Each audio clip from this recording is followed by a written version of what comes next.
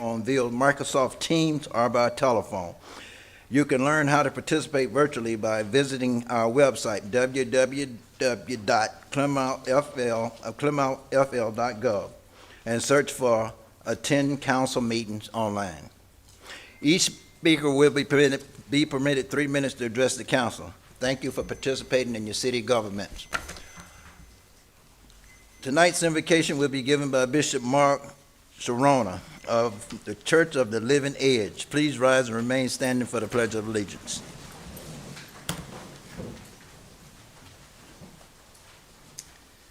Mayor, members of the City Council, thank you for the trust you steward on behalf of the people of this city. It's a privilege to stand with you today as you continue to do the work of serving this great and growing community. Let's pray. Yes. Eternal God, source of wisdom, justice, and compassion, we pause at the beginning of this meeting to acknowledge our shared dependence on something greater than ourselves. We thank you for the city of Clermont, for its people, its neighborhoods, its schools, its businesses, and the many communities of conviction and conscience that call this home. We honor today the trust that the citizens have placed in these leaders. Grant to the members of this city council clarity of mind, steadiness of heart, and courage to do that which is right, especially when it's not easy or popular. Help them to listen well, to weigh matters fairly, and to seek the common good above personal interest or partisanship.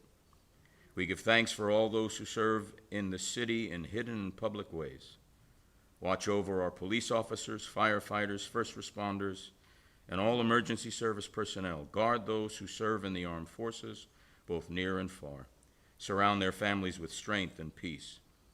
As Chandra Myers begins this season of services and each city council member fulfills his and her responsibility, grant that their work will promote justice, peace, and the flourishing of every resident, regardless of background, belief, or non-belief. Yes. Teach us all to treat one another with respect, Yes. to speak with civility, even in disagreement, Yes. and to remember that we are neighbors before we are opponents. Bless the proceedings of this meeting. May what is decided here today help this city to be a place of safety, equity, and hope for all. Yes, yes. Amen. Amen. I pledge allegiance to the flag of the United States of America and to the republic for which it stands, one nation, under God, indivisible, with liberty and justice for all. Amen. Please be seated. Before we move on, Mr. Van Wagner, are there any changes to the agenda? We have two things, Mr. Mayor. First of all, public comments will take place after the administration of the oath of office. And item 18 will be removed from the agenda and brought back to the city council at a later date. Item 18. It would be removed. We don't do not, it's not asked to be tabled, so there's nothing we need to do for that, right? No, Mayor. Just completely removed, okay? It will be brought back. Okay. Thank you. All right, we have received the certified official results for the City of Clermont Municipal General Election. The official election results of the Clermont Municipal Election held on November 4th, 2025 for City Council Seat 2 are as follows. Brian L. Bain received 2,888 votes, and Todd Howard received 2,476 votes. All right. Is there a motion? Motion to accept the election results. Second. I have a motion and a second to accept the election results as presented. Any further discussion? No. Hearing none, all in favor, let it be known by saying aye. Aye. All opposed? Chair vote aye as well. Motion passes 5-0. All right. The City of Clermont would like to present Councilmember Todd Howard with a plaque in recognition of his commitment and dedication to the citizens of the City of Clermont as a council member from 2024 to 2025. Thank you, and if you would join me down front, please, sir.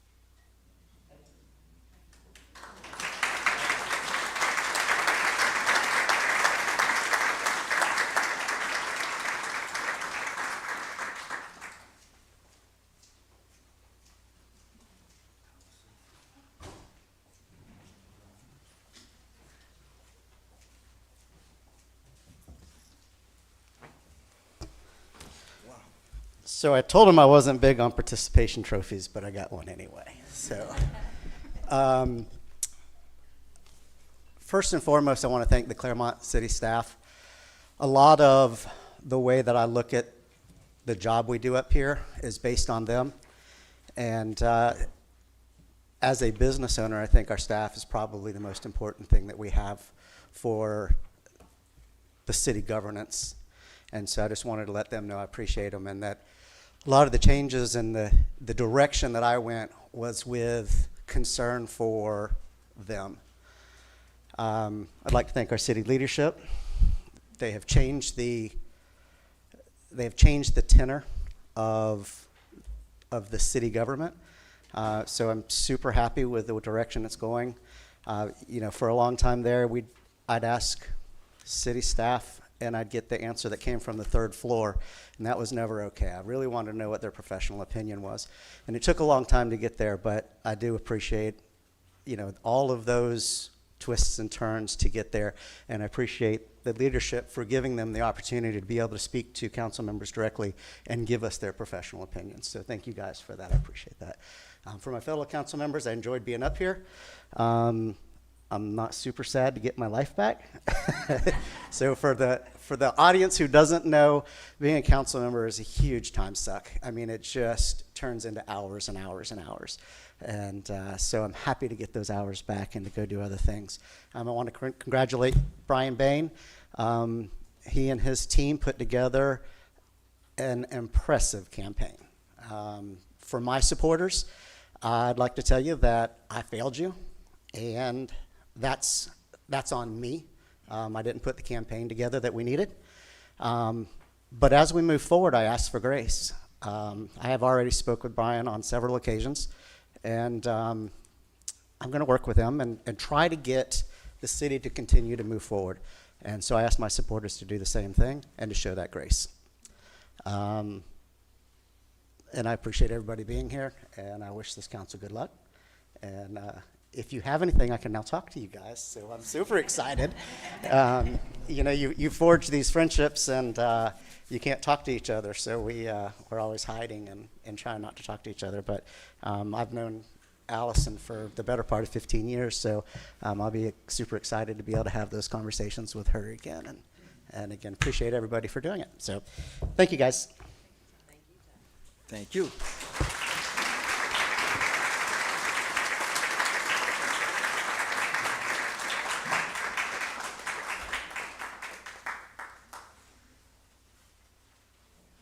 to go, Todd.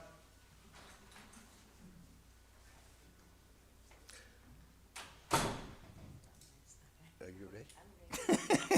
At this time, the city clerk will administer the oath of office. Councilmember Myers, please come forward with your family, please.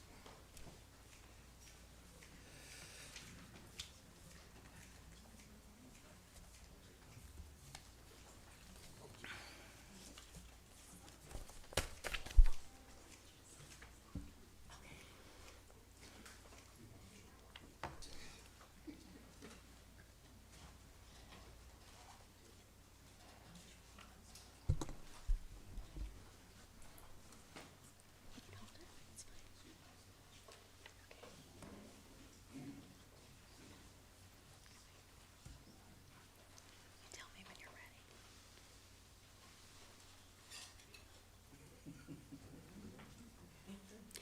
Please raise your right hand and repeat after me. Say aye and state your name.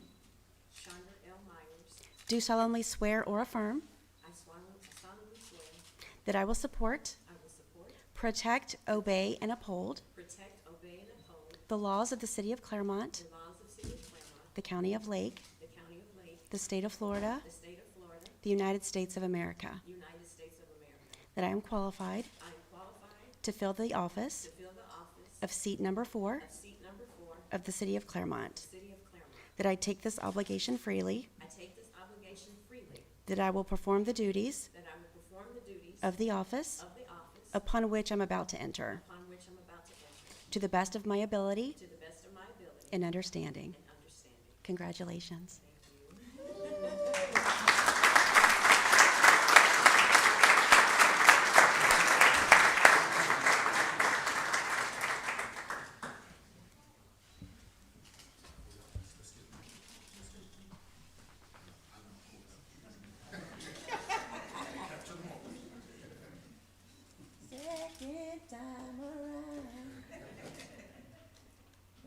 sis.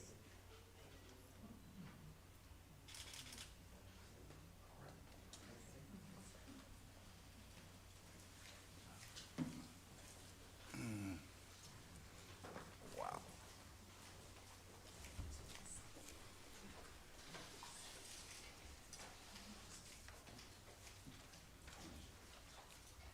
Mr. Bain, would you please come forward with your family?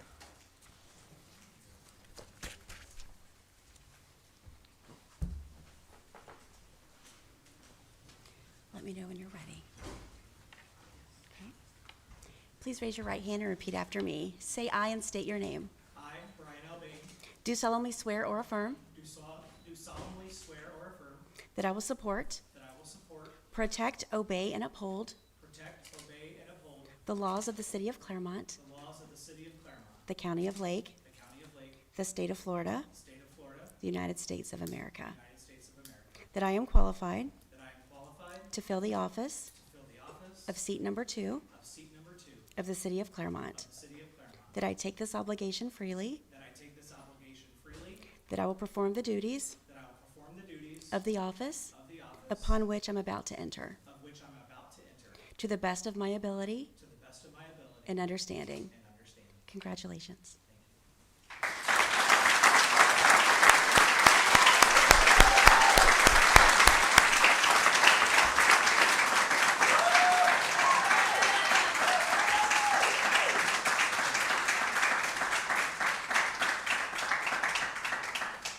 Uh-oh.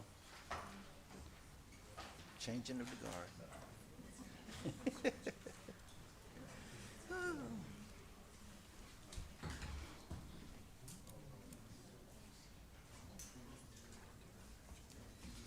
You ready?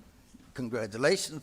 First of all, congratulations to both of you. I would like to just take this 1 minute to say, wow, yesterday, 6 years ago, I took my first oath of office and all. So I'm heading into my 6 years as the mayor of the great city of Clermont. And I find it amazing that every year I've been sitting on this dais since being the mayor of Clermont, I've had a new council to have to work with. So welcome aboard and everything, and just be patient with us. I know it's a lot to learn. I didn't realize so much had to be learned when I first took over, but I'm quite sure you're capable of handling everything, and we look forward to working with you. You want either one of you have time to say something if you want? I would like to. First of all, I want to say good afternoon to everyone. I first want to give honor and glory to my Lord and Savior Jesus Christ, because he is the only reason why I'm here today. I want to recognize a few special guests here. My mother and my brother, they flew in from the East Coast to be here. That's who you saw sitting up here.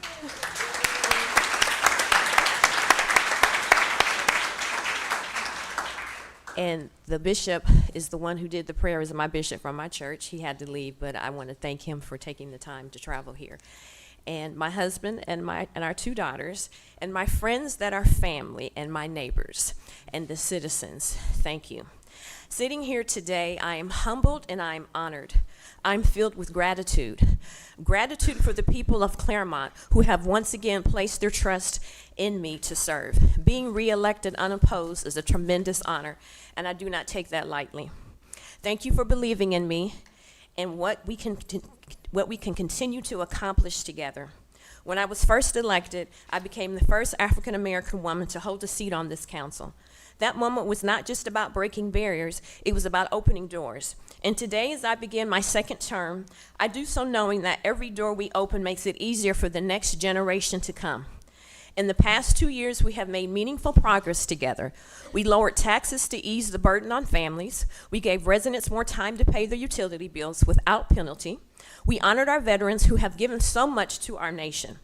And we have encouraged our citizens, especially our women, to take care of their health by getting those life-saving mammograms. These are the kinds of actions that make Clermont not just a city, but a community. As I look forward to the future, my promise remains the same: to lead with integrity, to listen with compassion, and to make decisions that lift us up higher. Clermont's story is one of history, of progress, and hope. And I truly believe the best is yet to come. Thank you, and may God bless the city of Clermont, and God bless our troops. Thank you. Thank you.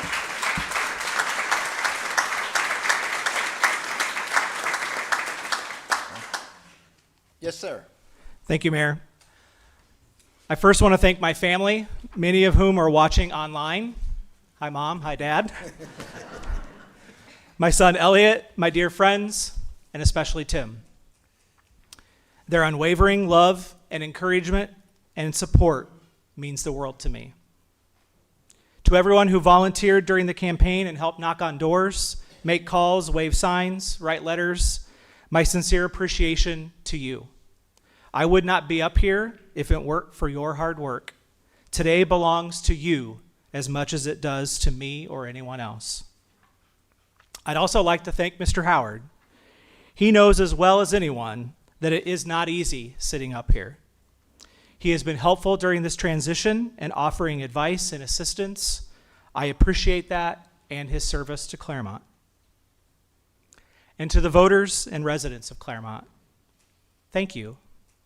Thank you for your faith and your trust in me to represent you, and for this opportunity to serve our community in this capacity. I am both humbled and honored to be on this council. Now that the campaign is over, it's time to govern. It's time to bring people together, to work together collaboratively and cooperatively, to seek ways to find positive solutions for our city. This is an exciting time for Clermont, but I also recognize that for some, it's also challenging and frustrating. We all saw the results of the election. Not everyone voted for me, or anyone else who won 2 weeks ago. I will, however, as the oath indicated, to the best of my ability, strive to include and represent all of you. So I ask that you give me that chance. Give me a chance to work with you and for you. I ask that we seek ways to work together to improve our city, celebrate when we agree, listen with open hearts and open minds when we don't, and yes, hold all of us accountable. Maya Angelou said, "My mission in life is not merely to survive, but to thrive, and to do so with some passion, some compassion, some humor, and some style. I will seek to serve with grace, empathy, humility, and humor. And it's my hope that we can work together in a civil and constructive manner along the way to help move our city forward." Thank you. Thank you.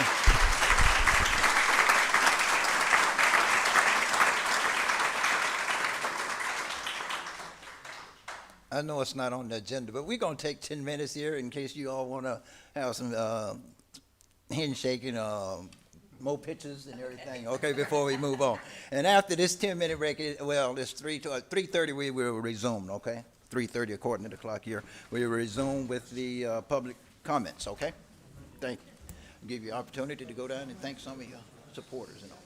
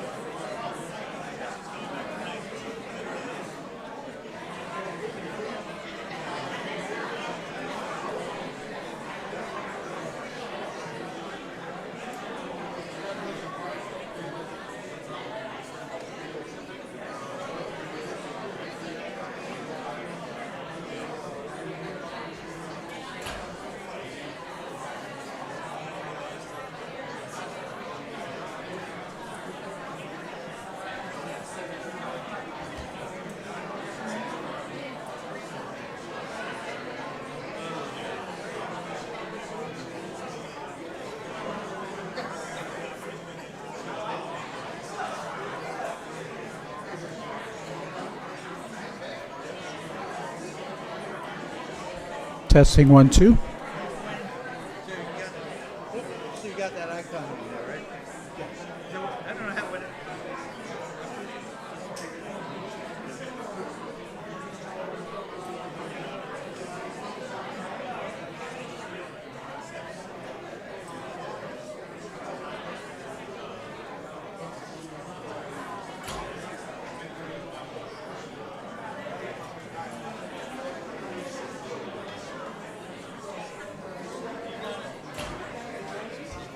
Test 1, 2. Test 1, 2.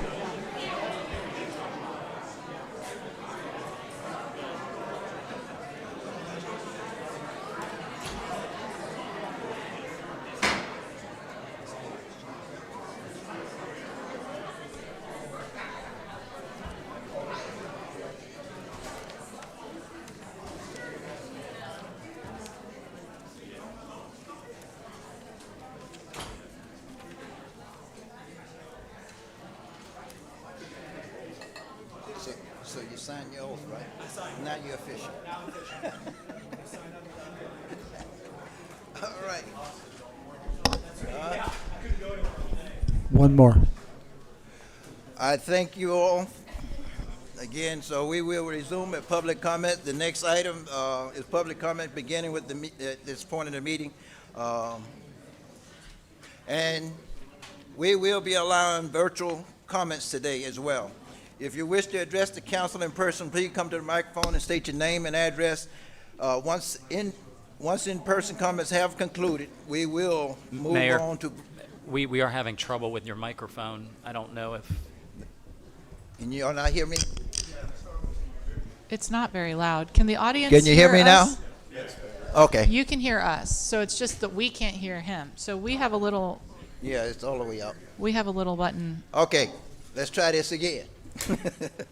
Public comment, and we will be allowing virtual comments today for the first time, so you all bear with us as we work through this trial period. If you wish to address the council in person, please come to the microphone and state your name and address. Once in-person comments have concluded, we will move on to virtual comment. If you are participating online on Microsoft Teams and wish to provide comments, please raise your hand and you will be called on to unmute your microphone when it is time for you to speak. If you are participating by phone, you will press *5 on your phone to raise your hand. When called upon, you will press *6 to unmute your microphone. For all virtual participants, if you wish to comment on other items on the agenda, please stay on Microsoft Teams or on your telephone and raise your hand when the item comes up. This portion of the agenda is only for items that's not on the agenda.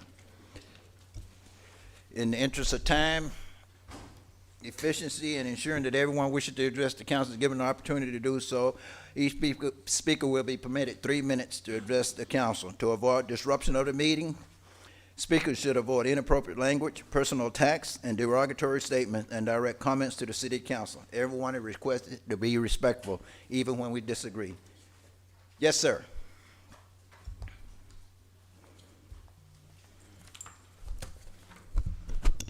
Good afternoon, Mayor Murray, Clermont City Council.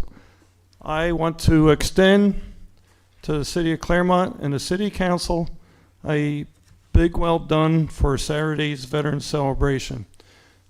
The police department, the fire department were outstanding there to support all the traffic and medical needs that we need. And I want to throw out a big shout to the Parks and Recreation Department. Brian Foreman, Corey Cody, and Heather New. Without them, the Veteran Celebration on Saturday had been just ordinary, but they made a big and turned it into a very special day for the veterans. Again, I wanted to just say thank you to the City of Clermont and all the departments that supported it. Thank you. Thank you.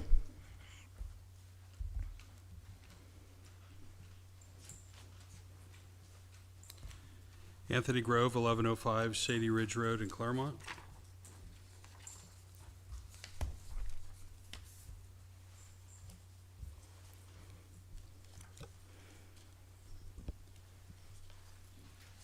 Mayor, City Council, and citizens of Clermont. 1 year ago, I came to the microphone and declared, the reign of hostility, intimidation, violence, retaliation, and incompetence is over. With that opening, I described the events leading up to the election of new council members. The people had spoken and new council representation was installed. Yes, we the people do run the city. With the recent election, I want to recognize Todd Howard's commitment to service in the city.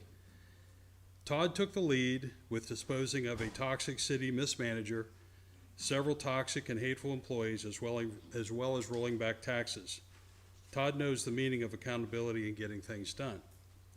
With Todd and other city council members, my tax bill this year is within less than 1% of the prior year. Thank you for stopping the never-ending quest for more tax revenue. Your service to this city is recognized and deeply appreciated. To our incoming council member, take note. Last year I read this to our then city council. I've had the opportunity to meet many of our city employees to whom I have great respect. We have top-shelf police and fire departments. We also have people who go above and beyond for the city, as they call Clermont home. Then we have a few who are hateful, incompetent, aggressive towards citizens, and woefully overpaid. We have too much administrative bloat in this city, where relatively few have created quite the little nest for themselves. Those nests are about to be knocked out of the tree. Some already have. If you believe that you can be employed by the city and be disrespectful to citizens, mock them in the public meetings, and otherwise undermine their right of free expression, you're in the wrong job. We'll show you the way out. This fine city does not need to be shadowed in political toxicity. Neither does it need to continue to pay employees who fail to respect citizens or fundamental decency. And finally, we do not want our taxes raised. Let me again remind our city council, including our incoming council member, you're here to represent the wishes of the people. Your own wishes are not what we elected you to do. You serve the people. Thank you.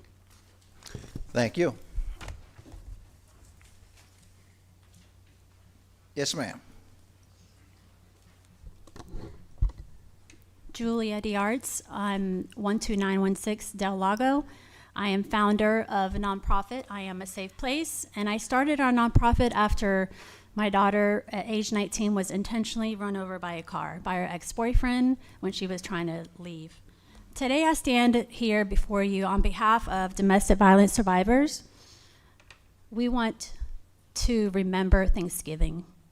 The following is an adaptation of a true story told by a woman who attended a community training, domestic violence training. After the training, the woman approached the trainer to tell her she finally had a name and a way to think about what she had been experiencing for the past 10 years. The week leading up to Thanksgiving had been a busy one for Sue. It was full of shopping, decorating, cooking, and preparing for Thanksgiving Day, when her parents and new in-laws were coming to celebrate Thanksgiving with her and her husband, Bob. Sue and Bob had been only married for 3 months, and Sue was excited to be hosting this first family ever Thanksgiving holiday event. At 10 a.m., Sue had completed the table setting by placing the centerpiece in its proper space and setting the bottles of wine she had selected on the buffet. Bob was helping Sue with some of the preparations. He was timing the turkey and seeing that all the appropriate serving dishes were ready for use. As Bob placed the carving pieces on the buffet, he noticed that the wine for dinner was neither the brand nor the kind that she told Sue to purchase. Becoming infuriated, he called her into the dining room and placed his hands on her throat while demanding to know why she did not purchase the wine that he told her to. Not accepting the fact that she could not find what he had told her to purchase, Bob threw her against the dining room, slapped her to the floor, and kicked her mercilessly. As she lay bleeding from the wounds with the fractured ribs, Bob ordered her to call her and her parents and tell them Thanksgiving dinner was canceled because she had her period and was not feeling well. As he left the room, he spit on her and turned over the dining room table, breaking all of their wedding china. Sue told the trainer about this incident and added that in 10 years since then, Bob had not laid a hand on her. Sue told the trainer that the only thing that Bob did to her when he did become dissatisfied with something that she had done was to clench his fist a few inches to her face, give her that look, and say, "Remember Thanksgiving." I am a safe place. I'm here, and we really wish and look forward to collaborating with City of Clermont. Thank you. Thank you.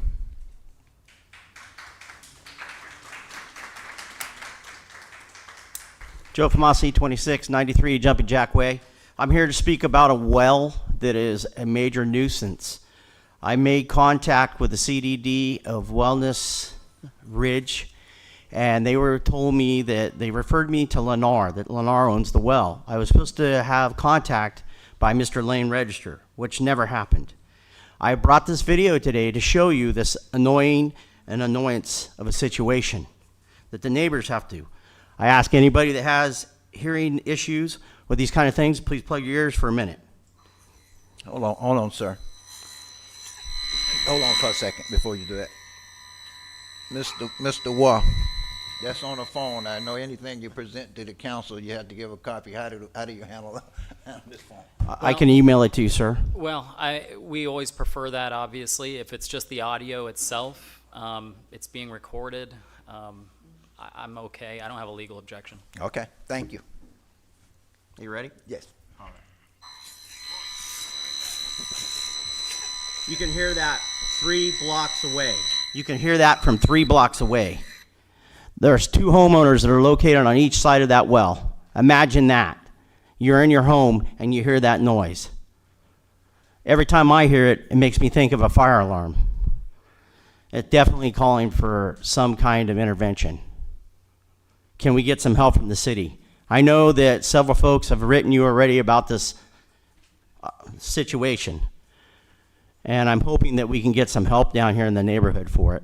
I've already contacted St. John's Water for the amount of water that's being spilled out of this, because you do have an ordinance that you do enforce on us for irrigation purposes. Well, it should apply to corporations that run big wells like that too. So, not rules for some, rules for all. Thank you. Mr. Van Wagner, can you get his contact information and make sure, find out what's going on with that, please, sir? I think, if I'm not mistaken, I think that well is on by a developer down there. So we have to, okay. But let's see what we can get done, please, sir. Yes, ma'am. All right. Natalie Kaler, Executive Director of Brooksville Main Street.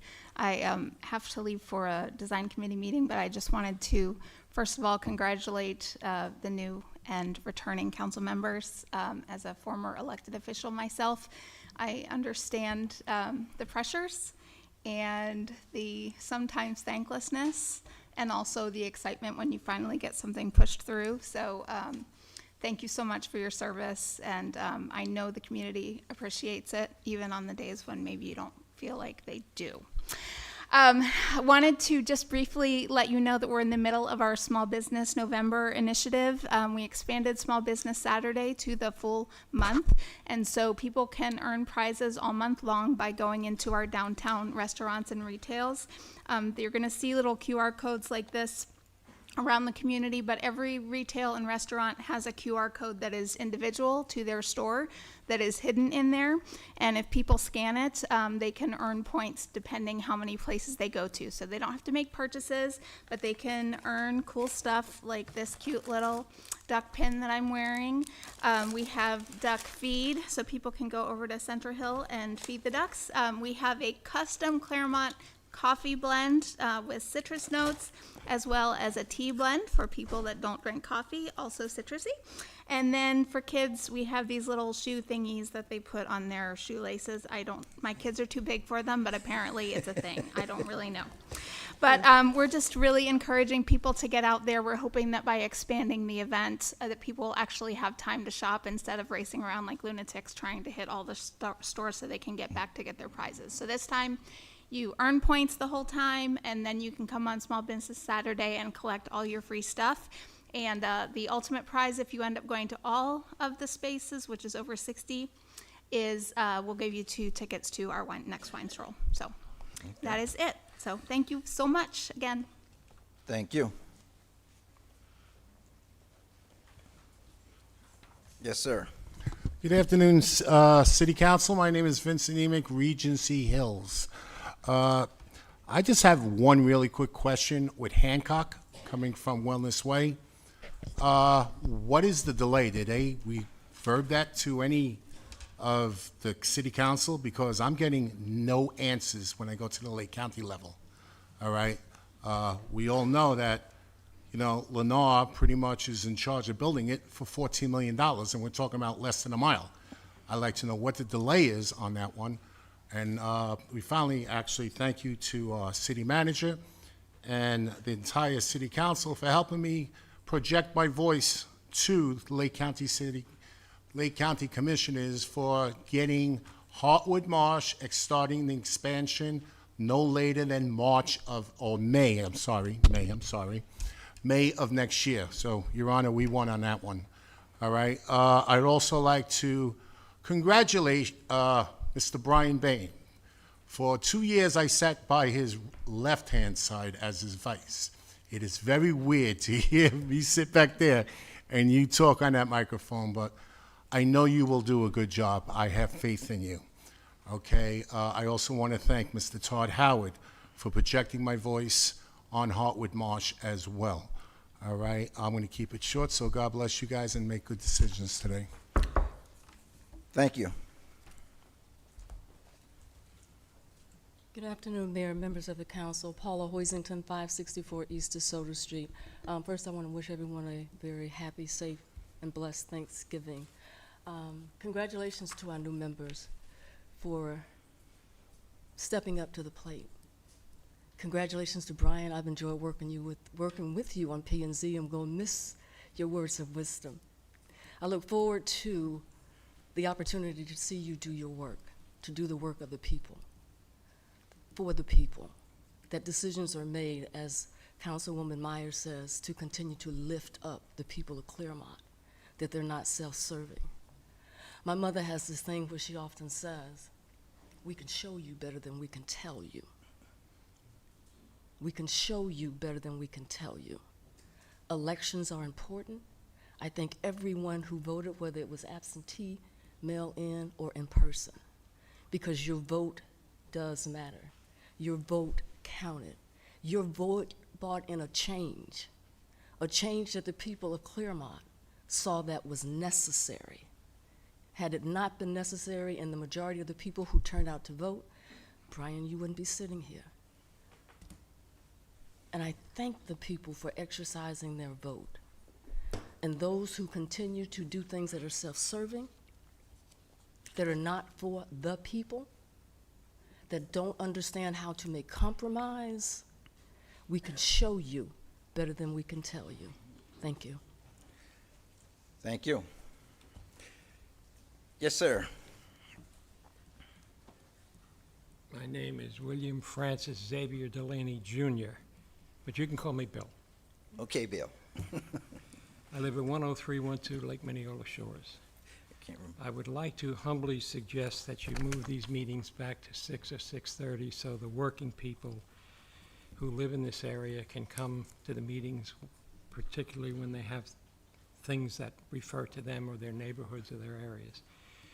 I would also like to suggest that there is a time limit on our speaking. I would like to suggest that maybe it wouldn't be a bad idea to do the same thing for the council, because sometimes people run away with the clock. I know that the meetings were moved to 3 in the afternoon because there was fear that the 6:30 meetings wouldn't end until 11 or 12 o'clock at night. Well, that can be alleviated too. And I do have a suggestion. Tracy, I have an air horn that you can have, that you can sound off. Rather than the gong show, we could use an air horn, but just, you can get your point across a lot quicker, a lot more succinctly if we all think about it in advance. I appreciate your time. I was sworn to not tell any Irish jokes by my wife, so I have to go home now. Thank you. Thank you, sir. Yes, sir. Good afternoon, council. I really appreciate the moment to get up here and talk for just a second. I want to thank Todd Howard for the hard work he put in. Todd was a great voice on this council. He really pushed things. He pushed hard, and I appreciate that. I love the dialogue. I love when people don't come together because better ideas sometimes come out of that. So Brian, Mr. Bain, I will treat you with the respect you deserve. Mr. Bain, I hope you know you have big shoes to fill, and we're depending on you. And the rest of this council, you guys are all up for election next year. Mr. Bain shown what can happen when a few people are disappointed in their government. So, to all of you, I really appreciate what you do. I really appreciate everything. I don't think people really truly realize how hard you guys work. What little time I put in on planning and zoning, and I worked with Mr. Bain on that, I came to have great respect for him. He was unflappable. He kept me calm. And he led with confidence. And I know that he's going to do the same here. We're in good hands, Clermont. We're in very good hands. We have an excellent council, a very good balance of people that agree and disagree on things, and I like that. We're going to get some really great decisions. And I know that, Mr. Bain, you have big shoes to fill, but you're up to the job. So thank you. Thank you. Anyone else in the House would like to speak at public comment? Anyone else? Seeing no one else, I'm gonna close down public comment for in-house, but is there anyone, yes, anyone online? I'm going to put the first person through now. Okay, Go ahead, Anna, you may speak, and please state your name and address for the council. Oh, hello. My name is Anna Sinclair, 575 West Mineola Avenue. Can you hear me? yes, Great. Really excited. I have many things I would like to talk about, but I only have 3 minutes, so let's go. First of all, thank you very much to Mr. Howard. Many of the positive changes that I see in the council and the staff in the city, they were pushed by him. So I would like to thank him for his service and welcome. Councilman Bain, I am excited to see. I am excited to see your work at the council. Second of all, thank you very much for having this option for people like me who work until 5:30, sometimes 6, to jump in and give you our opinion on the city. This is a perfectly fine solution to an issue that we were having. Now I feel much more confident that I can participate in the city building process. And third of all, and this is not going to be happy news, unfortunately, I just heard that Kroger laid off, is going to close its fulfillment locations throughout Florida and of course many other states. But as you know, we had a large fulfillment center in Groveland with 1,200 employees, I believe. So I would like to ask the city to please coordinate with the county to help these employees find new jobs. Jobs that is a tragedy for the whole community, for the whole city.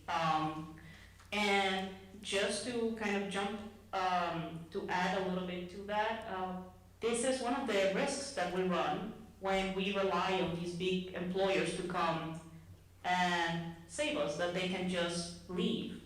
So please, as you lead us into the future, please try to see what things we can do to help people start their own businesses, to help people employ other Clermont residents, because we cannot just rely on large corporations. We need diversity. We need diversity when we invest. In fact, there's a saying in English, don't put all of your eggs in one basket. So let's take that into consideration, and please let's help these employees find new jobs as soon as possible. And that will be all. Thank you. thank you.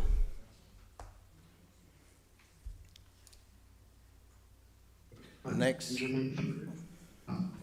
Benjamin, please state your name, and your mic can be unmuted now. Hello, my name is Benjamin Maynard, and I live at 6080 Shavasana Road in Clermont, Florida. First of all, welcome to the new council member. and congratulations, all of you have been doing a phenomenal job. I also live in the Wellness Ridge community. I am 3 houses down from the well that the gentleman spoke about earlier.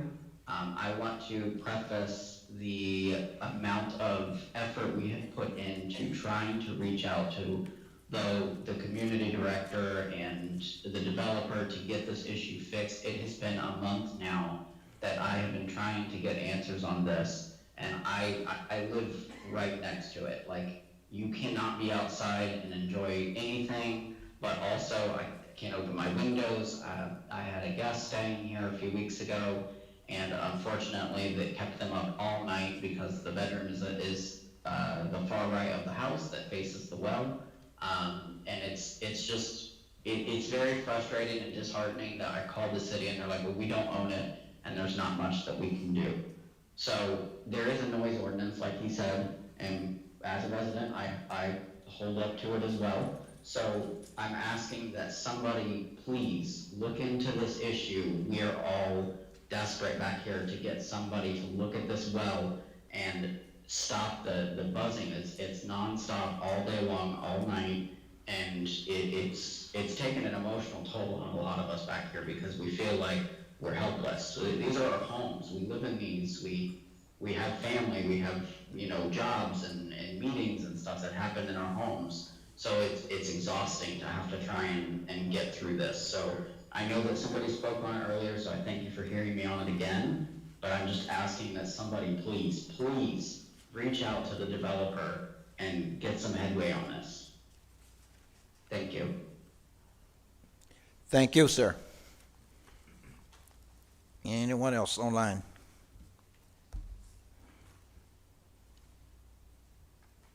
I don't believe so. That's it? Mr. Mayor, we'll have somebody go tomorrow and look at that. Let me close, go ahead and close it. There's no one else online, Mr. Administrator?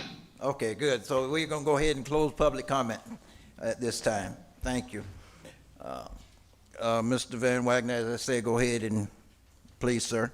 If we get with them, I know it's owned by the developers down there, but I think we can do them if we have to send some of our experts down there to give them some ideas or whatever, I think. Okay, see now, give me a second here because we're moving around on this agenda today. So next we have a presentation. Mr. Scott Burrow, would you please come forward? We have a budgeted quarterly budget report from our finance director. Thank you. And I think we'll be back on schedule.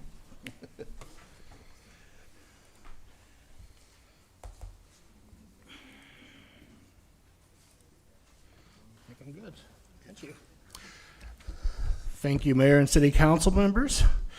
And on behalf, Scott Bohr, Finance Director, and on behalf of the department, let me congratulate Councilmember Myers and Bain on their elections. We look forward to working with you.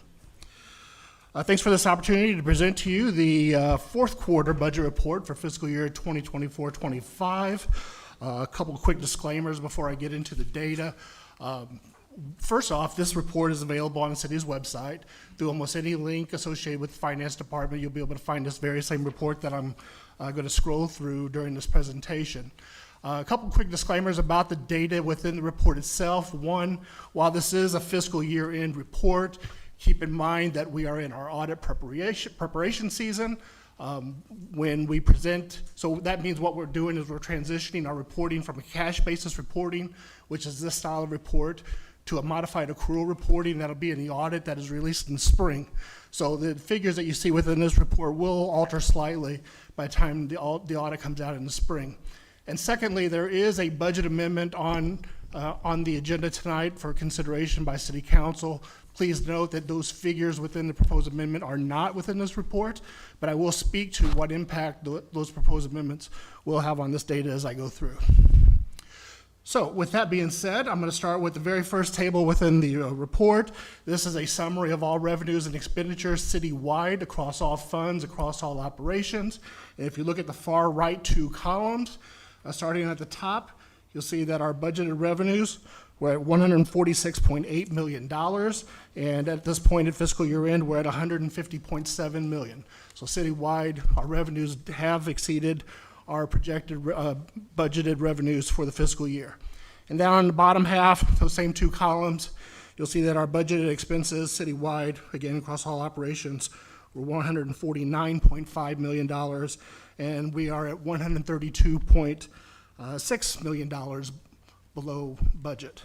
Our total, which is obviously below budget. And as we go through this, I'll speak a little bit more at a high level as to why those variances exist. Next data table and graph is the same presentation. It's citywide, across all operations, across all funds, but it's specific to just those aforementioned revenues. You'll see again on the far right-hand side, those same budget to actual totals. And what this displays is the percentage. So we are at 103% of our budgeted revenues across the city, about $3.9 million. What I wanted to point out on this data table, though, is in comparison, the actuals from 2024 in comparison to 2025. If you look over to the second column from the left, you'll see in 24 our actuals were $168 million. And if you go over then to the right, to the far right, our actuals at this point for 2025 was $150.7 million.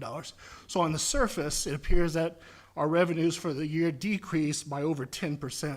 But a reminder to everyone that in 2024, we did have a loan issuance, a debt issuance of $28 million. So if you adjust for that issuance, our citywide revenues for the year actually increased by over 7%.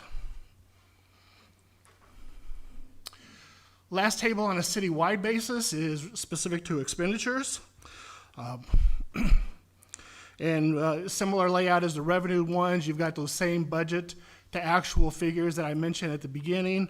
So we are at 89% of our budgeted expenses year to date on a citywide basis, led by the the general fund. We're currently at 93% of budget, so under budget. That's good news. And in the enterprise fund, 73%. Now, I'll speak more specifically to the general fund here in a moment, but in the case of the enterprise funds, a big reason why we are so far under budget is the wastewater treatment plant project. Now, while that project was completed in an operational context in the early summer, a lot of invoicing and billing specific to that project is still ongoing.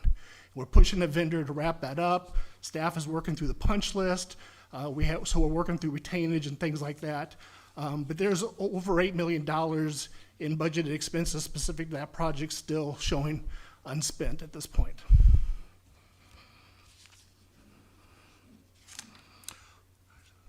All right, I'm going to transition now specifically to the general fund.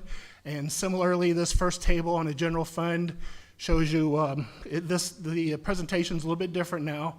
If you look in the blue column, we're looking at groupings by revenue types and expenditure departments.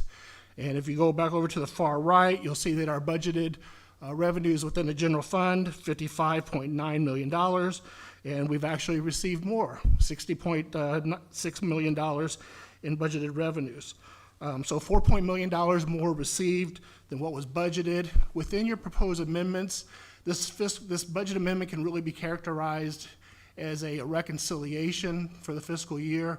So what we're proposing within there is to increase our budgeted numbers for the revenues to more closely align with what these actuals are.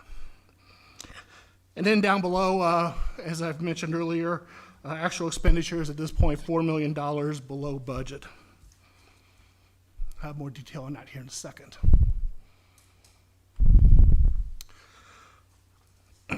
Revenues, general fund specific only, characterized by, grouped by different types of revenue types. Again, we're at 108% of collections at this point. If the budget amendment is adopted, as I said, we're reconciling those numbers closer to the actuals. That percentage will actually drop down closer to 102%. What I wanted to show within this table, though, take a minute, this will also remind the users of the capability of this report. I'm going to drill down into this report because there is an item I would like to bring to the City Council's attention. Bear with me just a moment.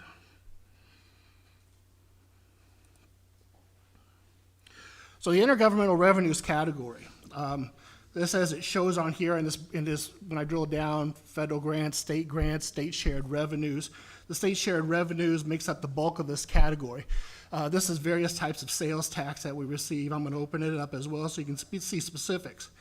And my point and what I'm trying to bring to the City Council's attention is our sales tax distributions from the state are stagnant. They are not adjusting much from year to year. And this only shows you 2 years of history, but I can present more data going forward. And the reason that I wanted to bring it to the City Council attention is because there's obviously a lot of discussion at the state level about the long-term plans with property taxes. And none of us have any insight as to this point in time what that backup plan might be. This is purely opinion, but I can't imagine any type of replacement program doesn't include something to do with sales tax. That doesn't mean sales tax rates would increase, but I would assume that some type of backup plan would include that. So if this gains momentum, my professional advice to the City Council is keep sales tax in mind and focus on how those distribution allocations to local governments are done at the state level. Okay, I'm going to go back now to the report. And scroll down to the last table within this report, and that is again general fund, but specific to the expenditures. As you see on the far right, and as I mentioned earlier, 93% of our budgeted expenditures have been utilized this year to date, with a $4 million variance. $2 million of that is specific to a couple items. One being the Fire Station 2 renovation project, which ultimately was talked about throughout the year and ultimately deferred into 2026, so we won't be using those funds. And then the second item you actually see there on the last, next to last line in blue is $990,000. That is the use of the projected use of fund balance to balance the budget. But we know now at this point, given the performance of our revenues, we will not need that. So both of those items will go back into the fund balance at the time of the audit. Once those items are done, and assuming passage of the budget amendments that are proposed tonight, that variance will be reduced down to about 4% by estimation at this point in time. So those are the comments I had prepared for you. I'd be glad to answer any questions that you may have. Okay. I had just one really with the fund balance, with all that going back into the fund balance. What is the actual fund balance at this point? Well, it's a fluid situation. There's been some commitments made by council here recently, but off the top of my head, the amount in excess of our requirement after the commitment for the FOCHEC, the property in downtown, we're in the neighborhood of $8 to $9 million. That's after the purchase with the property, what we authorized Yeah. for the purchase and balance. Well, you just said we no longer need fund balance to balance the budget. So For 24-25, correct. 24-25, so we Yeah. okay with that. All right, so we still, with all that being said, we're still sitting like over 8 million in fund balance. Yes, And that's sir. still sitting at 25% of requirement. The required Yeah, is that's 25. above and beyond that requirement, yes, sir. Yeah, okay. And I think there was quite a bit of extra revenue come in, but I think you explained that to me. You said that we pushed off a couple of projects that we had budgeted for, like the fire station number 2. We moved that to 26. Yeah, that was the most significant one. There were a couple other smaller ones as well. You add them all together, you get close to $4 million. $4 million, and so that mainly extra revenue basically come from the projects that we did not go ahead and fund it last year, and we moved them. So they Unused expenditures, Right. yes, sir. Okay. Keep in mind that on the revenue side, by design and as a best practice, we are purposely conservative with our estimates. So with us being at the year end now, and the reason I like a year-end reconciliation as a budget amendment is we can adjust those budgeted numbers up to closer to what the actuals are. And last question I have on this is the final quarter for 25, budget 25, right? Are we about ready for audit? We are. Still waiting on some We are. The state statutes allow local governments to amend their budget up to 60 days beyond the end of the fiscal year. Our team is definitely in auditing mode as we speak, and I anticipate that being completed in the spring. Okay, so 60 days will be end of November, we'll be ready. It has to stop all adjustments at that point, right? Correct. Okay, okay, thank you. So we still can have some adjustments up to the end of November. Yeah, and that's driven, as I said on the outset, by the two different styles of reporting. Budgets, by and large, are managed on what's known as a cash basis. You're reporting as money comes in and out the door, whereas auditing standards require us to report within the audit on what's called a modified accrual basis. So it will lead to some adjustments in the figures. Well, good. As long as we're ready to go to audit and we get it done by June, we'll be okay. It's required to be done by March. That is our goal. You putting them on March, you look shooting for? That is our goal, yes, sir. Well, okay, I can support that. It's better than, well, I know the deadline is June, but if you can get it done by March, that's great. Okay. Anybody else have any questions? Yeah, there can't be a budget without me having a comment. So, Scott, I just want to remind anyone who's watching or listening, it's poignant for me to look back on the last year because I stood at that podium on September 30th, 2024, and the council here did not have an updated budget for the prior year, let alone the current year. And so what your team has done in a year is remarkable, and you deserve the utmost credit for it because this is hard work and it's good work, and I appreciate you and your team more than you can possibly imagine. As a citizen, it is extraordinarily meaningful to me, so I want to say that to you. Do we have any feeling for the GFOA award? Do we have any indication of whether we'll be able to qualify for that again? You're referring to the audit report? Yes. So we did apply as before the deadline. It is currently in review status. Okay. When we applied for that early July, I was told there's a 6-month backlog. Okay. So I'm just waiting like everybody else at this point. There was $3 million in other revenues, more or less $3 million. And I was wondering what that was. It was under other and miscellaneous revenue. That was where a large part of our overage was. Taxes were pretty much on point. On which table? On the revenue table for the general fund. Sorry.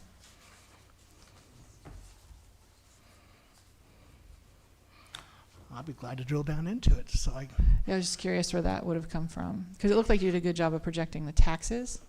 Mm-hmm.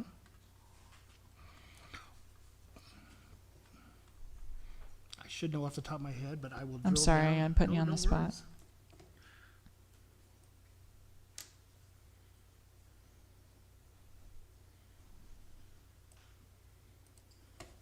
I like showing off the tools, so this is not a problem. I mean, we had to get paper a year ago, so this is pretty cool. Okay, so two things are driving this. One, and there's reference to this within the budget amendments. One is a new GASB, which stands for Governmental Accounting Standards Boards, related to capital leases. We are now required, as all local governments are, to report the projected benefit or revenue from capital leases in year one of a 5, 10, 15-year agreement, whatever it might be. So that $944,000 is tied to that pronouncement. And when the auditor was here presenting the fiscal year 23-24 audit, she alluded to that new standard. The second part of it, and more significant one numbers-wise, is related to our enterprise interfund transfers from water sewer funds into the general fund.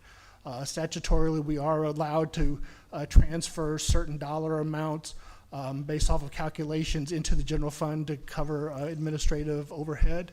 And because our sales in those areas were higher than anticipated, our interfund transfers were higher as well. And again, there are references to that within the proposed budget amendment.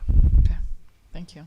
The $8 million for the wastewater treatment plant, Two questions related to that. One is, did we anticipate that in the current fiscal year 26 budget? And would that come from general fund or enterprise fund when it does need to come out? We did not include anything in the, I take that back. We did include a small amount in the enterprise funds for that. It was less than $500,000, I believe. But in retrospect, that the timing of those invoices and processing of those payments are taking longer than we anticipated. So there's a very good chance we'll need to clean up those figures in the budget towards the end of the first quarter. And administratively, is that a function that staff is going to be delayed for a budget amendment for us, or is that something they can go ahead and do because it was previously approved, then we do the amendment mid-year like we did this year? What administratively are you expecting? Well, I'd very much like to get that wrapped up in the first quarter, but the degree to which I can do that is dependent on both the vendor and staff's approval of the punch list items. My understanding is they're working through those retainage issues as we speak. And will they need us to approve it before they can pay it, or can they go ahead and pay it and then we do the amendment later? What are you going to need?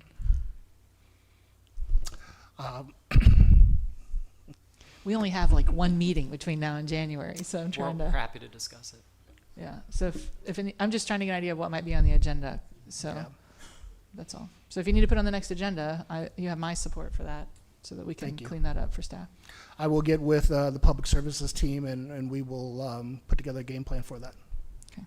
And thank you for bringing the sales tax to our attention. That's good kind of policy stuff for us to have on our radar. So I appreciate that. Of course. Okay, you mentioned the transfer funds. What did we do, 10% this year? What the percentage was it transferred? I know we used to be at 15% and we had to go with trying to reduce that. I would have to double check that, Mayor. Off the top of my head, I do not know. Okay, and Mr. Waugh, if you don't mind, I know up in Tallahassee they was trying to control that transfer, the amount we can transfer and everything. I don't know if it's coming back to be put on the agenda this year, but can you I've keep heard an eye it on is. that? I've heard it is, Mayor, but I will keep an eye on it. Okay, because, you know, if they pass that bill up there, that can put us in a little bit of trouble with that transfer. And I know we was at 15% at one point when I first came in. We've been trying to work it down, the percentage down. I thought I got it down to about 10% or so at least. I'm not sure where we are, so let's continue to work on that, please, sir. And far as the sales tax go, I would say this, my understanding is there's no, if they do away with property tax right now, they really have no plans of what they're gonna replace it with, and I've been told that if they come to the governor with sales tax, he's gonna veto it. Anything that increases sales tax, he basically said he's gonna veto it, okay? So, just another one of them things we need to keep eye on. I was gonna talk about those, mention them in my report later, so, about the different bills that's up there that, we need to be watching because it can affect us tremendously as far as property taxes go. Okay. Yes, sir. Thank you. But thank you, Scott. I appreciate everything. And again, as Miss Strange was saying, you all did a fantastic job. I know we bought the new software a couple years ago, and you all been doing a fantastic job implementing the new software to try to get this budget up to date where we can really understand it a little bit better. So your team have done a fantastic job and over the last couple of years in implementing the new software, integrating new software, and it makes things a lot easier for me anyway. So thank you. On behalf of the department, thank you very much. Yeah, thank you. All right, I think we're back on schedule. Next item is the consent agenda, which contains items that have been determined to be routine and non-controversial. If anyone in the audience wish to address a particular item on the consent agenda, now is the opportunity to do so. Additionally, if staff members, members of the city council wish to address the item on the consent agenda, they have the same opportunity. The consent agenda items for tonight is items 1 through 16. I'm sorry, 1 through 15? I got, 1 through 15. Okay, I'm sorry. Anything on the consent agenda that anybody wish to have removed? You want something pulled, sir? Yes, sir. I'd like item number 2, please. Item number 2. Okay. Anyone else? Yes, Mr. Mayor. For discussion, item 7, and then also item 9. Okay. I was gonna pull item 9 myself. And just to make people aware, item 14 as well. Okay.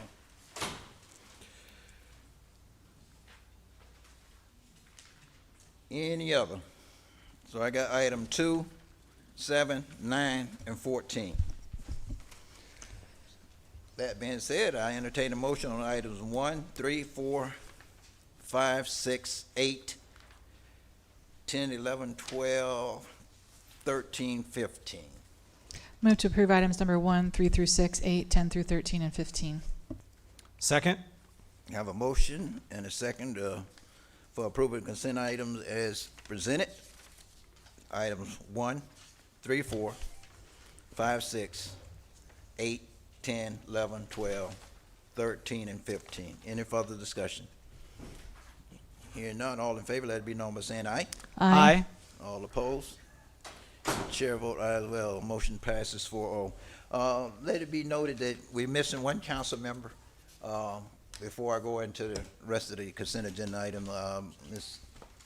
Myers had to leave and everything, get some family back to the airport, everything. And Kirk, with that being said, we have anything on the agenda that may be controversial with four council members instead of 5?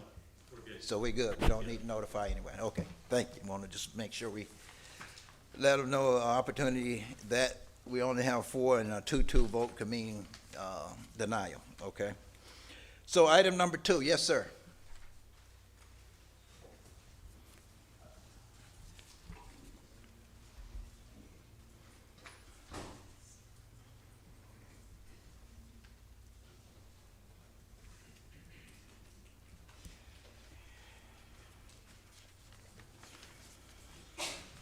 Joe Famasi, 2693. I'm waiting for an information request back from the county on this particular item. I'd like to find out where they're getting this revenue stream to refund this. So I'd like an opportunity to at least let them respond to me before you take any action on this. I think it's fair that we, the taxpayers, should know where this money's coming from and who this is actually going to. Okay. Mr. Van Wagner, this is a contract with the county, right? Okay, and we just supplemented, we give $35,000 Yes, per sir. year. Okay. And we've been doing this for what, 10 years now? Is it? It's 6 years. 6 Yeah, years? We've been doing it for the past 6 years. Okay. Can we, do it have to be approved tonight? Do we have any time limit? I think it can wait another meeting if we need to. I don't believe it's time sensitive because it was retroactive back to October anyway. Yeah. So it's already past the date. Motion to table item number 2 until the next meeting. Second. Okay, I have a motion and a second to table item number 2 until the next meeting, when we can get an understanding of where the money coming from. I know the $35,000 they're referring here is coming from us being contributed to the county. The contract is through the county. Okay, now where they getting the rest of the money, I don't know. And it's just a consultant. We've been using this company for consulting for years now and everything. So we just contribute $35,000 to the contract each year, okay? But I have a motion and a second to table item number 2 until the next meeting. Any further discussion? Hearing none, all in favor, let it be known by saying aye. Aye. All opposed? Chair vote aye as well. Motion carries 4-0. Item number 7.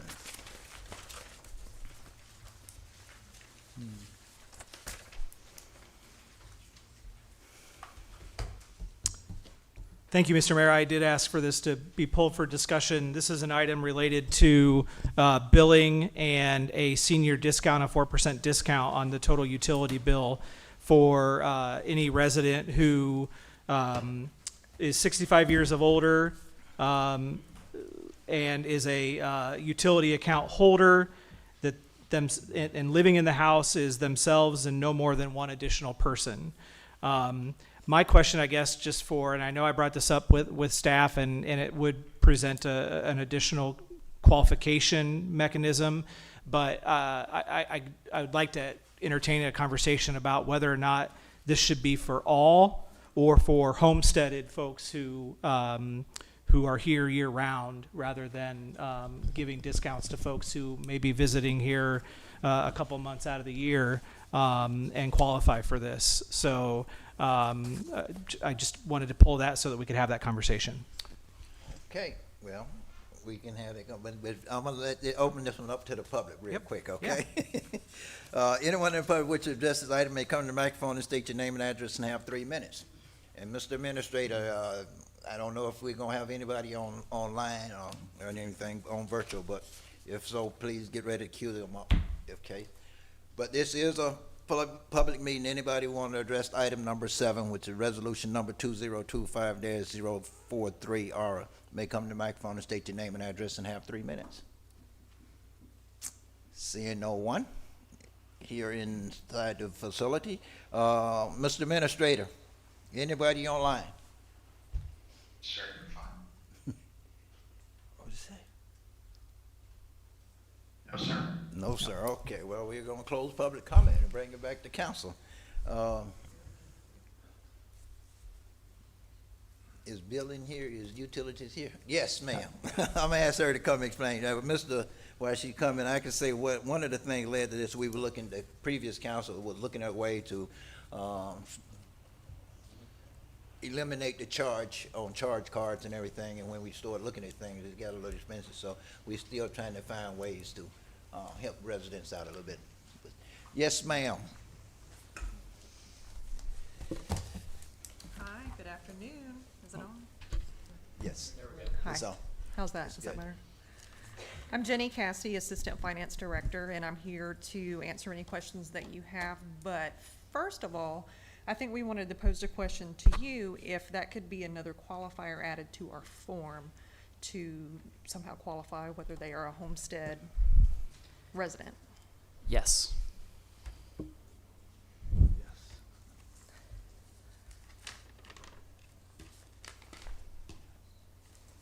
Mind if I jump in? Yes, go ahead. I had questions as well about this, but ultimately wasn't going to bring them up, but since it was pulled, we'll bring them up. I actually fully support the restriction of homestead. I think that's a wonderful addition, and I share the concerns, and I think it's appropriate. My question related when I had my meeting with staff on this was, for me, this was an extension of some conversation that we've had, but I did not feel that we had had in-depth conversation, and I was questioning the purpose of doing this particular discount. I think that we all have, well, welcome to the council. So I can't speak for you, but in prior discussions, there was conversation about how can we bring down that utility cost because it had been raised, and what can we do for the public in general. And so I think this is related to that. But one of the fears was why this particular group? Are there other groups? Is this going to become a one-off thing? My suggestion had been that perhaps we need to workshop this to figure out what policy is it that we're wanting to execute here. Is this about affordability? Is it about honoring the elderly? Is it that we want to encourage more people who are senior citizens to move here? Like what is the purpose of this so that we can design it in a way that is consistent with that. As it is, I was willing to let it pass. I love passing it with the homestead if that's what we want to do. But I still would like to start looking at some policies as we move forward on, and I think we're going to anyway through the comp plan process. So my point is I'll take the homestead, or if we want to have a conversation about a workshop, I'd be happy to do that too, to figure out what are we trying to really achieve with this. So those are my thoughts. Okay, the conversation originated because I've starting to get complaints about people that comes on and try to play their bill with credit cards, and we charge them a service fee if they use the credit card. And so what we was trying to do is look at it. We talked about trying to eliminate that service charge and let the city eat the cost of the service charge. However, when we started looking at everything, not realizing so many people were utilizing their credit card and the service fee. I can't remember exactly how much it was, but I think it was somewhere over $300,000. And we said, oh, we can't eat that much. So we started looking at other ways to try to help the residents out and everything. And I'm curious, I was curious myself as how we come up with 65 and over, you know, and just 4%. But anything else we can try to do to help them, they would appreciate it, I'm quite sure. But as I said to Mr. Van Wagner and Mr. Mathis the other day, I think the biggest thing for us is to start trying to encourage the residents to stop using credit cards. I know they wanted their rewards points and all this, but if they use the bill pay like I use through my bank, it doesn't cost me anything. Right. Okay, e-checks doesn't cost anything. But at the beginning when we started this, and I was getting the complaints, didn't realize so many people are using credit cards. So we can workshop it and throw around other ideas if you would. I don't know with the homestead, we don't have any idea how much that would cost if we go to homestead, right? Well, I would assume it'd be less than what it is currently listed there, which right now we're estimating is 120,000. So if we know that that includes some non-homesteaded properties, that number's got to be less than that, I would think. Correct. And I did ask these questions too in my meeting with staff, and it sounds like they did some research in I believe Tampa was the community where they looked at demographic information, age, percentage, and using some best practices that already exist or current practices that already exist that have been for a while, implemented that and brought that here. And I have no problem. I asked the same question as Councilmember Strange in that same line of, will this lead to additional conversations about other categories that we might need to look at? And if we get to a point where 70% of our community is at a 4% discount, then why not just decrease our utility bill by 4% for everybody and make that a lot easier administrative wise and save some money there. So I think there's a rate study that is started or going to be started, and perhaps we have some ability to influence some suggestions to prompt them to look at those things for us and be able to present that back to us of what if we did some additional categories, and or what if we did a reduction carte blanche, and what would that look like, so that we have some options available to us. But I do think that any kind of category that we select, it ought to be someone who is a homesteaded property, meaning that this is their primary residence, this is where they live, work, play, spend their dollars, vote, etc., and not vacation homes and other additional properties that might qualify for that. I support that. Yes, I do. And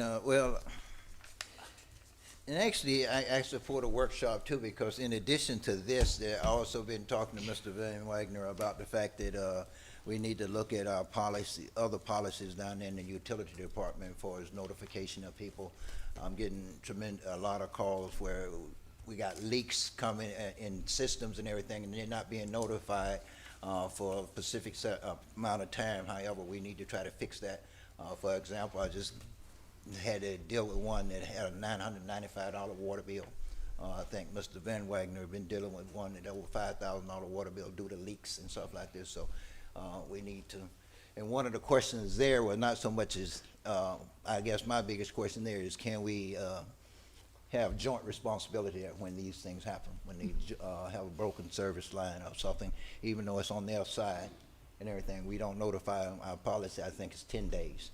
And this thing leaking thousands of gallons of water a day, why are we taking 10 days to notify them and everything? So I think we need to take some responsibility. So if we go to a workshop and try to work out all these things and come up with better policies, I can support that as well. So whichever way you all decide you want to go. That'd be great. Do we know, this is effective date is February 1st. Do we know when we'll have the rate study information? I don't know if that would be by then, or if that would be something that would happen later in 26. 6 months. June, 6 months? 6 months, yeah. Okay. And it started October 1st? Or November 1st? Remember, the rate study is one of the things that's somewhat required every, is it 3 to 5 years? Or 4 to 5 years? We were required to do it, and we just did. Yeah. And that's one of the problem where we're at now, because the last rate study we did, we started implementing these fees, and people saw some drastic increases in their fees and everything. But right now, we basically working off the old study that we did a couple of years ago. On this new one, it's take about 6 months. That's a requirement every 3 to 4 years, 3 to 5 years, I can't remember. So that's what Yeah. we're doing now. So I mean, Bill, you're kind of the senior citizen voice. As a Yeah. senior citizen in the over 65 community, I think, Florida is a state that everybody comes to that are senior citizens. And I think, we have an obligation to the seniors to, people living on a fixed income, even if they have multiple homes, they still could be living on a fixed income. Either you give the discount or you don't give the discount. I think if we start making, restrictions on, well, if you have 2 homes or you're not a homesteader, I think it's a nice thing to do. I think it's something that, you want to give back sometimes too. We can't be taking. And I think it's a good thing to give to the seniors. And I would be 100% for it, unrestricted. Just give a 4% discount if you're over 65.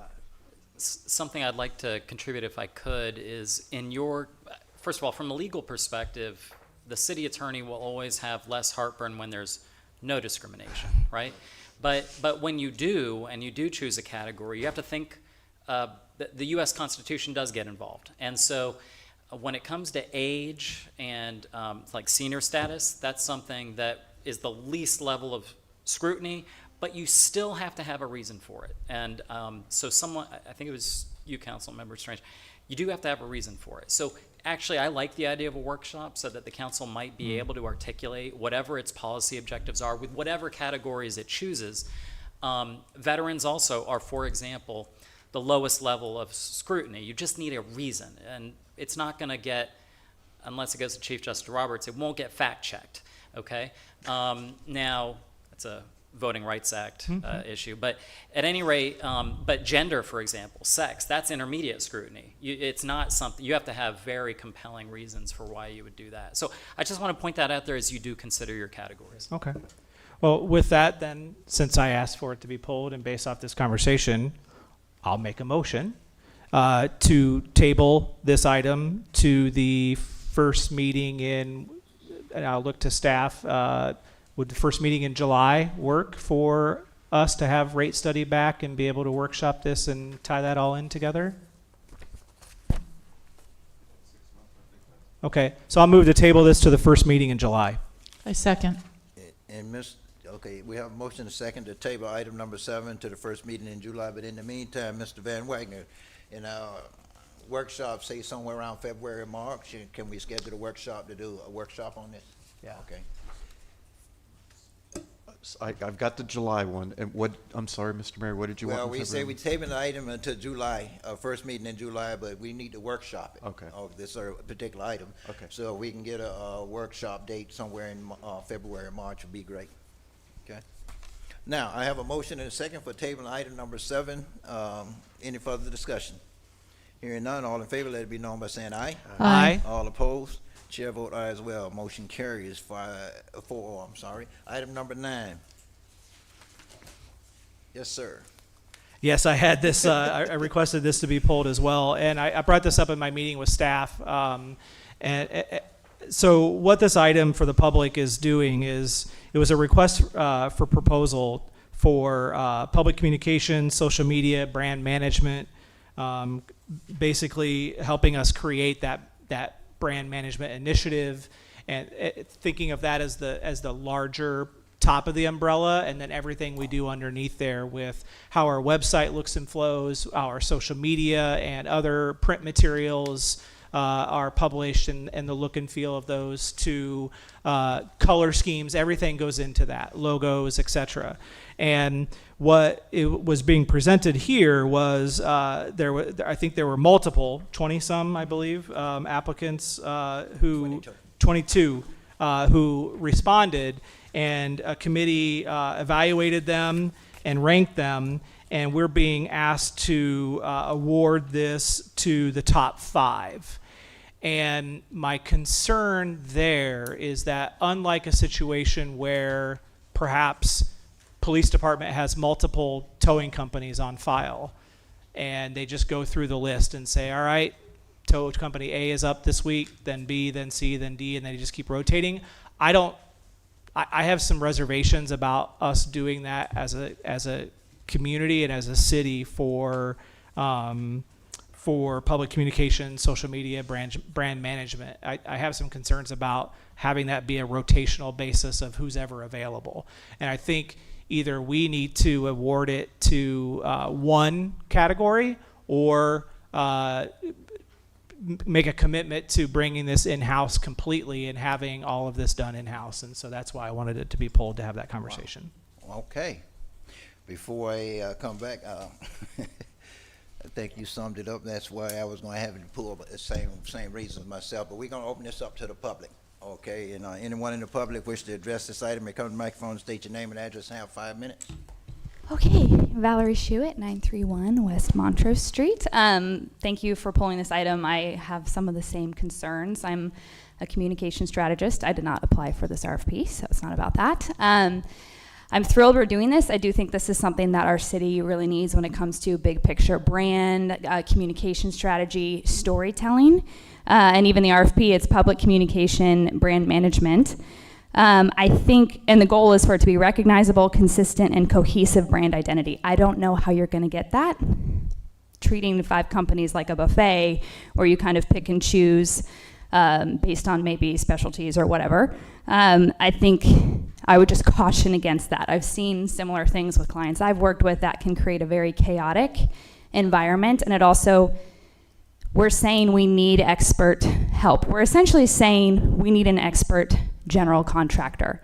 But if we do this, we are diminishing the expert's ability to help. We will be watering it down, and we are again placing our city, the city representatives, in-house staff as kind of that general contractor. But the very nature of this is we're saying, hey, we need help with this. So then they're gonna be in the middle of everything. That's a lot of coordination. And I just don't know. I think the most important thing here, and even the way the RFP is worded, a lot of times in communications, we let the tactical tail wag the dog. So the fact that social media is a tactic. We're talking about branding, we're talking about story, we're talking about PR. That is high level. It flows down into the tactics, and it should flow down with consistency of story and values and vibe and heartbeat. That will be very difficult if we're kind of controlling and picking and choosing. The city in this scenario, what often works is we hire that expert general contractor.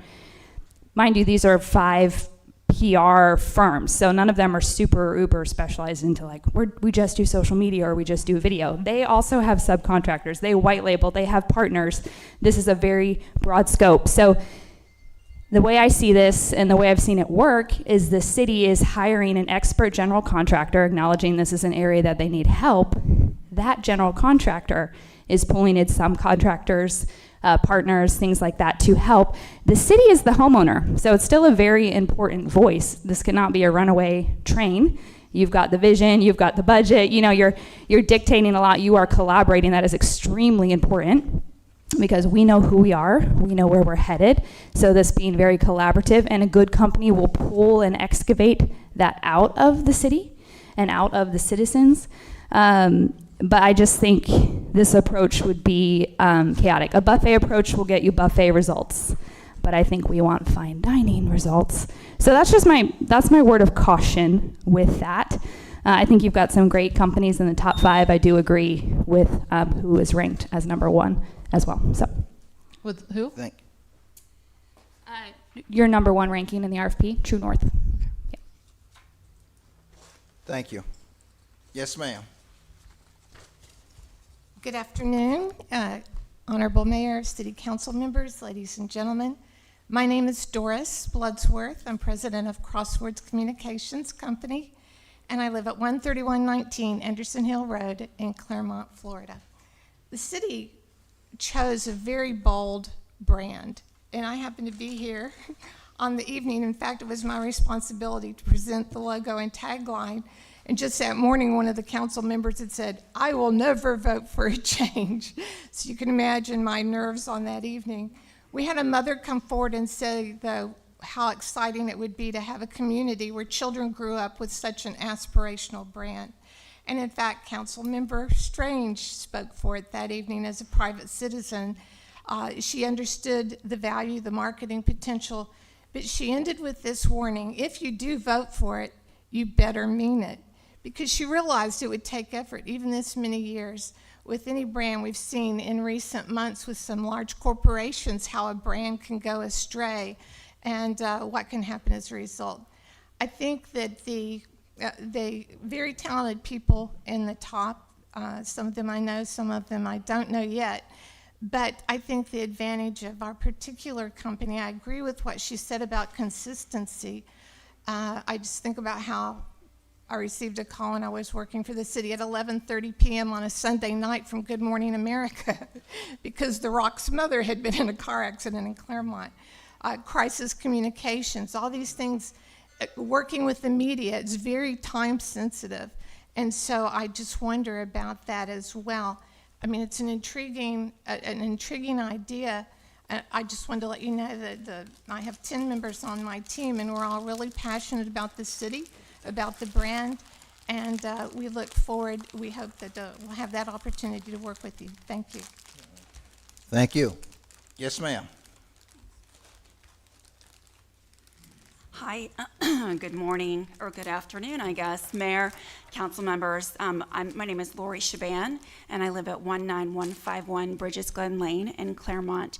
I am also the president of True North Marketing and Public Relations. So it's very nice to be here with you. I'm not going to belabor this. I think that there was a lot of work that went into the proposals, and I would really encourage, if you haven't read through the proposals, I would encourage you to do so, because I think when you look at approach, that's where you're going to find the strategy first. And I couldn't agree more with my colleague who spoke first here. It is about strategy first. It is about discovery, and then strategy, and then activation. And also, don't forget about metrics at the back end, because if we don't know what we are doing and how we're doing it and how well we're doing it, we're just throwing money away. So I appreciate the work of the committee, and I appreciate all of you. And I too would be very happy if you all decided to go with one firm. So thank you all. Thank you. Yes, ma'am. Good afternoon, Jenny May, 4062 Greystone Drive. I have not looked at the proposals, but I just wanted to have some consideration. We do have a growing number of Hispanics moving into our city. So if, me being Hispanic as well, so if we can also look at, once we look into the branding, as well as adding the Spanish side of Clermont. Yeah, because we do have a growing population. That's all I wanted to say. Thank you. Thank you.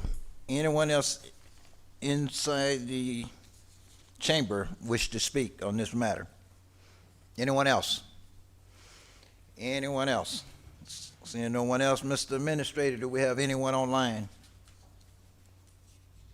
Sir, not at this time. Okay, thank you. In that case, we'll close public comment and bring you back to council.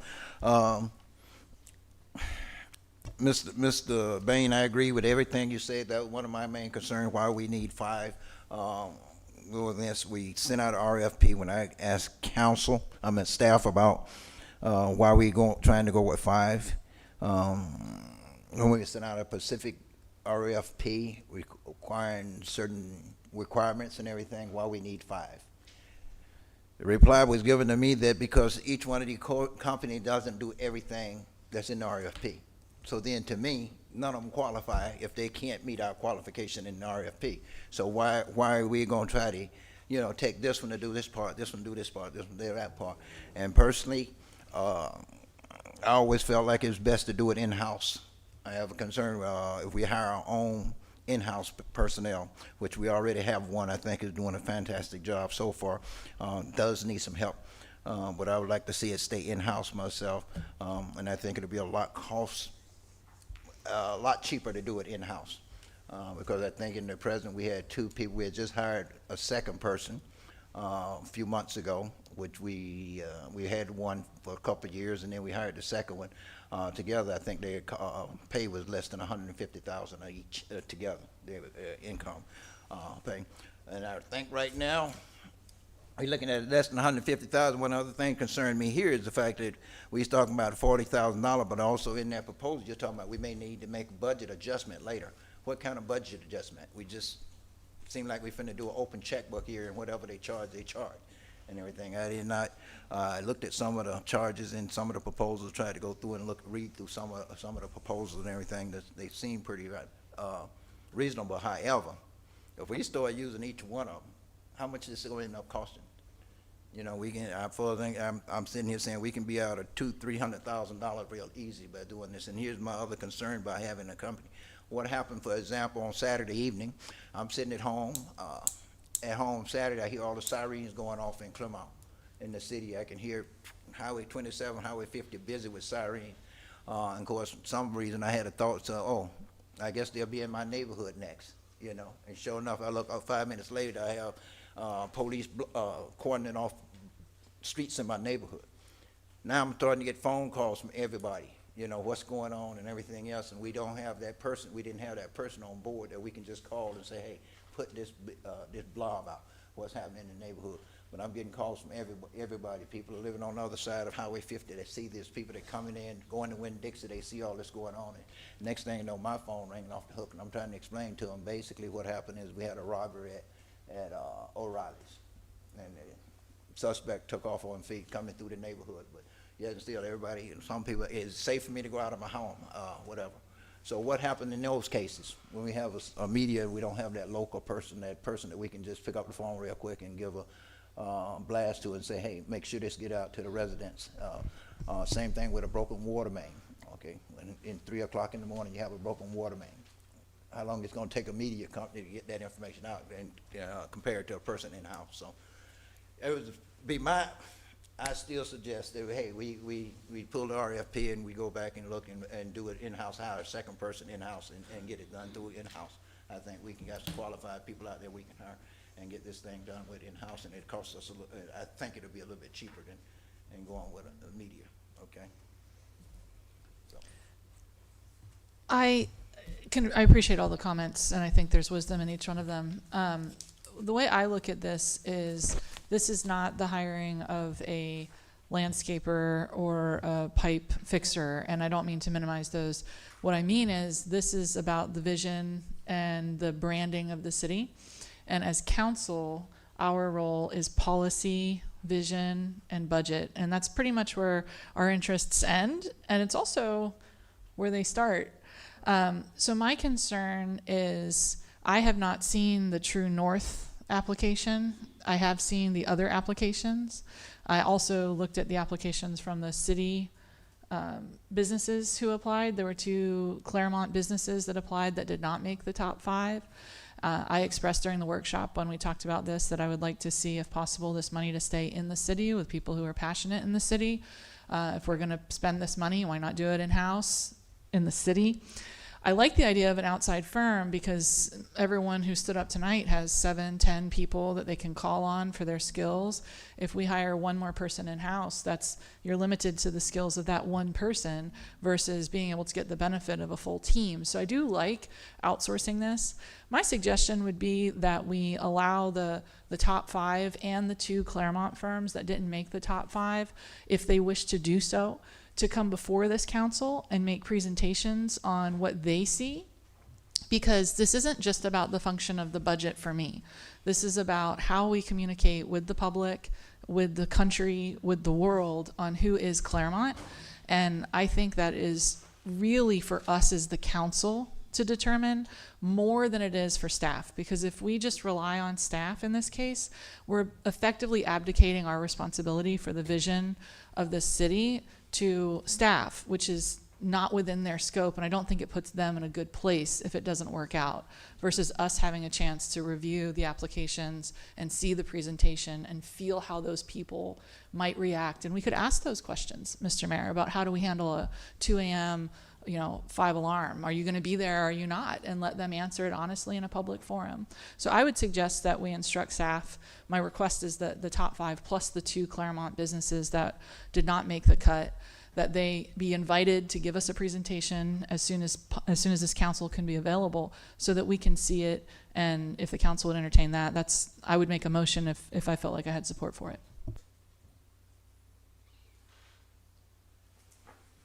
So the way I understand it is this proposal is for hiring 5 companies to do multiple parts of our social media program, right?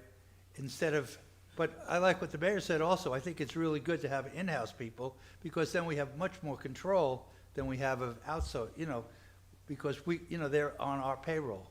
They're under our scrutiny. And, you can call them, and like you said, if there's a bunch of ambulances over there, what was it all about? Because we're gonna get the calls, what is it? So this way we can get information. And now today, you don't need to call us anymore. Put it on Facebook, put it on Instagram, everybody sees it. So I think I'd feel more comfortable with have people in-house doing this as opposed to having this outsourced, because I think we would have more control. Granted, I understand what you're saying. There's people, you have 7 people that are covering, but, maybe those 7 are as good as the 1 we might hire, or the 2 we might hire. Because some of these people are really good at what they're doing. I know Melinda's phenomenal at what she's doing right now, and imagine if we had more of them working on different aspects of that puzzle. But I think we may have a motion to. I think I had a motion, but I didn't get a second. I didn't hear a second on it. What, I don't, No I was gonna say, I don't motion. think there Oh, was it a didn't. motion Okay. yet. And if I may, I'd like to just maybe ask a couple of things or say a couple of things before a motion's made. With regard to, there's obviously some strategy conversation or bigger picture conversation. And I hear the comments about specific incidents, but I think we're looking at the lower level kinds of things and not bigger picture. And my understanding of this process was to create a bigger picture process of brand and strategy and marketing and media. And of that would be protocols and processes and ways to handle PIO responsibilities for, say, PD or FD, to handle PIO kinds of public information officer kinds of responsibilities for a utility issue. I think maybe I heard at one point in time Mr. Borer mention something about in the utility process or the utility billing software, and one of the softwares having an ability to do like a reverse 911.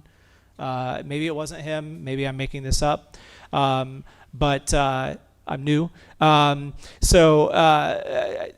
there are other strategies that we could implement that would perhaps deal with some of the immediacy of alerting public to a specific incident, but I don't want to get bogged down in that necessarily. I'd like to make sure that we're talking about the bigger picture of what is our strategy, what is our brand, what is our overarching media and marketing presence. What do we want that to be, and how do we want that to look, rather than how do we deal with every incident that comes up. I think we'll get that through the process. I'm also cognizant of, I don't want to be a facilitator of the yo-yo and like ask staff to go do RFP, and then we change that after the RFP is done and the evaluators have reviewed. And I know that's completely our purview to do that. But I want to respect the process and respect the people who are applying. I want to respect the evaluators' times and efforts. I think, I was looking, I was saying, like, okay, how many companies, if we went with everyone's top 3? Well, we're talking now about, 8 or so companies. And now it's like a whole another RFP process. And I think to respect what was done, I guess my preference would be, if we want to bring in the top 2 or 3, in this case, if we looked at everybody's top 2, that would be the top 3 on the list. True North, Crossroads, and Appleton Creative. No, I take that back. We also would have, if we did top 1, it would be those 3. If we went top 2, then we're adding in three more. So I would say if we just took everybody's top 1, and if we want to have them do some sort of additional presentation, I think, but if we do that, we have to be specific as what it is that we're asking them to do and what is it that we want to see. I don't want to just ask them to present their RFP verbally, because then we're kind of, again, discounting what we asked the evaluators to do, which was to review that, read that, and give us feedback on it. So if we're going to do it externally, I either say go with the top one or potentially have the top two on the list come in and do a presentation and select one of those two. Okay. Mayor, may I? Yeah. I don't know if, okay. Go ahead. Okay. Just a couple things. I mean, normally we have a detailed procurement policy Right. that governs how we deal with this. And part of the point from Florida statutes and our code is that when we publish these criteria, we're setting out the objective criteria by which people respond. Right. We're very, very limited in terms of what we can award for the local benefit. Now, though that is factored in already in your factors. I think some of the top ones may be local, by the way. I'm not sure, 2 of them. But the council's discretion on jumbling up who makes the top, despite your rankings, is, I think, limited. And I think you can reject all responses. I think you can take the top. I don't think you can take someone that's 8 and 9 and invite them without some cataclysmic reason. Right. Thank you, sir. I'm glad you cleared that up, because that was actually where I was going. And that's one of the problems I have with here. The 5, we have a RFP process, okay, and we put the qualification or the requirements in. But now we're gonna take all 5. I mean, why even do the RFP if we just gonna say, okay, we're just gonna go out here and hire anybody we want, without going through, after we've gone through the process. I can understand we want to make sure the city is promoted in a great way, and that's what, as I said earlier, that's one of the reasons we hired the second position up in the public information office a year or so ago. And of course, we're down to 1 person now, and I want to give a shout out to Miss Melinda, because since she moved up into the head position up there, she's been doing a fantastic job. And I think if we, with a little bit of additional person up there and fill that second office, she can do, we can meet our own requirements here and promote the city like we want to be promoted. And we have, as we say, we have better control of the person, because they'll be working directly under our city manager. And for as the council go, we lay out the policies, as you said, Ms. Strange, we lay out policies and guidelines and everything, hand it over to the city manager for them to implement. So if they're not meeting them, we can always do something about it, okay, or hire them, somebody else, relieve them, and get the person we need. But I think the more we control the people, our own people, the better chance we have of promoting and getting what we want. Okay, I don't know, Mr. Van Wagner, I'm gonna put you on the spot. I know. What's your preference? Would you? Oh, boy. Okay. I can see the wisdom in both sides of it, in all honesty. I think there is something to be said about working with employees that are accountable, but I mean, I see someone like Doris. She's a hero to me, Mr. Mayor. And How can I say anything other than but good things? And then these others, these are some quality companies here. So I don't think you go wrong with either way. In all honesty, I think there's some wins that you could take in both sides.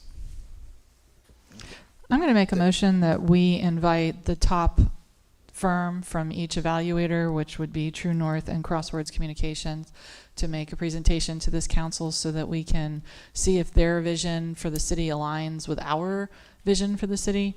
And if we need to workshop that or wordsmith it, you know, to your point, Mr. Bain, I'm happy to do that. But I'll start with the motion that we invite those 2 firms to come and do a presentation. Can I interject? Their Appleton Creative is also a number 1. Oh, I'm sorry. Yep, I made that same mistake, so I was going to bring that up. So yeah, there would be 3. There would be 3 total. Yeah. So, yeah, those 3. Yep, True North, Crosswords, and Appleton Creative. So we're making a motion now not to award. Is that correct? Well, to invite those firms to come and do a presentation. But the agenda item is for the award. So we're making a motion Not to award. So basically, when we have them come before us, will we be looking to award it to one I would think so. company? I think we could say that's the directive. I mean, you heard two professionals say that that makes sense. Where I hesitate on this is I think that when we just, my anecdotal experience in business is when you start talking about the vision and the process versus the execution, a lot of times you do work with different people. You might need someone who has kind of a skill, a really high level skill in figuring out what you should do and what you're looking for versus the firm who might be really good at the ground, guerrilla tactical work. And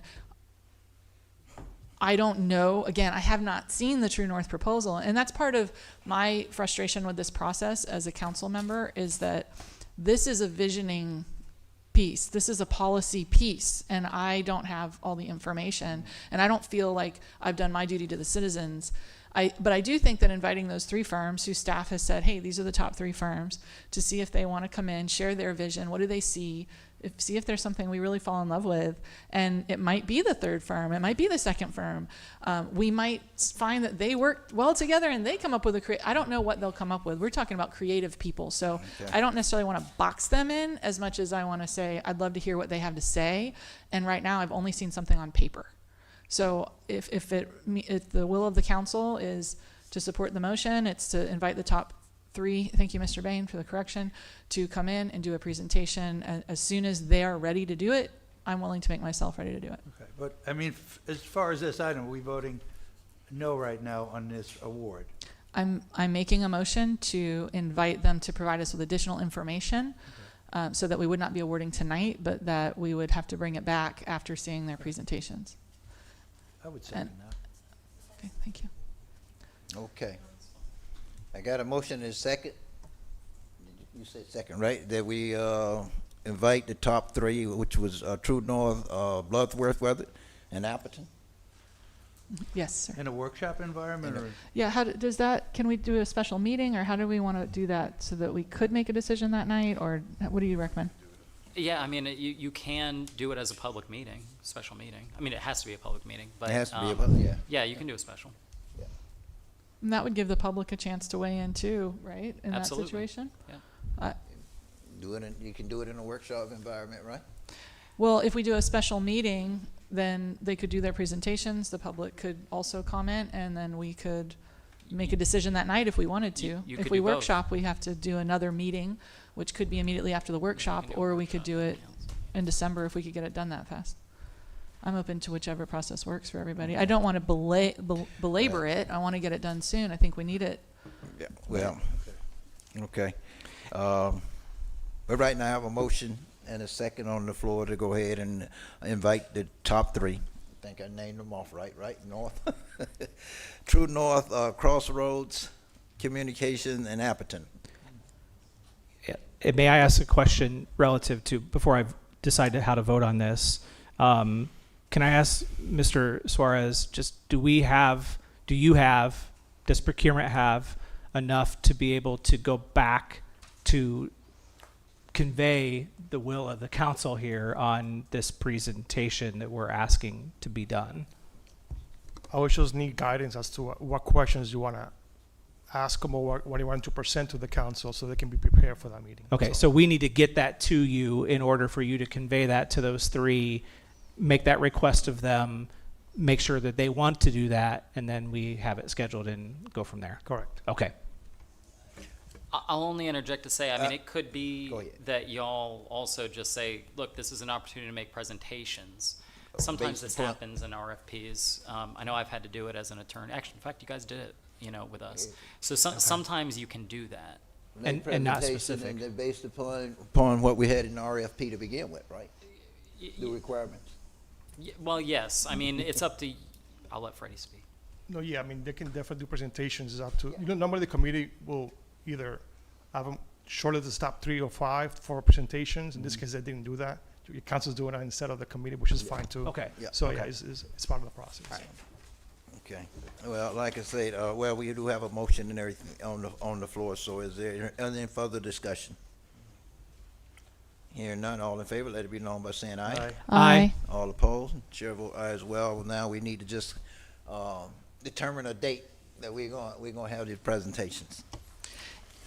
And I'll move to make it a special meeting. Let's deal with the process and then we can talk about the date. I'll move that we make it a special meeting so that we can make a decision that night. Well, what's this, November? We probably won't have one more, but I would think, that why can't we just do it at the first meeting in January? Well, that's 2 months that we don't get the services. 5-minute presentation, well, I don't know how many minutes you want to limit it to, but we can do it and go ahead and make a decision. The only thing to keep in mind, Mr. Mayor, is there's a number of you that want to go to Tallahassee that first week. Or Well, the second, no, we for going the to first Tallahassee meeting. the second week. Right, which is the first meeting in January. The first meeting in January should be somewhere, The 12th? The 12th, Or right. excuse me, the 13th, right. The 13th. So I have to decide with you all what you want to do, if you want to be here or somewhere else that day. When? For January 13th, that's our typical city council meeting. Uh-huh. And a number of you don't want to be here that day. What's happening on the 13th? Sorry, Mr. Menard, that's actually the second meeting in January. Yeah, that it's the- January that the 27th, we won't be here. Tallahassee- I apologize humbly. Yes, the 27th, we won't be here. I We'll be in apologize Tallahassee. humbly. Yeah. Would the council be open to doing it as the last item on the agenda on the December meeting? That way, we have time after we do the business of the business, and then it also gives the public a chance to participate, because we'll probably be into 5 o'clock, 5:30 before we get to Well, it. I wanted to try to give them a little time to prepare, because the next meeting is what, in December, it's about 3 weeks away? I think they're ready. About I 3 think they weeks? were ready 3 weeks ago. Huh? I'm getting head shakes. Yeah, they're ready. They want to do this work. They don't want to wait 2 months. I don't want to make anything more complicated. All I'm going to tell you is there is Florida Statute 286.0113, which allows you, it's your favorite, which allows you as the city to exempt the presentation portion. In other words, so that other presenters are not able to sit and watch and game it. Does that make sense? Right. So now, you may have to kick out the public. It has to be recorded, but that is something you have the option. You don't have to. Well, let's start one step at a, you got to eat this elephant one bite at a time. Are we comfortable with adding it to the December agenda at the end? Is that something that the council, I'm going to move to add this to the December agenda at the end. If they think they can be ready in 3 weeks, I wanted to make sure they had enough time to prepare. I'll second the motion. Thank you. Yeah, the new motion is to add it onto the agenda, and December 12th agenda. Okay, any further discussion? December All- 9th. December 9th. December 8th, I'm sorry. 9th. 9th. December 9th. We'll get it right sooner or later. December 9th, at the end of the agenda on December 9th for their presentation, the 3 presentations, okay? Any further discussion? Hearing none, all in favor, let it be known by saying aye. Aye. Aye. All opposed? Chair vote aye as well. Okay. And do we want it to be opened or closed? That's the next question. I like the public participating. I would really like your all take on I look it. at it this way, at that point, if they're coming in with their presentation at that time, I don't think they're gonna have time with watching one presentation and then going back and changing theirs before they have to present. Okay. But the third Christian, person would have the advantage.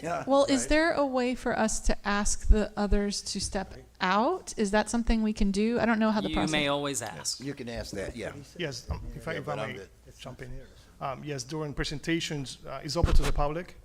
We always ask that the presenter, once they're done presenting, to exit, so to allow the next one to come in. So it's more like a one-on-one. Okay. But you can't block it out from the public. Yes, you can. The statute was okay. amended Sorry. this year. Oh. Yeah, it's new.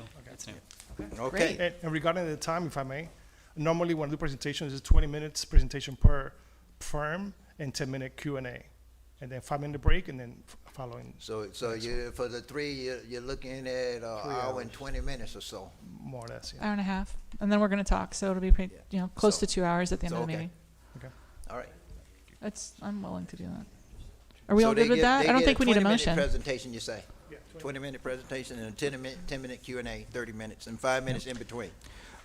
35 minutes for each. So that we can prepare the public too, would we be, this might be a question, I don't know who it's for. Would the public be commenting after each presentation, or can we hold public comment until the end once all the presentations have been done? It's up to you. I At mean, the end of each presentation, since they're gonna only be in the room, the other ones will be out of the room, so we wouldn't. I normally hold the comments to the very end, once the committee has heard the presentations, and then they can deliberate between each other and ask the public questions, or the public can come in and talk, but you should hold the tours. Yeah. Okay. Are we all okay with that? I just want to be able to prepare the public for. Yeah, what I to- think we should follow the procurements process Yeah, here. well, yeah, the I'm not procurement feeling process. strongly to deviate from that. Okay. I don't think we need a motion since that's the process. Okay. All right, item number four. Thank you. Item number 14, events and road closures request. I really pulled this one for one main reason and everything, because they talking about Saturday food trucks event, okay, on Saturdays now. And as I discussed with staff yesterday, my concern here is the fact that the first Saturday in June, we have the Jerk Festival. Okay, so we got all this event going on at the great. waterfront on the first Saturday, all the food trucks and everything down at the waterfront. Do we want to still have this event trying to happen downtown as well? Okay, so to me, that was one of the problems, and I think I asked them to go through the schedule, make sure we don't have any other events, food truck events that's happening at waterfront and anything that's on the first Saturday of the month. So, Main Street moved there first Friday to first Saturday, so that's the one area I saw, and I think they confirmed with me that Pig on the Pond is no problem, right? They later in the month. That's correct, that's mid-month. So that's the only one. And that's the main reason I pulled this, okay, see what Main Street want to do, how we want to handle that. Okay. Want to hear from the public? Yes, please, anyone in the public wish to address this item may come to the microphone and state your name and address and have 3 minutes. Anyone in the public wish to address this item may come to the microphone and state your name and address and have 3 minutes. Seeing no one, I close public comment. Do we have anyone online, Mr. Administrator? No, sir, not at this time. Okay, so I close public comment and bring it back to council. So, like I say, that's the main reason is,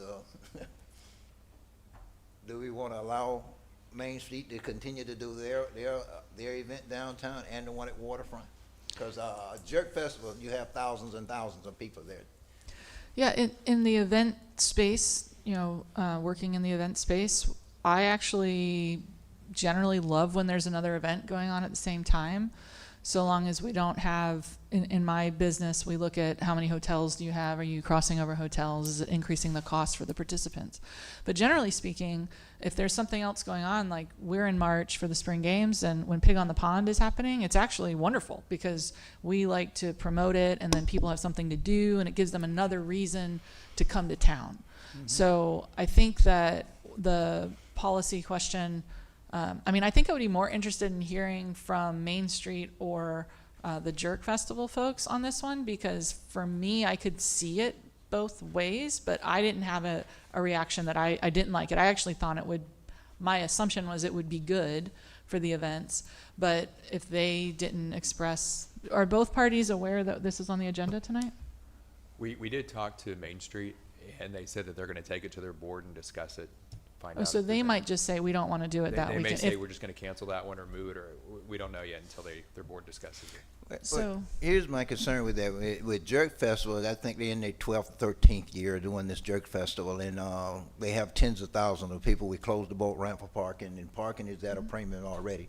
So if we shutting down downtown as well, okay, for the Saturday food trucks, and we got all the food trucks there, it's almost in competition with one another. So do we want that? I can understand what you're saying about spring games. Of course, we got the Pig on the Pond going on this side of town, where spring games on the other side of town. They're not butting heads, but you're talking about two events trying to compete for each other right in the downtown area where we already have a problem with parking and everything. That's one of the biggest problems, because the Jerk Festival, I know last year they had about 12,000 people there. Parking was a real serious problem last year doing it. And it just keeps getting bigger and bigger every year. I see. So your concern is related to the parking, not Well, you got the parking, plus they have a lot of food trucks and all this different activity going on there. The same thing you will be trying to do at First Saturday, food trucks and everything. And a lot of the guys that participate on First Saturdays used to be Friday night. They already at Jerk Festival, so I don't know. One gonna be short-sighted one way or the other. Is the way I'm seeing. I think. Okay. Yeah, I just feel like we're, as a government, deciding which event we're going to kind of allow. It's understanding the parking issue, if it's about the parking, I think that what we do is instruct staff and to work together to find parking solutions. And I think that those issues, again, from an event standpoint, I look at it and say it's actually nice because, again, I would be interested in knowing what the Jerk Festival folks felt.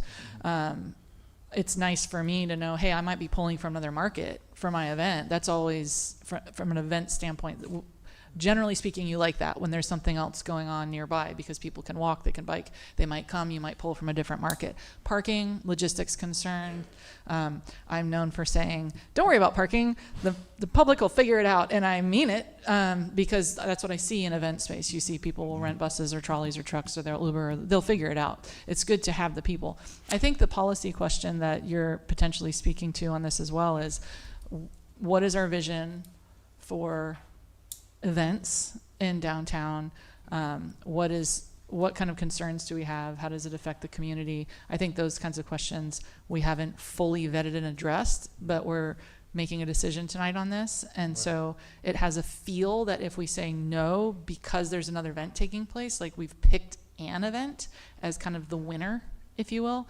And I just worry about how that could be perceived versus saying, hey, we want to let Main Street and the Jerk Fest kind of work it out together. But yeah, this one didn't think to me Main as Street is in discussion with this now. Yeah. So they're going to get back to us. So why don't we table this until the next meeting when Main Street gets back to us? Yeah, I make a motion to table it till the December meeting. I'll second that. Yeah, okay. On the motion, I don't see why we can't approve everything except June. And just leave June out for now and give the Main Street folks their farmers market Sundays and their food truck Saturdays with the exception of June, July, and December because they're already asking for excluding July and December. And with no prejudice and have Jerk Fest, Main Street. I would like to hear from PD and Parks of two large-scale events like this, what this means for our resources with our staff and our resource capacity. So regardless of which event takes priority, I don't want to decide that necessarily, but I want to know from our staffing perspective, can we effectively do two events like this within that proximity of this scale? As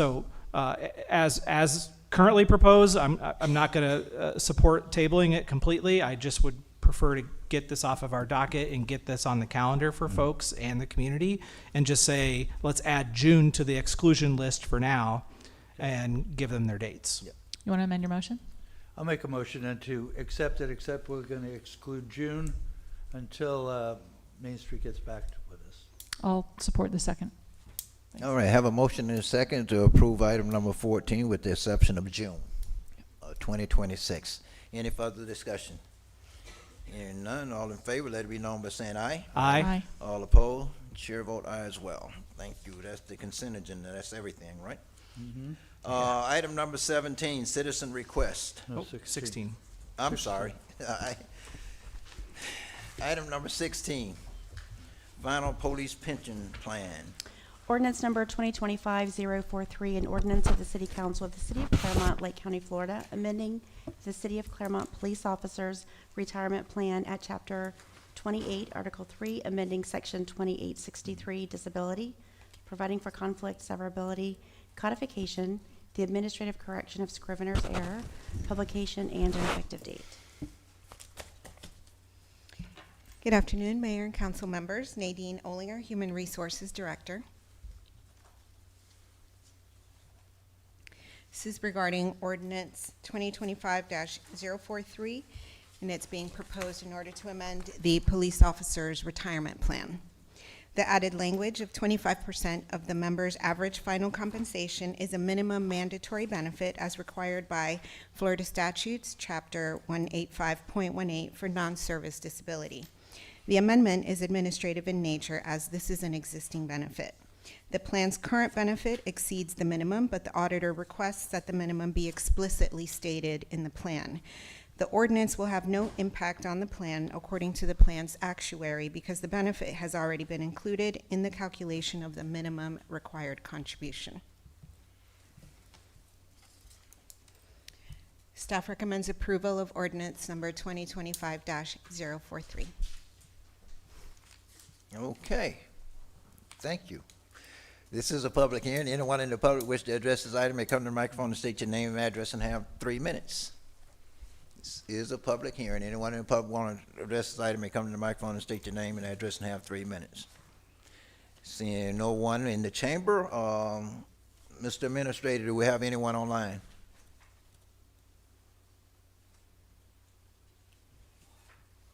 No, sir, not at this time. Okay, if no one online, we will close public comment and bring it back to council. What say council? Motion to approve item number 16, ordinance 2025-43. A second. Have a motion and a second for approval of item number 16, ordinance number 2025-043, final police pension plan.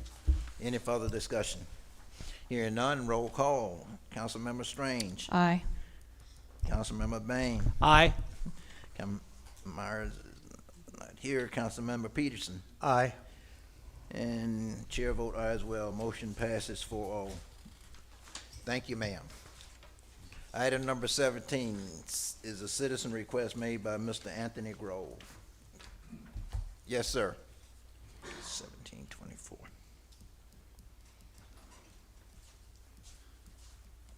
Do we still have the projection over here? Can we still project there? Yes.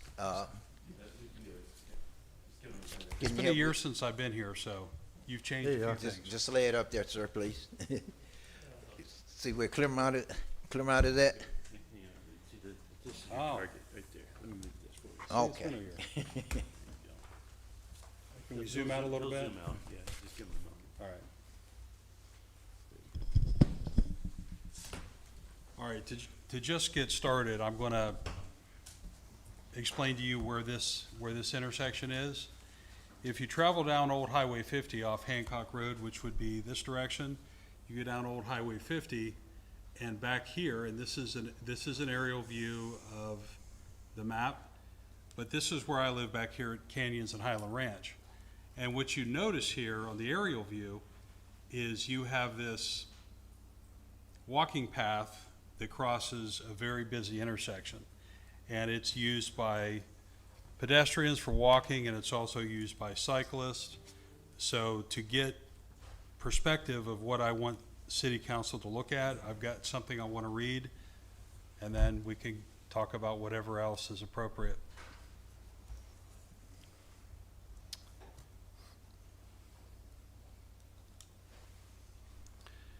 Mayor, City Council, and citizens of Clermont, we live in a community that is known for athletic pursuits.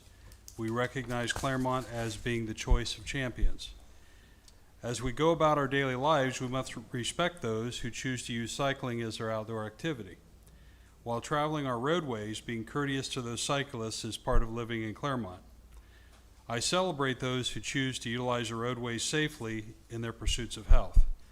Also note, in Florida, a cyclist must also follow the same rules of the road that a motor vehicle must adhere. There is also a responsibility of our city's government to assure that roadways and infrastructure remain safe for our cyclists. I have been witness to a traffic intersection that is, to be candid, a trap for death and serious injury. The traffic intersection is Old Highway 50 and Blackstill Lake Road. The bicycle and pedestrian trail that runs along Old Highway 50, known as South Lake Trail, crosses a very busy intersection entering Canyons at Highland Ranch. It is the same intersection that others use to travel to residential areas further down that same road. There is significant traffic that crosses this intersection, and that same traffic poses a death and serious injury risk to our cyclists. The bicycle and pedestrian trail came along long before we had 710 homes built in Canyons and Highland Ranch, plus the other areas that have been built concurrently. The result is thousands of vehicles crossing that intersection daily while drivers await a light change. The event occurs as a cyclist crosses the intersection, often ignoring the traffic signals. The raw materials of death and serious injury are no more foreseeable than at this intersection. A further complication of this intersection is that the cyclist shares the same trail as the pedestrian. The cyclist becomes lured into a sense of sovereign right-of-way, believing that they have the primary use of the intersection, that the motor vehicle must yield their path.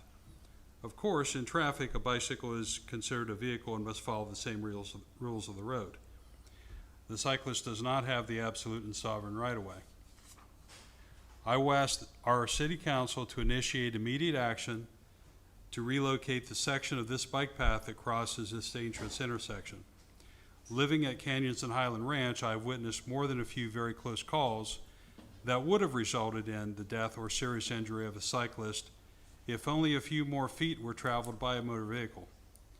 A typical motor vehicle, a 5,000-pound SUV or construction vehicle, is no match to a cyclist. This bicycle and pedestrian path intersection is long overdue to be relocated around this busy intersection. I've asked our Clermont police to do what they can, but the end result is that the intersection remains dangerous. Let's work to make the area safe for our cyclists. I do not want to be the person that runs into a cyclist, nor do I want a cyclist to run into me. Thank you for your consideration. I will say that both Chief Broadway and Chief Graysick have done what they can. Living there since 2019, when I built my home there, I can chalk up about a dozen close calls that I've witnessed myself. And it's simply because the bike path crosses that busy road, and the cyclist is lured into this sense of sovereign right-of-way, and there will be death and serious injury. So I want the city, because it's in the city limits, to take the lead and relocate that section of the bike trail. I didn't come with a plan. That's why we have city council to look to see what can be done. I also talked to the county about that traffic signal.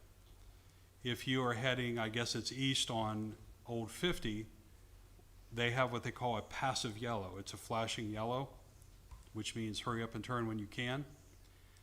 So if you consider a cyclist is crossing the intersection who isn't paying attention to the traffic signal, as I have a yellow flashing, I'm looking at oncoming traffic, looking for an opening. Right. As I go to turn, here comes a cyclist. I almost ran somebody over. If it wasn't for the other car pointing at me, I would have turned left. They didn't stop. So now I'm considering, do I want to use that intersection, go up through Hancock Road? But I've taken the lead to work with the senior engineer as a citizen at Lake County, and I have 3 traffic signals in Clermont that got fixed. I did it myself. I told the senior engineer what was happening, and there's 3 traffic signals between my home and South Lake Hospital that were not set properly or had malfunctioning equipment.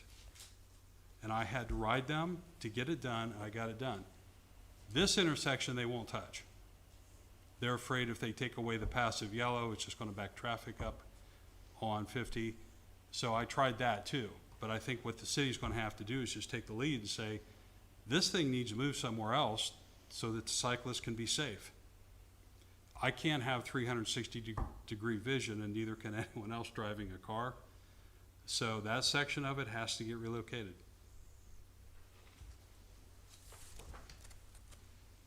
Any questions? Thank you. Not at this time, sir. Okay. If we have some questions, if you're finished, if you have a question, we will call you back up. Okay, but I'm gonna open it up. I want to thank Dan and Rick for making this agenda item really easy to get done. Oh, good. I sent in the paperwork, did a follow-up, and I'm on the agenda. So thank you for that. Yes, this is a public forum. Anyone in the public wish to address this item may come to the microphone and state your name and address and have 3 minutes. Valerie Shewitt, 931 West Montrose Street. I feel like I just saw something in a Facebook group or something like that for Clermont that could potentially be an easy solution for this. And it's with dealing with forcing the cyclist to stop.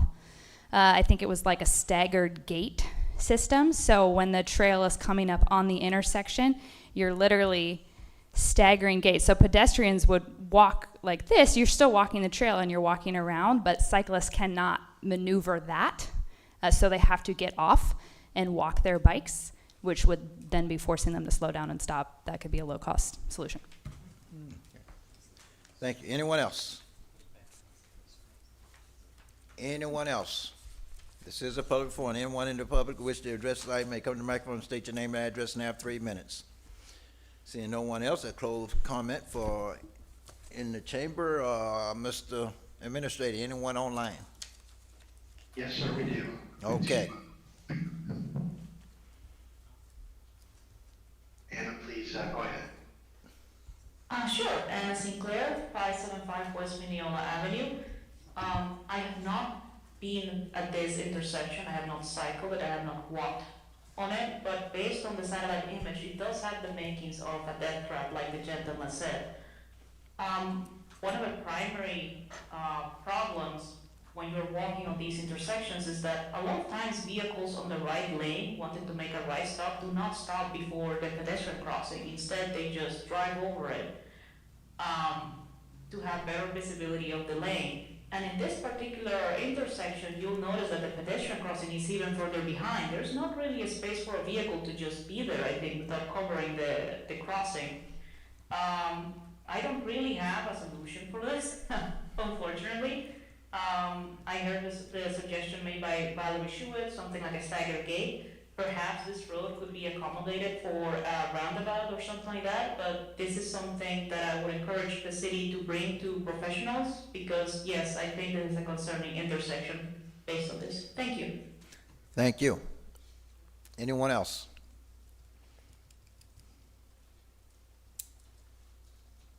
No, sir, not at this time.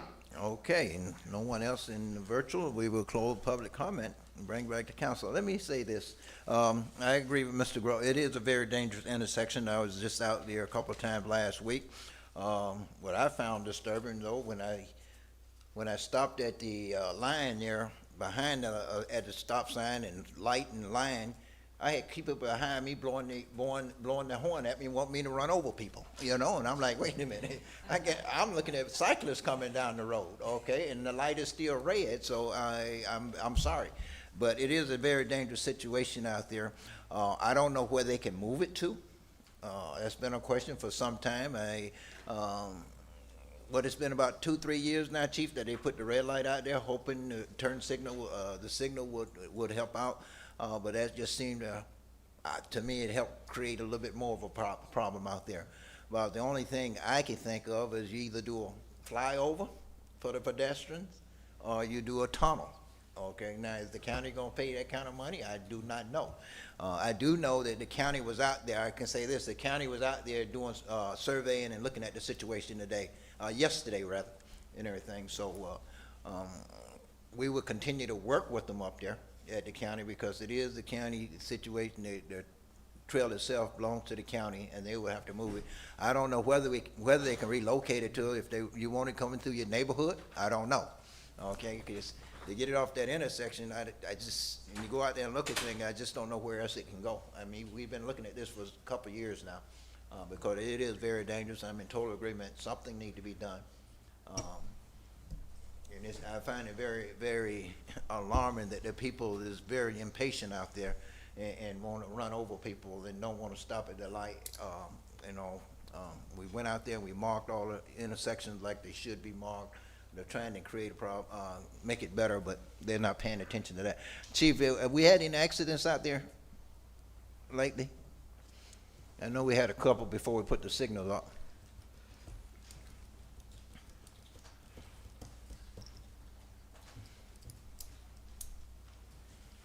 Good evening, Mayor, Council, Chief Graysick, Clermont Police Department.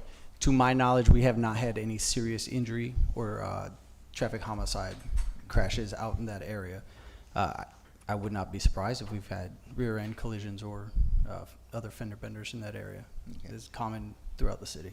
Common throughout the city. Are we still kind of monitoring that for speed? I know we were watching speeders out there at one point. Are we still doing that? Correct. We do speed enforcement out there. When Mr. Grove had contacted us, we went out there. We had the message board out for a while. We do education and enforcement activities out there from time to time. It's just one of those areas that we go back to periodically. We're aware of the issues. The cyclist should be coming to a stop prior to passing through, and that signal is there. The signal has the red hand. The red hand. Or the lights up white for the pedestrian light for them to go. On the trail, on the path itself, they have the stop signs. I know we put the stop signs and Correct. everything, but they should be stopping, period. Correct. If there are stop signs there or signals, they should be stopping if the signal I think suggests we that they did stop. put the stop Correct. sign in, yeah. Now, like what we did at East Avenue, Right. which is similar. The trail crosses another major thoroughfare. We enhanced the stop signs there. We made them illuminated. It flashes. We have the stop for pedestrians crossing, all of that stuff there. That's an option that we can look into there. I don't know if it's viable since we've already put some electronic signboards out there. The staggered gate option is interesting to look at, and it seems like that's a fairly quick one. Well, I think a tunnel is probably more of a long-term.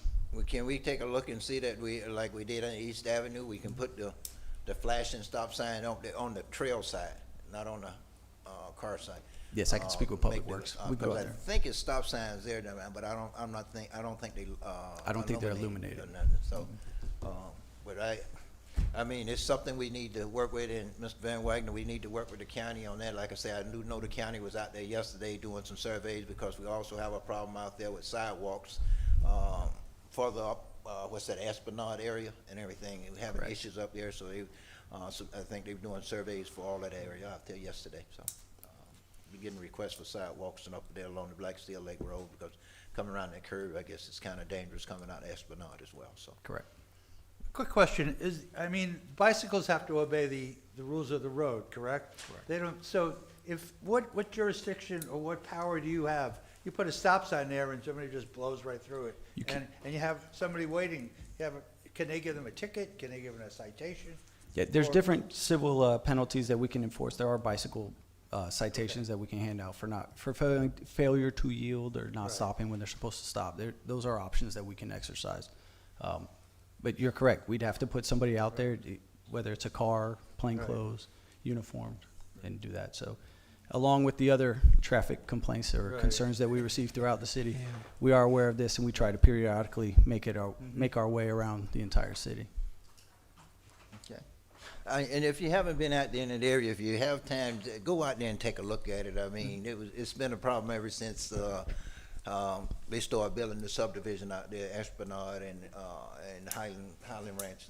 It started creating a big problem. And now with all these homes out there, I know he said 700, but between Verde Ridge and Esplanade and Highland Ranch, I think it's more like 1,500 homes out there and everything. So that's a lot of traffic, and with all the new development along Black Steel Lake Road going in the Mount Verde, you know, that even extra added traffic out there. So it's pretty tough. And I don't think I was hoping the county would look at even widening Highway 50, making it a 4-lane, but I don't think they have the funds to do that with. I kind of talked to them about that as well, maybe help eliminate that. But let's see what we can do to try to make it a little bit safer, Chief, if we can. Yes, sir. Yes, sir. Thank you. Chief, do we have a bike patrol? Currently, we do not have a bike Okay. patrol.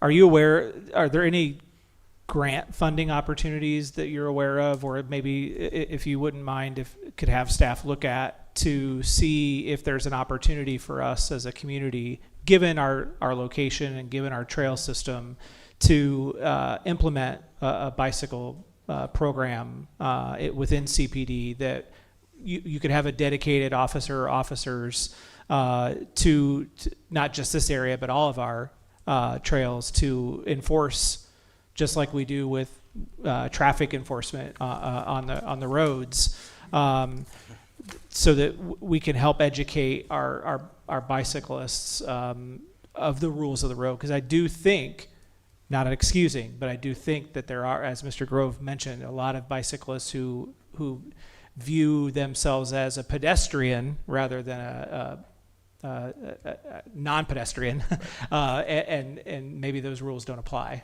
to bicyclists. Yeah. Understood, yeah. And when I say we don't have a bike patrol right now, we do have bicycles. We have the opportunity. It's just waiting on manpower to catch up. Sure. So we have the ability to do it, and Okay. we just need to train some additional people on the mountain bike patrol. I just to be think able to do that, and that could benefit us in a lot of ways, not just Correct. with trails, but also with community events and downtown area and Yeah. community-oriented policing, all kinds of benefits for a Yes, sir. bicycle program. And also, too, just with regard to, I don't know if this is necessarily for the chief, but just clarification with the city manager or someone else on staff, to even if we wanted to relocate this, do we have the authority to do that? And who is the actual? Is it the county or is it the state that has the authority to do that? County. So this is a county trail that really ultimately we can enforce rules and regulations on. Correct. But we can't actually move it if we wanted to move it. Would non-ownership, if you will, prohibit us from putting in things like the staggered gates system? Would we be able to do that without ownership or control? We'd have to get the county's approval to do that. Okay, They're right but away. we could put some friendly We- request pressure on Absolutely, that we're- if that's and one we wanted to do, and staff maybe is get some happy to ideas on what those things cost. Correct. Staff's happy to work with the county. and Okay. Try to get some solutions. I know there's certain companies out there that study intersections just for reasons like this. Yeah. Bicycle pedestrian safety. They're relatively inexpensive and do quick studies, but we'll work with the county and see if we can get some options out there. Yeah. Some Okay. recommendations back. Yeah, I just think, and this goes to the point of relevant but not necessarily pertinent to the particular item voting here, is just maybe the need for us to do something more inclusive in our community with a Parks, Trails, Recs type of board or commission of citizens, or transportation mobility committee board that could provide and look at these things on an ongoing basis to be able to provide feedback and give perspective.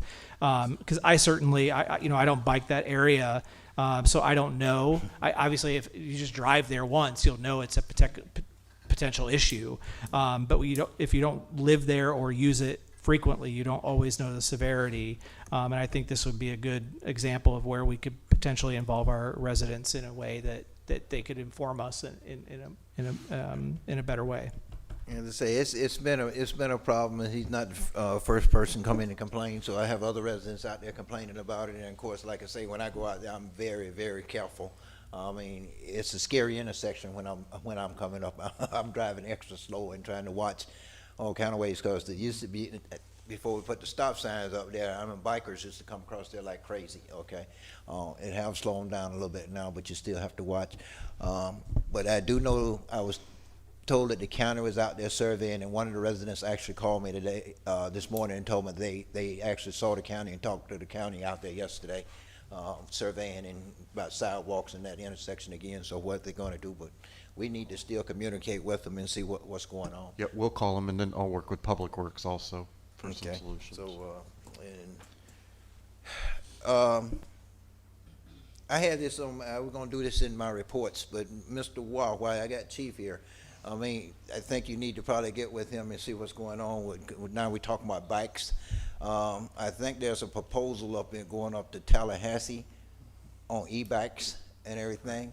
And if I'm not mistaken, in that proposal, they talking about bicycles, e-bikes, and all this not going to be able to ride trails and sidewalks. They have to be in the streets. Correct. So It's you an may early want to take a look at that bill and everything. I didn't get the number on the bill, but I heard the proposal, and they're looking for that to be going up to Tallahassee during this year for enforcement and all. So, because one of the problems we're having, and I think I've been briefing people on this, and I think Chief's been doing it as well. You guys on the e-bikes and the bicycles just think they own the roads, and they're not abiding by the law. And really, believe it or not, but when they on the e-bikes and they on the trail, they have to pose to abide by the law, the rules of the road. Now, if I'm not mistaken, some of them supposed to have license as well. That's in the new proposal that's going to go before the legislature. It's going to be any bikes going over 28 miles per hour. I believe they're going to have to be registered, and the rider's going to have a permit or a license.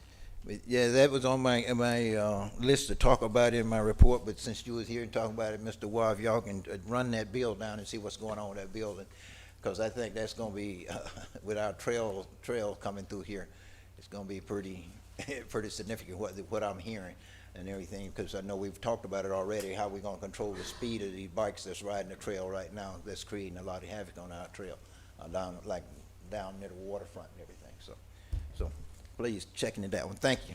Okay.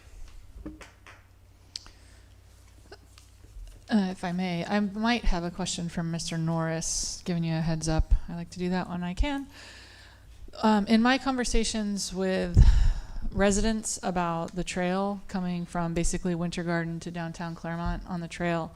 This location, interestingly enough, is a location that has come up as a potential location of interest for some sort of park. And some of this is just information for us to be aware of, and some of it maybe Mr. Van Wagner can chime in on. There was some conversation at some point in the recent past that the county and the state were having conversations about the acreage to the south of Old 50, basically across the street from this intersection, for a park space, which what I'm hearing from the users is a great location for a park space for a number of reasons we can talk about in another meeting. But my concern is this exact issue, and I do want to thank you, Mr. Grove, for your work for the citizens, for the city, for being the eyes on the ground and helping. I didn't even know you were doing that, and so I thank you for that time. I know what it takes. So I had noticed this intersection thinking, how is this going to work if there's a park across the street? Of course, people are going to want to be on the trail and then go to the park. That's what makes it appealing, but all the residents are on the north side, and then you've got the park on the south side and that massive intersection. So the reason, Mr. Norris, why I said I might ask for your help is because the request from the public is for immediate action to relocate. I'm going to take out the rest of it. I'm going to say immediate action, because I think what we're asking, I think what the public is request here, and I think what we can anticipate is that this is not necessarily your run-of-the-mill intersection mobility. This is on the coast-to-coast trail. Potentially, we're talking about a 10-acre park across the street. This is potentially a big project. And what I'm interested in is, one, what actions can we take quickly?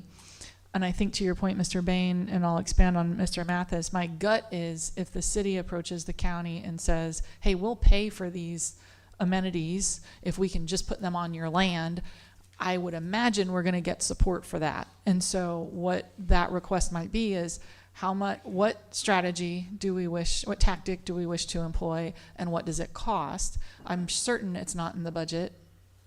Ask me how I know. So you're going to need some sort of approval. The city manager is going to need some sort of approval. So my question towards Mr. Norris, with your connections with designers and engineers and things like people who are in the mobility space, is what type of resource do we need to potentially give to Mr. Van Wagner in the way of initial approval for funding, or what is the direction? What direction should we be giving Mr. Van Wagner so that you can call the people you need to call, and we can get professionals in here who have unique abilities in this space, including the ABA, who we already have on retainer, to help us address the immediate and the long-term visionary issues. Can you give us guidance on that? Because candidly, I'm not an engineer and don't know the first thing of how to address this situation, but this public has asked for immediate action. No, I think it's a great question, but I need to go look at it myself and become familiar with it. As soon as I do, I'll be able to assess if there's other issues that haven't been discussed tonight, and then I can get back with Mr. Van Wagner and discuss the different ways that it might be addressed from my perspective. So Thank you. I need to go look at it. Is the council comfortable, as staff works through, what is the request that they need from us for us to get this ready for the next agenda and maybe even put it on consent? Because now we're talking almost another month. I don't know if that's immediate enough for you, Mr. Grove, but I think staff, I don't think any of us up here should be making a decision about engineering or what tactic to employ. As I said earlier, I think staff need to be working with county and go out there. I don't know what all the surveying came out today, but get in touch with them and see. And whatever recommendation we can come up with, if you go out and look and give a recommendation, I think the council here will be willing to go ahead and try to fund some of it or whatever the cost is. But I can't give direction to Mr. Van Wagner when I don't know what's needed out there. Exactly. I'm not the expert. I can say I look at it and I'm like, what can you do? I know we've taken a lot of steps in the past to try to make the situation better, but I'm still not feeling comfortable with it out there when I go. So, so we do need to have county come in, and if they will allow us to put gates there or whatever, we can do that. Is it reasonable in time if I would ask for input from the county, from the American Bicycle Association, and then from some outside designer to get an idea of what strategy staff needs? So I'm not looking for the answer, but I am looking for the strategy. And if there are costs, what are we talking about? Is that something you could get to us by the December 9th meeting, do you think? Well before that. I mean, Okay. we've got American Bicycle Association in town this week. Are they able to look at it? Okay, great. Tomorrow? Yeah, that'd be awesome. They'll be around Cool. this week, and I can go out this week and look at it, and then between them and me, we can make some recommendations, and we'll get in touch with you. And what are the city manager's spending limits if there are costs?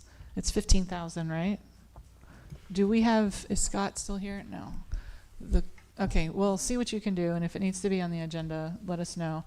Mr. Grove, have you met Mr. Norris? No, I have not. I'd like you to meet him. And the American Bicycle Association is in town this week, he says. So would you be willing to be our liaison for your community for the time being? I will. Most people know that, well, some people know that I've taken an interest in this. But you asked me a question earlier. You asked me a question earlier if that's immediate enough. It was never my vision that the city stop everything and the city go do it. I know it's something you have to do through the county. It's my request that the city own this and see that it gets done, rather than actually take your resources and do it when you can't. It's county property. So I just want the cyclists to be safe. Like I said, I don't want to run over anyone. I don't want anyone running into me. It's long overdue. You know, everything I said in the record is the way I see it. I also have concerns with any type of barriers you're going to put up. You're going to have people bypassing them, running out on 50, going back into the other areas. No one's going to stop. The way I see it is, it has to be moved.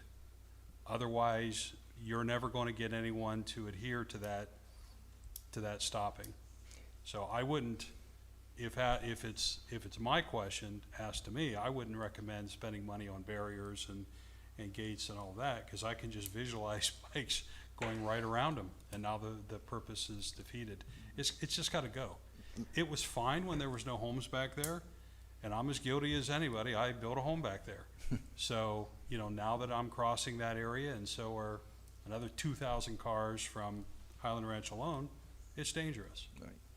Mr. Grove. But yes, it's action appropriate, yes. You're comfortable with this action that I've suggested? Okay. Mr. Grove, if you were to move it, where would you suggest it being moved to? And that's the problem I have. When I look at it, I mean, we don't want to shift it across on the other side of the street, because then you're crossing, got the people still crossing another busy road. Well, actually, if it was on the other side of the road, you would avoid crossing it further down 50, which is another dangerous intersection. Nothing like what I listed up here, but it would avoid crossing it through that intersection. The other idea I had, I didn't really pull an aerial map out, but as you zoom up, is it possible to go up around behind Canyons at Highland Ranch? There's nothing between, you've got the turnpike and then you've got Canyons at Highland Ranch.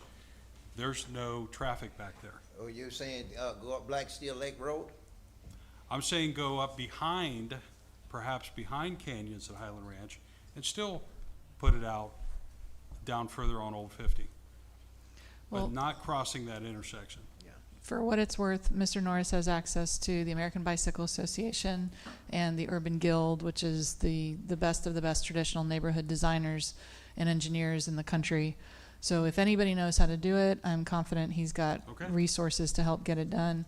To be clear to the council and staff, because I appreciate you clarifying your concern, I'm looking for potentially, the solutions might be tactics, but I'm probably saying we might need to hire someone to do a drawing to help fix this so that we No, that can makes give sense. that to the county. But I don't know until I see it, but I'm more interested in how than the what right now, and who might need to be involved in this. That's where I'm coming from. Well, the county out there surveying it is because I challenged their senior engineer to a live debate. Well, thank you for that. That sounds like fun. And I can tell you, they're sick of the traffic problems down here. They are sick of it. Nobody up there wants to hear it. Right. So it was quite the envelope to press to get them to move forward on all this. That's why you really need city council to get behind it to see it through. Yeah. Are you comfortable with the actions we've taken today? Yes. Great. Thank you. Thank you. All right. There's a gentleman Miss- who's approached Yeah, the mic. Lawson Henry at 4021 Foxhound Drive. My suggestion is kind of, to most bikes, a stop sign is only a suggestion. I would say if we could do like a low-tech thing to, is to put up a sign that says tickets will be issued before the stop sign, so that they can get your attention. Say, hey, if I don't stop or dismount at the stop sign, at the stop sign, there might be a cop around the corner waiting for me. Yeah.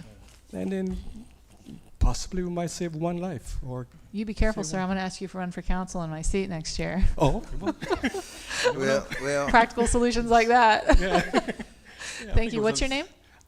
Yeah, it's Lawson Henry. Lawson, thank you. Yes. It's nice to And meet Lawson you. is my first name. Thank you. Yeah, thank you. Lawson Henry, yes. I think he was in transportation in New York, right? Yes. Okay, transportation in New York. But thank you. But Mr. Van Wagen, you understand what everything Ms. Strange said and what we have to try to get with the county. Yeah, we'll work and on see it. what we can do and everything. So, I mean, I don't have any. If they can figure out a way to move that, but I just sit here when I vision. I don't care where you think me. I'm thinking whenever we move it, wherever we move it, you're gonna have to cross the streets and everything out there. But we need to do something about that intersection because it is scary. It was scary even before a lot of homes came out there. Item number 18 has been removed. Number 19, ordinance number 2025-039, introduction is transmittal. So I guess we need a report.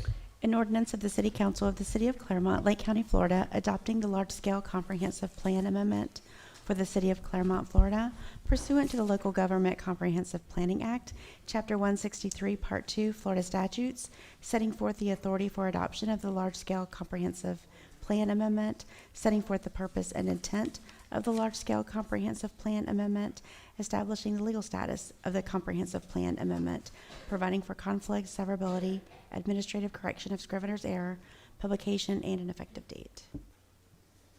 Thank you. Yes, sir. Good evening, Mayor, City Council members, and guests. John Cruz.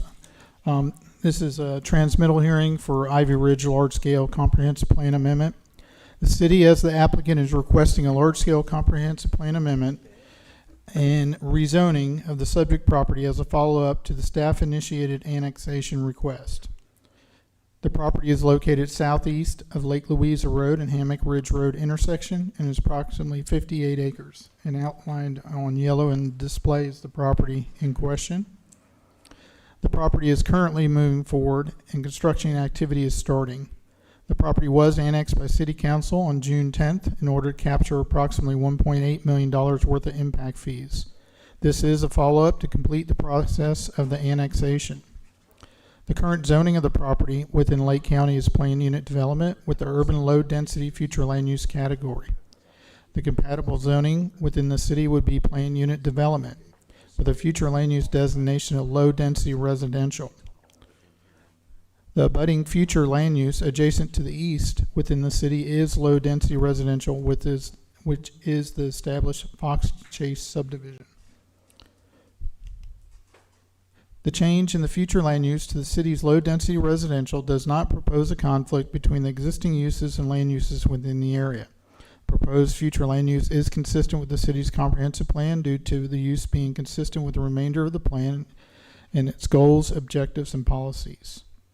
The Planning and Zoning Commission recommended approval 5-0 for transmittal. Staff recommends transmittal of the large-scale comprehensive plan amendment. Sorry about that. There we go. Okay.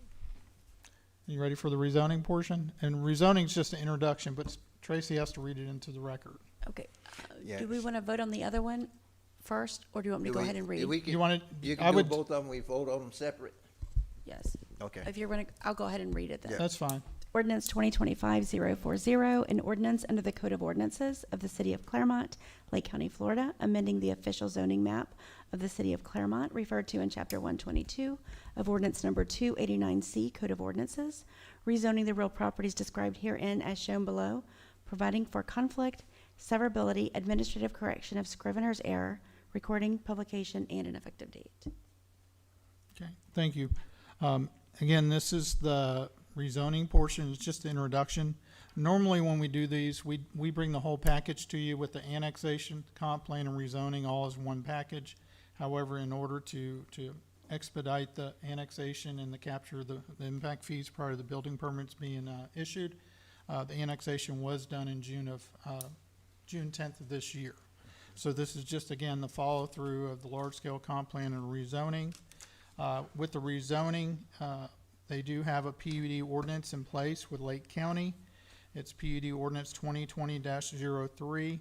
We are bringing that over into the city's format, like for a like, with small adjustments made to code references from county to city. The planning and zoning did recommend approval. They did request one condition added, but it was already in the ordinance to address, I believe it was the landscaping. Staff does recommend approval of the introduction for this ordinance. Okay, thank you, sir. This is a public hearing. Anyone in the public wish to address either one of these items may come to the microphone and state your name and address and have 3 minutes. Anyone in the public wish to address either one of these items, item 19 and 20, please come to the microphone and state your name and address and have 3 minutes.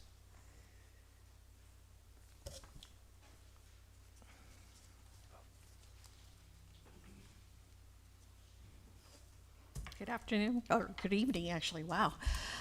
Jenny May, 4062 Greystone Drive. I'm here speaking, I guess, as a planning and zoning as well as a resident.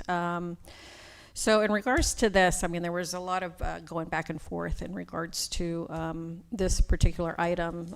Our understanding is that on the first one, which is the large-scale comprehensive plan amendment, it didn't really matter what we voted, if it was yes or no, because since it was already annexed and approved, that the developer would go ahead and develop it anyways. So that was item number one. Now, item two, you know, my particular issue with this one was, and the addition was of the landscaping. I live and drive this every day. It's just a shame that we continue to get these projects brought to us from the county to the city before any of this has been looked at. I mean, if you drive by, it is completely bulldozed down. We had trees there, bulldozed down, roads are already in. I mean, there's really, what do we do? Do we put the trees back in? It's one of those where you put the cart before the horse. I just don't know how this is going to continue, because it is going to continue, because the next item is the same thing. And that one, you know, we're getting at 660 homes, and that's completely bulldozed over as well, you know, with the roads. At least with that one, that developer has put a lot of conditions that would benefit our city. Let's stick with item 19 and 20. I understand that, sorry. So going back to item two, my issue here is that there could have been more conditions added to this one. You know, our packages were very limited because, as they said, the information is at the county coming to the city. So, what conditions would you want to see? Well, I mean, the trees are gone, so I want some more landscaping. You know, I was the one that added the condition for the landscaping to make sure that we can get some more buffers and some more green. I mean, it's just completely destroyed. Sorry, that's just my opinion as a resident. You know, there was issues as well with traffic. This is going to add more traffic. It is a 4-lane road. We have tons of traffic. I know one of the gentlemen on our commission, John, is adamant about traffic studies. We weren't really provided a traffic study on this one. You know, we have the issue with this one. We're going on a 4-lane road off of Hammock Ridge Road. However, there is also an exit onto Lakeshore Drive, I believe is that one, and that's a 2-lane road. Is that, yeah. Yeah, so those were some of the concerns. Thank you. Anyone else? Anyone else? Mr. Administrator, do we have anyone on line? No, sir. Okay, well, I'm gonna close public comment and bring back to council. Let me say this, Ms. Jenny, this project, it did come to the city, to the council. We actually rejected this project when they first came up with it. They tried to get us to approve it, and we didn't like a lot of the things that was in it, and also we rejected, but they took it to the county, okay?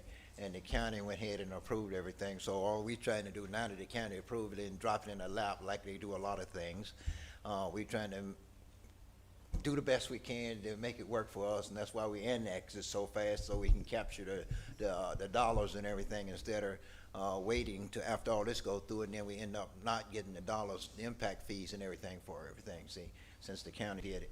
Okay, so it's a matter of, I can understand the frustration because I was very frustrated with the project when they came to us to begin with. I didn't like any of the project, period. And it's all rental out there. It's supposed to be all rentals if I'm not mistaken. And the other thing I see, about 10 years down the road, they're becoming permanent homes, okay, which gonna really create a lot of problem for us out there, infrastructure-wise. What does that mean, they're long-term rentals? Well, I've never heard such a thing. Well, I call it the new apartments is what I'm calling it. Basically, you're seeing these kind of areas pop up all over the country where they building small homes on these small lots and things like that, and they're mainly rentals, okay? And I'm like, it's getting away from the high-rise apartments and everything, and they're putting homes, single-family homes, but I do anticipate, like I said, within about 10 years, they would probably start turning around selling them for permanent homes and everything, not rentals anymore. That's one of the reasons I didn't like the small lots and the way they were squeezing everything in. Are you saying the issue is that the developer is planning to keep the title and then rent? Or I didn't see anything in the paperwork that was a special zoning for rentals. These are all rental properties. They're single, they're gonna be single-family residences, each with an individual parcel ID. However, they're not going to be sold, or the intent, from what I understand, is they're not going to be sold like a traditional developer developing a neighborhood would do them, where they'd have a model home and they'd have a sales agent and they'd sell these lots to individual folks. I think this is usually, in my experience working in residential real estate, these are companies that hold on to the deeds for these properties, even though they are all individually parceled single-family residences, and they rent them as rentals, as homes to rent versus homes to buy. Think of it that way. It's being developed as a homes to rent versus homes to buy. And they market it as a way for people to get into a home rather than an apartment, but not have to take on a mortgage, etc. That's not my language. That's how it's just marketed. Yeah. Sure. Sorry, Mr. Cruz, I didn't realize you had some. No, that is correct. Each parcel will have its own alternate key number, will be taxed, just like a single-family home, but it'll be owned by one company or corporation, and they will lease them out for long-term rentals. But for clarification, we're not approving or we're not It's already been authorizing approved. that. That's It's already just- been approved. It's already been That's just approved. what the developer's plan is. That is what the we're saying. developer's plan. That is correct. Okay. There's nothing in our ordinance that says it must be used for rentals, or No. there's no special exception that we're making for No. rentals. No. That's just the way the developer developed the property. He developed it that way, and like I say, when it came to us, we kind of turned it down a couple of years ago, but they took it to the county, and the county went ahead and approved it. Okay. Mr. Norris, I'm going to ask you to come up again. Sorry. Get used to it. You and Scott can have coffee. What I would like to do is figure out, because this is the first reading, so there's a second reading. So if we want to make changes to anything, we have to do it now, and so on. So what I'm interested in is how can we plant any seeds so that this project, even if not with this developer, but in the future, can maybe be something better than what it is. What tools are in our toolbox that we can leverage at this point in the process? It's been annexed, but it hasn't been rezoned. What can we do, if anything? The first thing that I would do, because this really impacts the long-term economic development opportunities for the city more than anything else. You know, I heard the mayor say a few weeks ago that the number one complaint in this town is traffic. Yep. All right, this development right here is going to do nothing but create more traffic and create no amenity for anybody around them. So this is bad news for the city, and it's because of the county and other things. So what I would suggest that we do is give us a week or so to sort of study all the negative things that keep happening as the county allows development around us and things like that, and sort of look at that list. Then I need to get with the city attorney and have a discussion about what are the different tools that we can do to prevent these. Some things will be as simple as asking questions ahead of time, but there's also potentially creative ways we can come up with putting conditions on how we do this or how we do that. So it's really just a matter of sort of studying this, because you're right, this isn't the only place where this is going to arise. No. It's not the only place where it's arisen in the past, and we need to do our best to protect the future of our town, because otherwise this is just this reduces the quality of life for everybody. So we annexed this property in June. It's now November. Is there any harm in us tabling this and giving Mr. Norris and his team a chance to see if they can bring us something better than what this is? Well, at this point, I don't think there's too much we can do at this point, okay? It's just going through the motion now. Like I say, they came to us. We wasn't happy with what they were proposing, and we flat out rejected it, okay? Yeah. And they took it to the county. Of course, once they got to the county looked at it and gave them everything they wanted. The problem we're having is the county not respecting our wishes and our desires, okay? When I first became mayor, one of the things I did was ask the county to, hey, when you have a project that's coming up in the Clermont area and it's in the county, and you have to work on it before you make any decision, send it to us and let us take a look at it. They was doing that at one point, and that's what happened with this one. They actually sent it, let us look at it first, but the developer wasn't happy with it when we told him, no, we didn't like. Actually, what we told them is, okay, we will allow you to build this subdivision, but here's the stipulation you have to go by. You know, we laid down some of our rules and our ordinance, and they wasn't happy with it. Sure. So they took it to the county. Well, Mr. Watt. And that's what happened quite a bit. What is the legal result if we weren't to approve this, for example? What happens? In the short run, nothing. Okay. In the long run, we could be compelled to apply a zoning. A zoning. Correct. So at this point in time, we can apply any zoning? No, I mean, this is where the Burt-Harris Act comes in. So there's this thing called the Burt-Harris Act, which says we as a local government cannot inordinately burden a property owner's rights.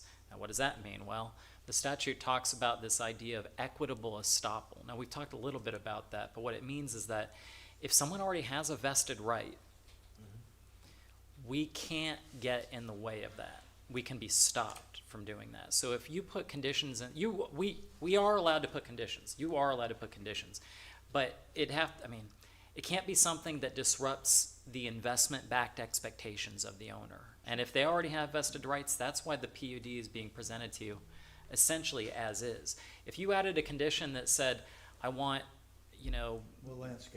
the names of the streets named after the city attorney, that seems like a humble, reasonable request.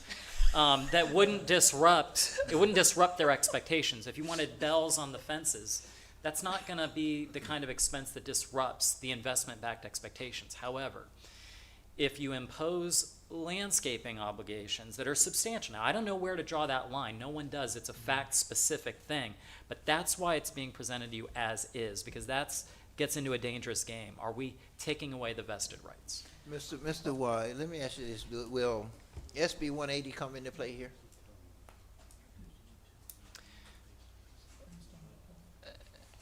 Yes. Okay. I mean, not that it's being, look, we've already violated it at will. We don't I mean, and nothing's happened, and we haven't been challenged. And by the way, a lot of municipalities are. Challenged. Exactly. However, so yes, as a technical matter, I think the answer to your question, Mayor, is we could do something that violates SB 180. We're not right now. Right. Okay. Well, here's my concern, and then I'll end it, I think, is when you look at this 60 acres and you add the Hammock Ridge, Lake Louisa Road property, what you have is 80 acres of residences. And the New Urbanist community says that 80 acres is a town. It should be a town. It should be a walkable, bikeable town. And what do you need in a town? You need maybe a post office, that's the old one. I say a grocery store, some sort of way for people to educate, sort of way for people to recreate.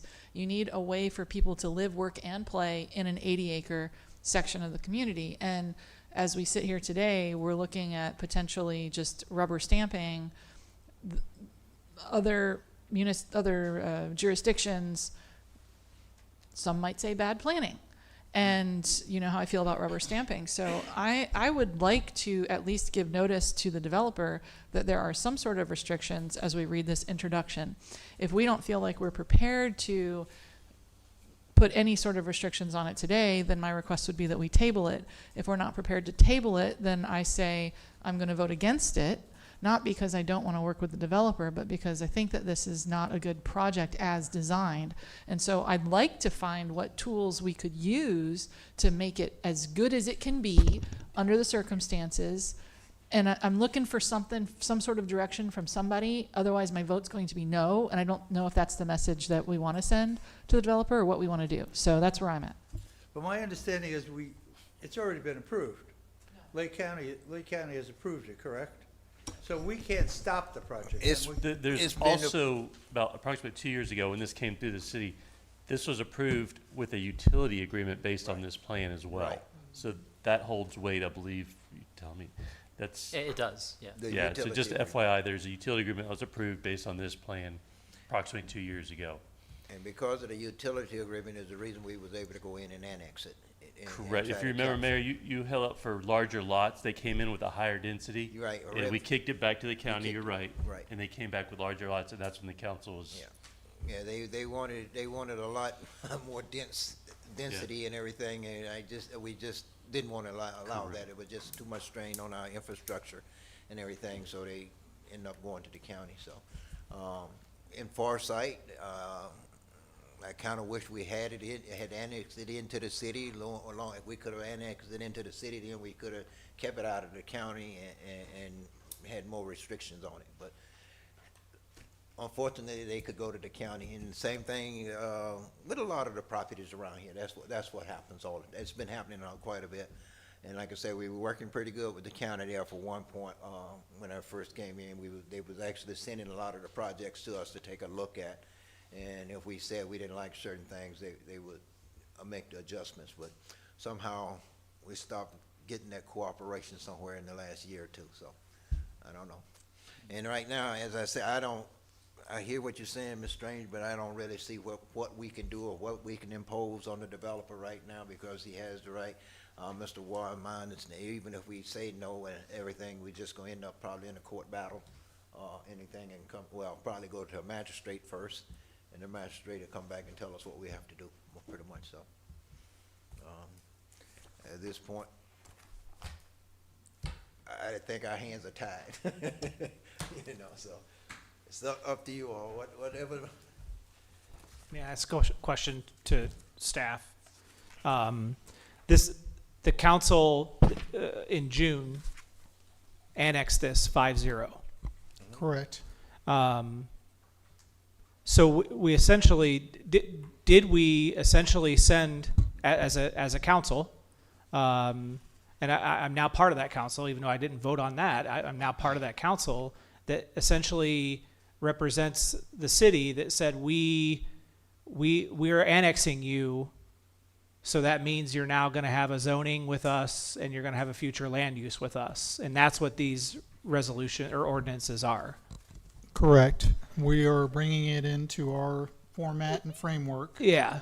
For example, future land use is low density residential, and then the county has their own urban low. Right. So what we're doing is bringing them into alignment, so that way if someone calls and says, what's my zoning and future land use in the city, we can say, well, you don't have one in the city, you have one in the county. So we're just trying to get it to align what the city has in place for the framework. Right. Um, And with our approval of the annexation and potentially with a rezone and future land use,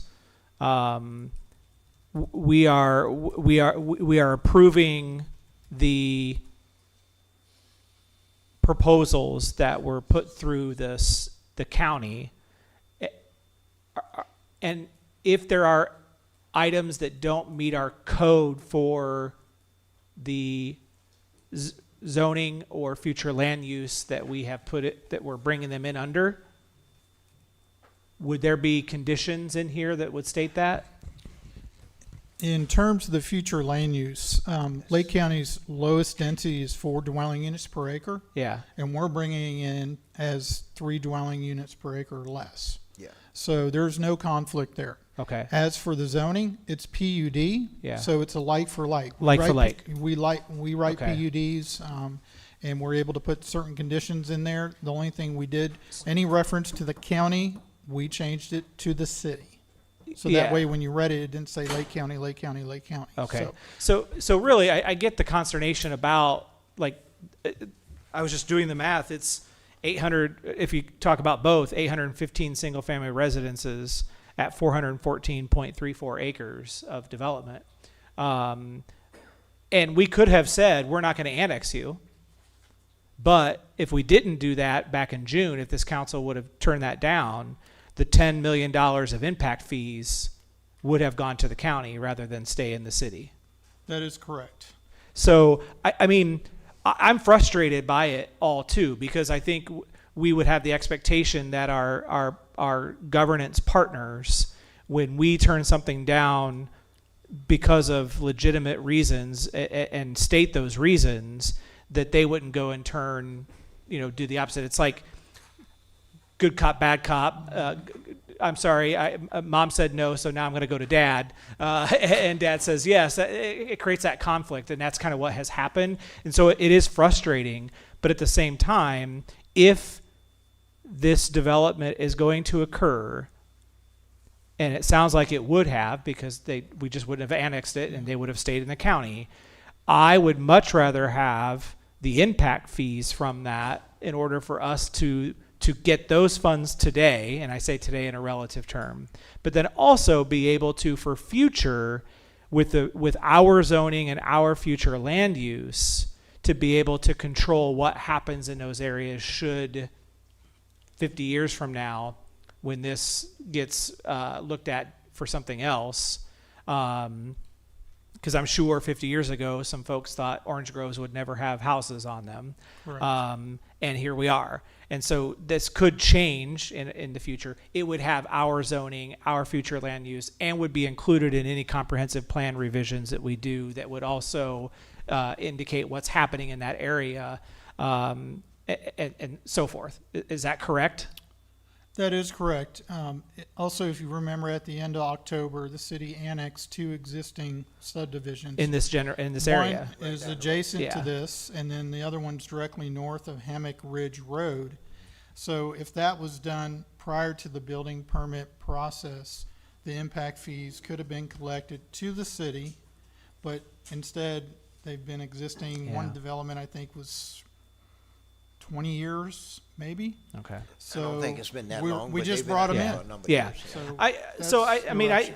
I guess I say all that just to say I'm frustrated too. I do get that, in all honesty, and I think the reality is that this is a larger problem that we have with developments that this city council or a previous city council, because sometimes whether we like it or not, us sitting up here, we're still the city council in the eyes of the law, whether we were on the dais when the vote occurred or not.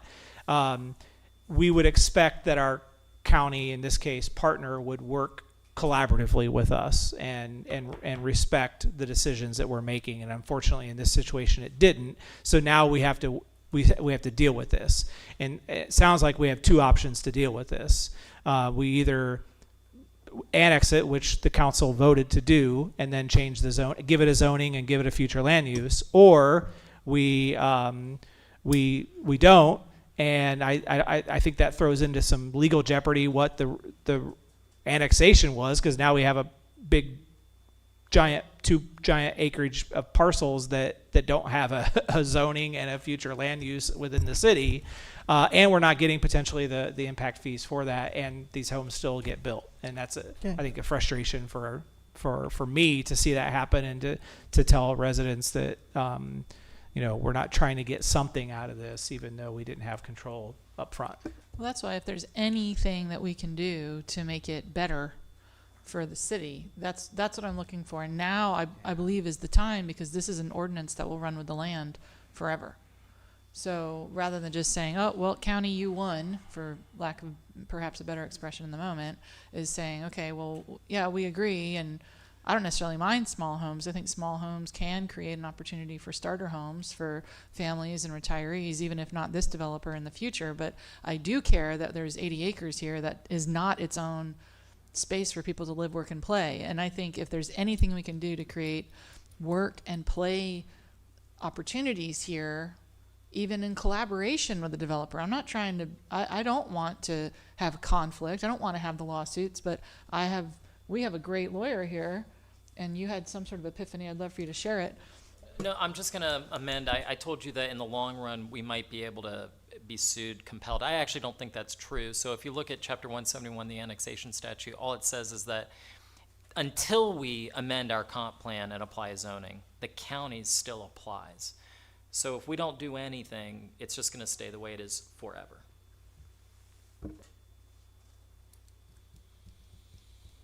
Did they apply for this? Did the property owner apply for the rezoning? I think we are the petitioner. No, the city is the applicant, and again, normally the way it works is annexations go hand in hand with the comp plan and rezoning. But since we were looking at annexing, getting that in for the building permit impact fees, that was done first, because this process, since it's a large-scale comp plan, we have to transmit to state agencies for review and feedback. So that is something that normally takes a 60-day window in terms of transmittal, responses come back, and the large-scale comp plan will come back to you for final adoption along with the final PUD rezoning. But if we don't transmit, then, as Mr. Wall said, it could sit there based on the annexation statute with county zoning and county future land use, and we just reference their PUD document. But So- it won't stop the project. No. It won't stop the project, but it could give us control. Here's how I feel. If we move forward with this, what we're doing is we're committing that this bad project will never change. My motion is that we table this until the December meeting, giving staff time to sit down with the developer and see if they can come up with a plan that works with the developer that might include work and play components in their existing plan, so that we can come back with maybe something a little bit better than what we have. So my motion is to table this until the December meeting.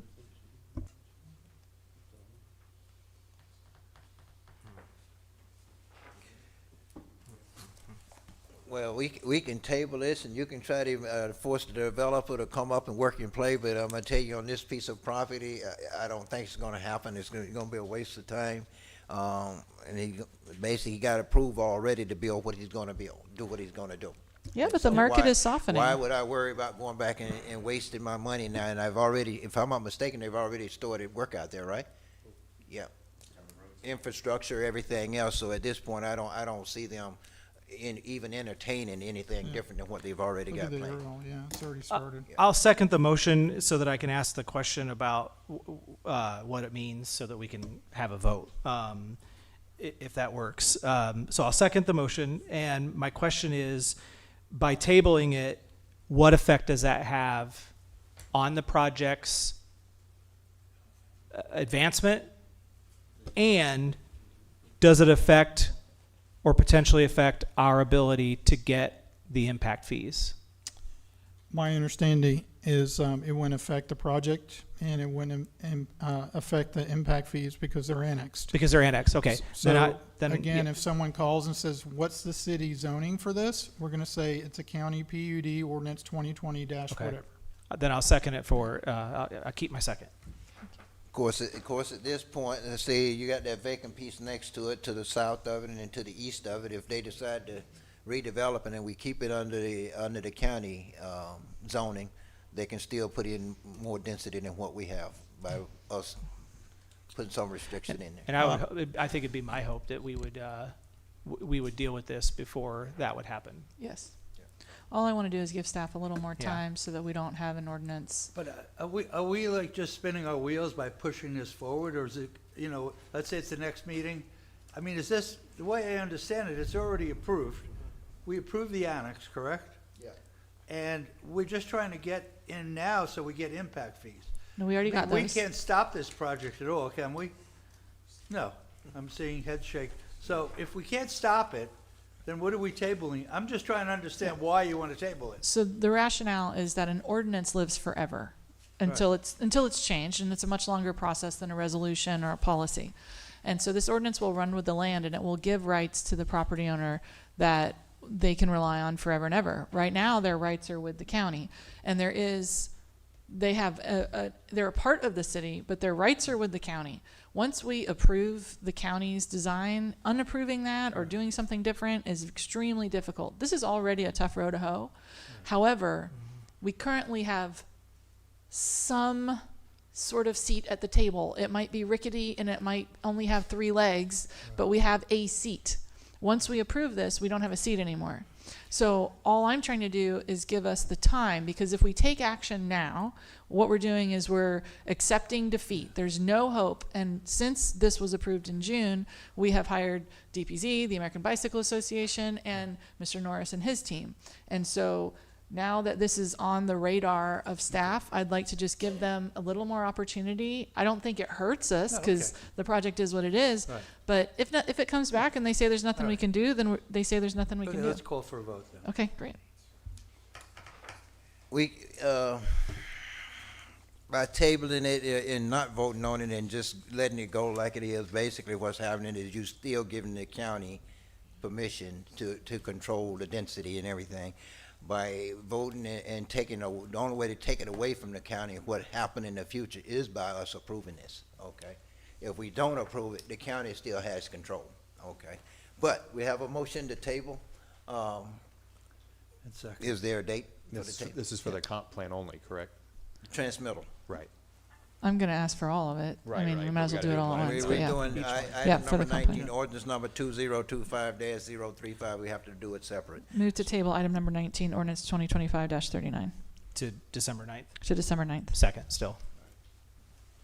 Have a motion and a second to table item number 19, ordinance number 2025-039, introduction for transmittal until December 9th. Is it December 9th or December? Okay, December 9th. December 9th. Okay, December 9th. Any further discussion? All in favor, let it be known by saying aye. Aye. All opposed? And chair vote aye as well. Motion carries 4-0. Item number 20, ordinance number 2025-040, introduction, rezoning. Is You've there a already read it, motion? right? Motion to table item number 20, ordinance 2025-040. I second it. I have a motion and a second to table item number 20, ordinance number 2025-040. Any further discussion? Hearing none, all in favor, let it be known by saying aye. Aye. All opposed? Chair vote aye as well. Motion carried 4-0.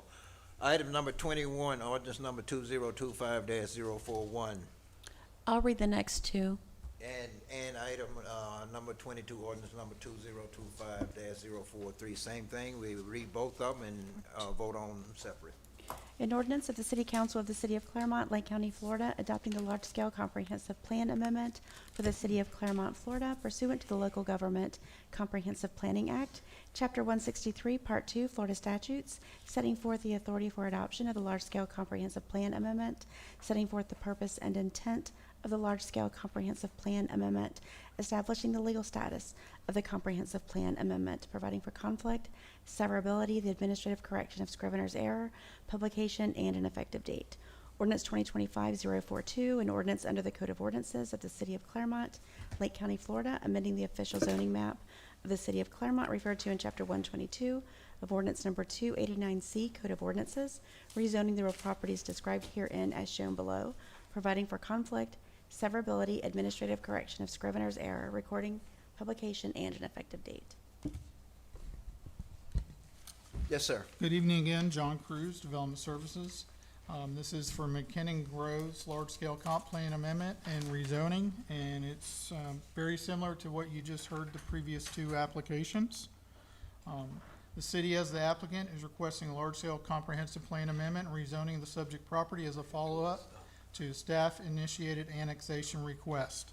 Outlined in yellow is the property in question. The property is located south of Harwood Marsh Road and west of the Lake Orange County line and is approximately 357 acres. The property was approved under PUD ordinance number 2021-36 in Lake County for up to 660 single-family dwelling units, along with 520,000 square feet of non-residential use. The project is currently moving forward and construction activity is starting. The property was annexed by City Council on June 10th prior to building permit issuance to capture approximately $8.3 million worth of impact fees on the residential portion of the development. No commercial construction has started at the moment.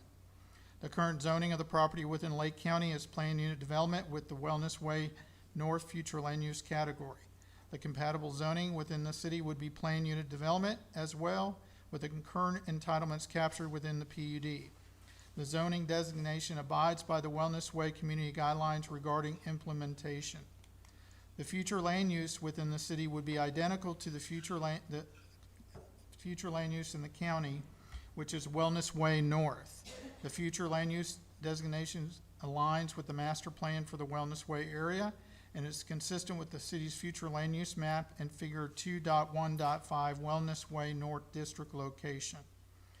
The change in the future land use to the existing Wellness Way North does not propose a conflict between the existing uses and land uses within the area. The proposed future land use is consistent with the city's comprehensive plan and its goals, objectives, and policies.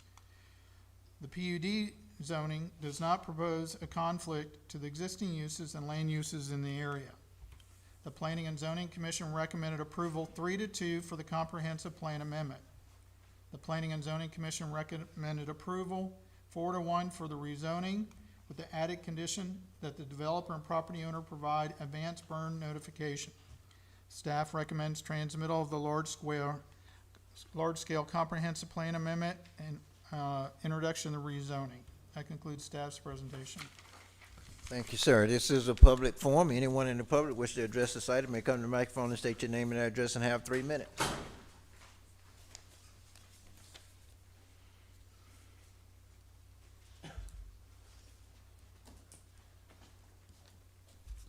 Joe Famasi, 2693 Jumping Jack Way, Wellness Way. So after I heard about this development coming in, I went to the P&Z and I spoke about the issue of lack of water down in this situation. I know that the city has some land set aside over there, and I was asking that maybe you could work with the developer to help bring a water system for the whole Wellness Way area. I know that the Department of Works put forward an idea of a holding tank. This situation is perfect. That's open land, the construction's just started, and you could run pipelines all the way down to Parkside Trail with minimal issues. You're not gonna be cutting through a whole bunch of neighborhoods to have to do it. So I hope you consider something. Also, the burn notice.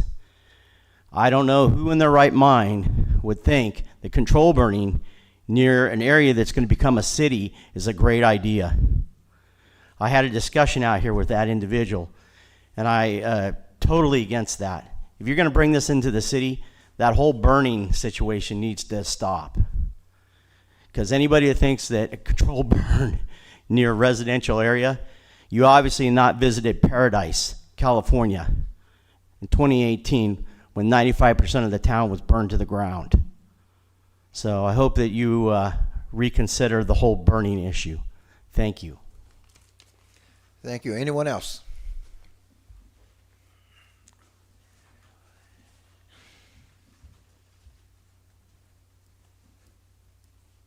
Jenny May, 4062 Greystone Drive.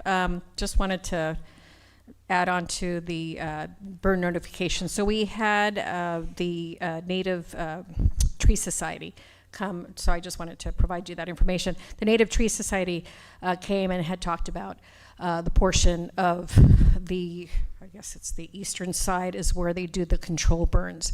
And so that is something that he had brought up.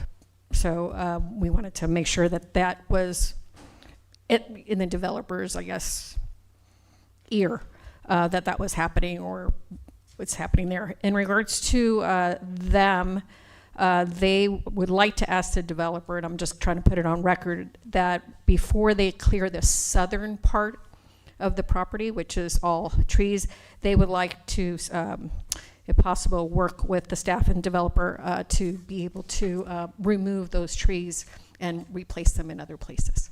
So, and that's it. Thank you. Thank you. Anyone else? This is a public forum. Anyone in the public wish to address this item may come to the microphone, state your name and address, and have 3 minutes. Anyone else? Seeing no one else, I close public forum in the chamber.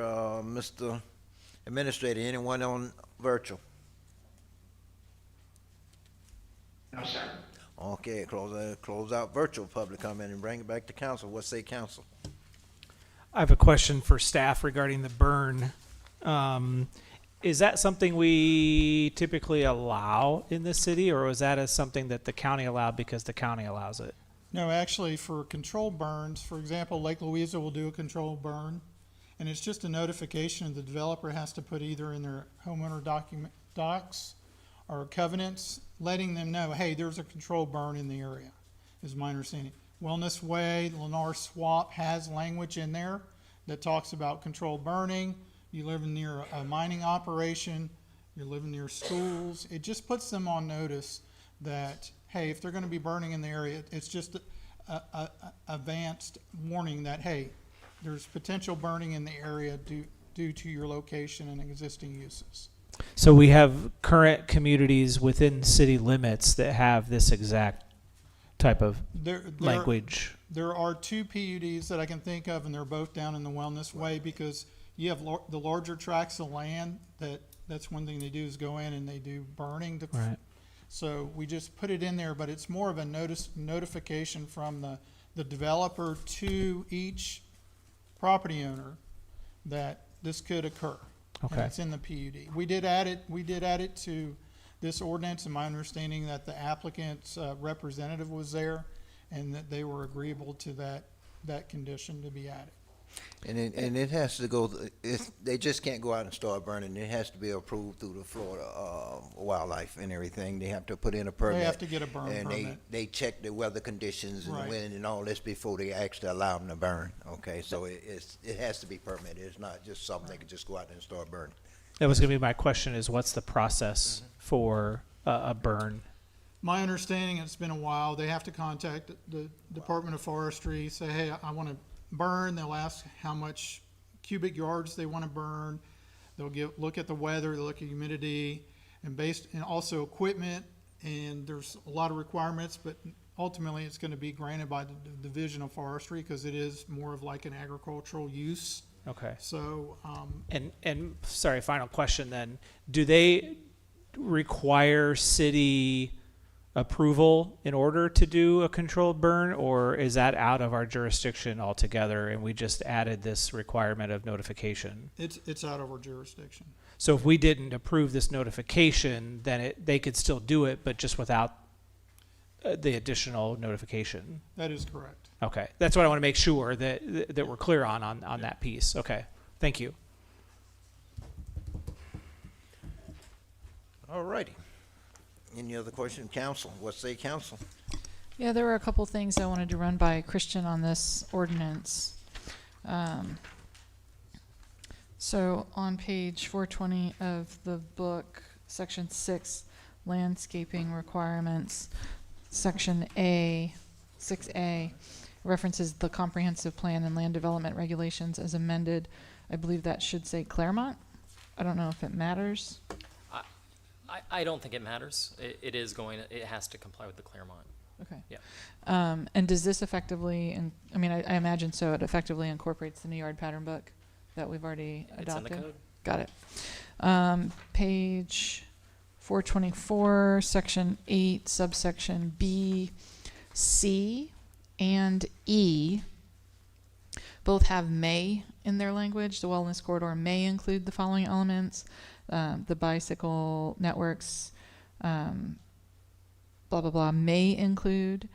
Is it beyond our scope to say they must include a certain number of those elements? What are you looking at? On my book, it's page 424. It's section 8, subsection C 8C. and E. So C and E I both see, have I may. see. I don't Can we see make it those in- mandatory? Oh, I see. Hold on. Bicycle. The wellness corridor may include the following. And I'm thinking like for C, must Well- include at least 4 of the elements, and for E, I- must include at least 2 of the elements. I think Because you know that's- may means they could not do it Well, completely. the issue there is, I'm not sure that you get to where you want to be because of the and or. So looking at C, the wellness corridor may include the following elements: 1 little I, 2 little I, all the way down to 6 little I. Mhm. It says and or, so it's Mhm. like shall, Mhm. 1 or. So you still only get 1 necessarily. But if Right. that's what your intention, then yes. Well, I was just thinking, can we put a number on those? Yeah, I mean, you can, well,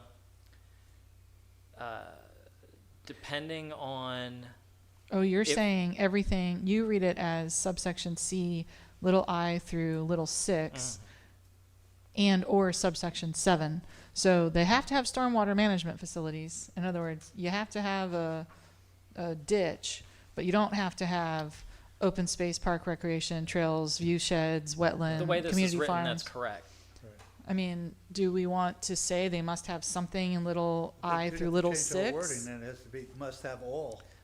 Well, I'm thinking at least one of the items in I through 6, and then down under E, the same thing. At least one of the items in I through, little 1 through 3, and 4, and or 4. I mean, The answer to that depends. Is there a site plan approved for the wellness corridor already? Well, Yeah, there is. well, if that's the case, then Nothing we can do. I don't think so, because they already have, it's a vested right under the equitable estoppel doctrine.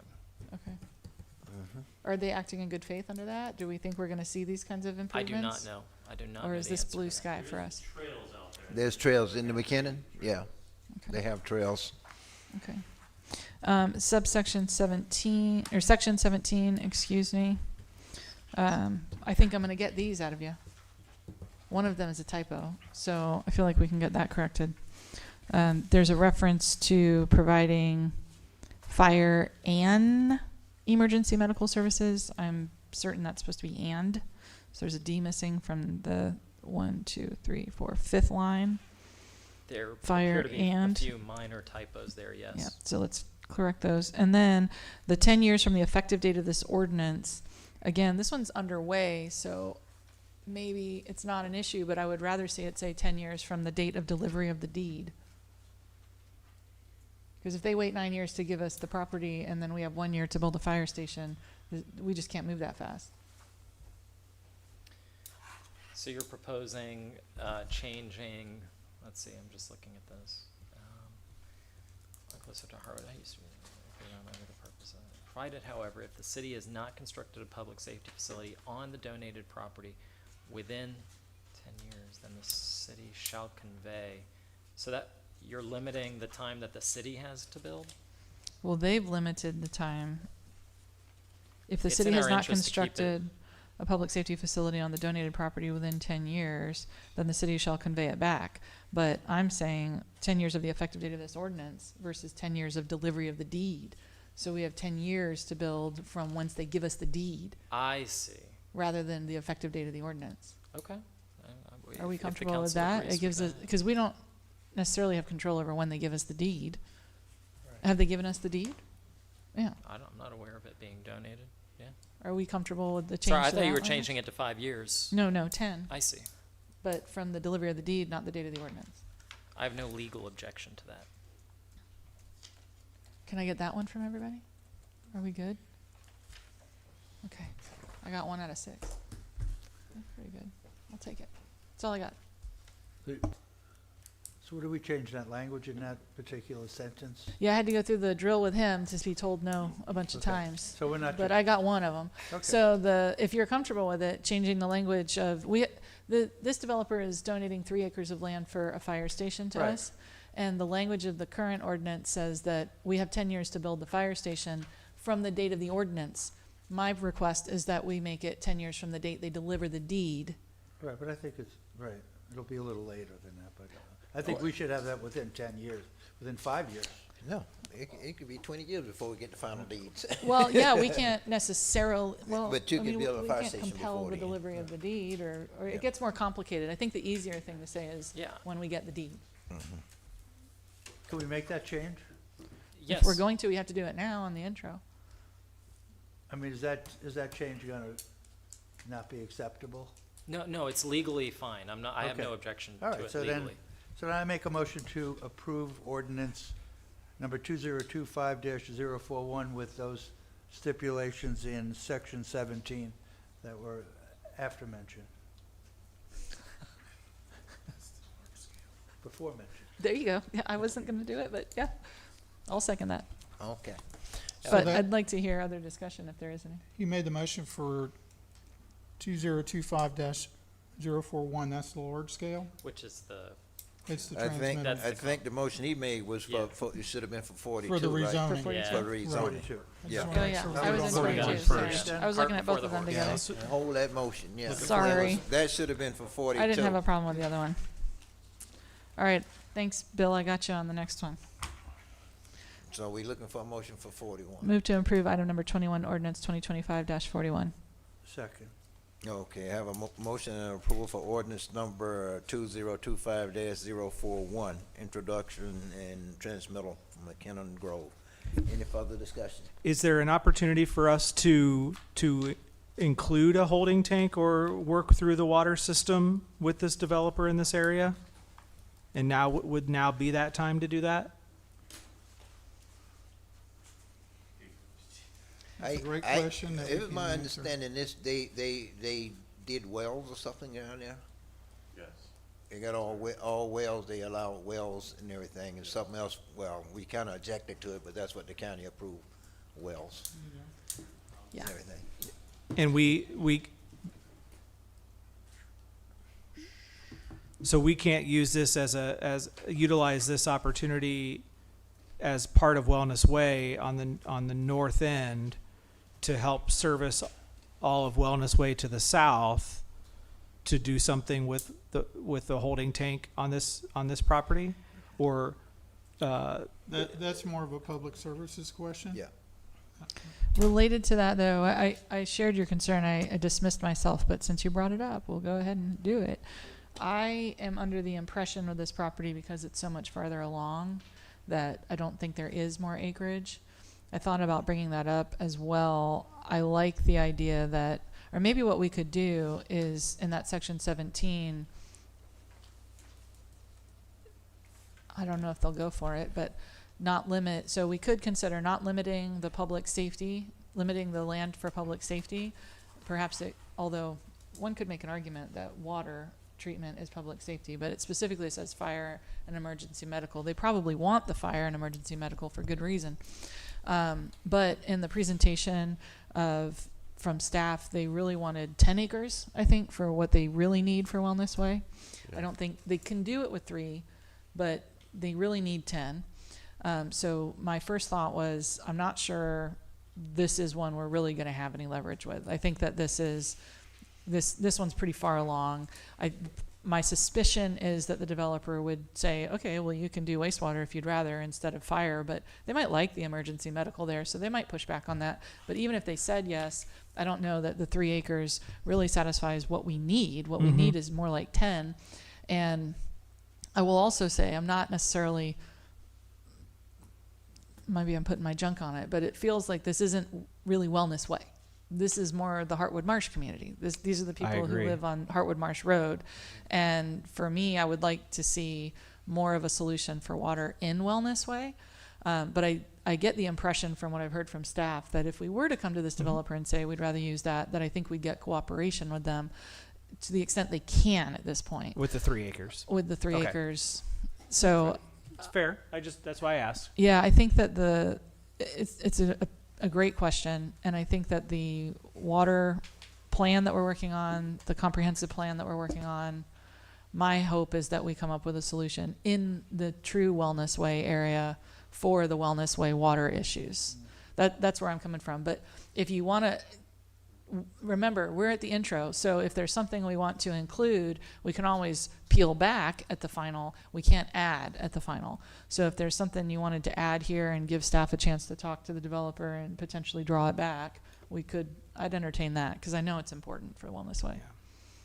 Well, and I don't want to create a situation where it's water or fire, Right. and now we've got this Sophie's choice. Right. And so, you know, if we're getting at least 3 acres for fire at this point, I agree with you. I think that if for whatever reason staff has a conversation with the developer and with guidance from us as council, they are able to do something different with relation to water or wastewater instead of fire in that 3 acre parcel.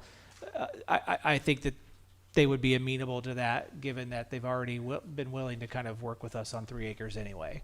I think if they were unwilling to work, they wouldn't have given us 3 Right. in that regard. So Part of our challenge is the geographic location from the one station to the other. Yeah. And Chief could talk to you, but we feel like that's the station we're going to need at one Oh, I point. agree with you wholeheartedly. So I'm I just would hate thinking to lose it. if there was some scenario in which we had a different parcel that was like, oh my gosh, this is the parcel, and now we've got this 3 acres, maybe we could go back and work with them on something related to utilities. It sounds like we have a willing partner who would be willing to do that. So I don't want to move anything at this point. I'm willing to vote on transmittal at this point. Okay, Mr.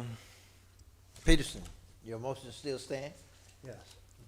Okay, with the added language in there, what was it? With amending section 17. 17. That's for the next one though, right? No, that's the one we getting ready to vote on now, right? Well, didn't we vote on, We haven't voted on 41 yet. Oh, we didn't. Oh, We had a never motion and a did, second. Okay. Well,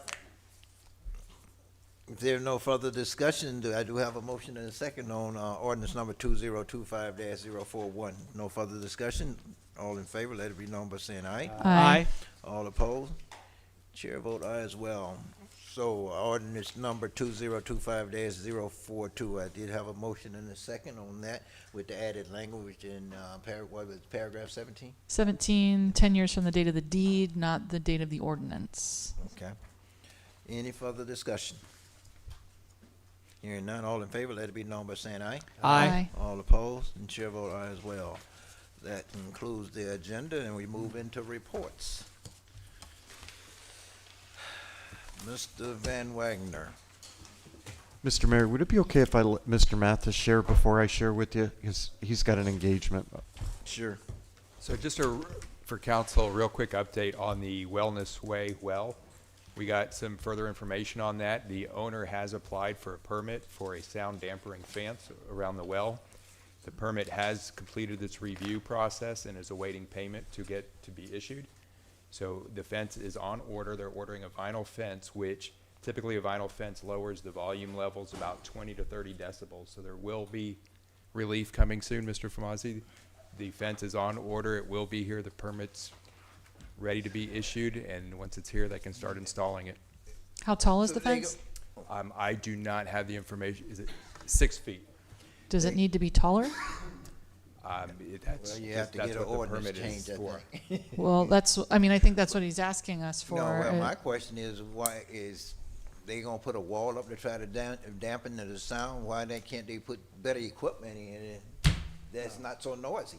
Well, I can't answer that. That's what the well does. But the vinyl fence is, other than a block wall, is the best sound Is there any other sound solution? dampering of any fence type. Well, I think. Well, our attorney says there's other solutions that we could employ. I'm not an engineer or an expert or anything. It's just, as Mr. Spock said, there's always possibilities. Yeah. Just refer to Mr. Spock. Well, I just don't think, putting up a wall, to me, isn't the solution, but, if it'll quieten it down a little bit, but I think they need to just change the equipment out, better equipment is is what it sounds like to me. I do appreciate the quick action on their part. I think that that is good, and that is a sign of a good move. But I tend to agree. I think that a fence and maybe I think a taller fence, I think landscaping might be helpful to help buffer, with some trees. But at the end of the day, I'm not sure that's going to mitigate the homeowners' legitimate concerns. And to me, this is a noise ordinance issue. This is a nuisance issue. I mean, there's potential code issues, I would imagine. I think it's a nuisance. So there wouldn't be council support from this seat if I hear that video again from that dais in the form of evidence. So if they want a taller fence, I mean, whatever they need to do to not have that sound, I'm going to support it. But I'm not going to support if it's 50%. That's not going to cut it for me. I'm going to be on the side of the residents in that. So I like that they moved quickly, but I would like them to come up with a good solution. And if there's anything else we can do, let us know what that is. Yeah, well, we can always ask for vegetation around the fence because that'll add another layer of sound. If it's still not enough, then we can go back to the drawing board.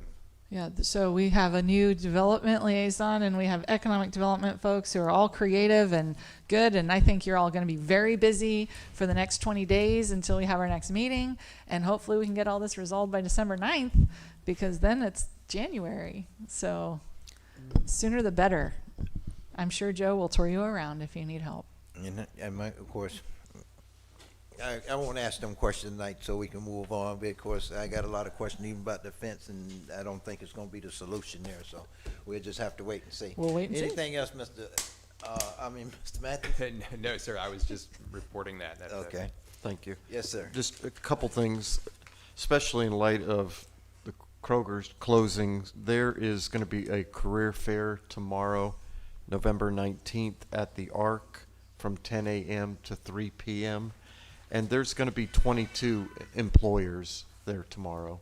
So great. We hosting that, right? In the Arc, yes, sir. So good timing for that. What time? 10 a.m. to 3 p.m. tomorrow. And what should people bring with them?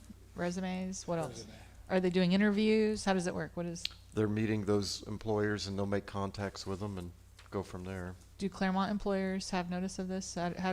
Who's coming, I guess is my point. I don't have the names. Yes, the information was put out and flyers were put out and sent out I think over a month ago. I think I started seeing it sent out, and everything. As a matter of fact, it's a flyer on the door as you come into City Hall. Earlier yesterday, when I was leaving City Hall, a couple of people were sitting there writing the information off the flyer in the window at the City Hall door. Will the city have a staff member there to do our jobs? We're doing the city. We're actually doing the career fair. No, I mean, will we have someone doing interviews, because we have open positions in the city right now? Yes. And did anyone tell Mineola? Like, do we know if the other local governments are going to have a presence? I'd have to ask Brian. I don't know. Yeah, if they are or not. that would be helpful, because. I can ask him. Okay. And police and fire should be there. Yep. Right? Yeah. I believe they are. I believe they were listed on or at least PD was listed on the fire, maybe as well, on the flyer that was the city put out. I don't know for sure. Yeah. Good. That's good to hear. Yeah, Okay. but I think most of our departments are supposed to be there because it's one that's handled through our HR and everything. So. Right. Mm-hmm. Okay, great. All right. Just some important dates. City offices are going to be closed November 27th and 28th for Thanksgiving. And then our next scheduled council meeting is December 9th. Okay. Okay. Light Up Clermont is December 5th. And then we got the Christmas parade. That's going to be December 6th, starting at 10 a.m. till noon. Okay. That's what I have. Thank you. Okay, just to comment on the Light Up Clermont on December 5th. Of course, I'll be back in town. I think I finish up my conference about 1 o'clock. I should be back in town for that. However, my understanding, I'm not the one doing the lighting of the tree this year. We're going to have a special guest here this year, Mr. Noah Lau, world's fastest human. Awesome. Oh, yeah. I'm so excited about that. He's supposed to actually be here to light up, do the flip switching this year. I will be here, but however, he's supposed to be the one on stage this year, if I'm not mistaken, is what I'm being told. Are we So going no- to time him and see if he does it faster than everyone else in the Well, country? Well, I guess we can do that. Let's but- not injure him. You know. But no, he's supposed to be the one doing the switches. You're just a added thing there on the light up and everything. So, Cool. yes, sir, no problem. Mr. Waugh.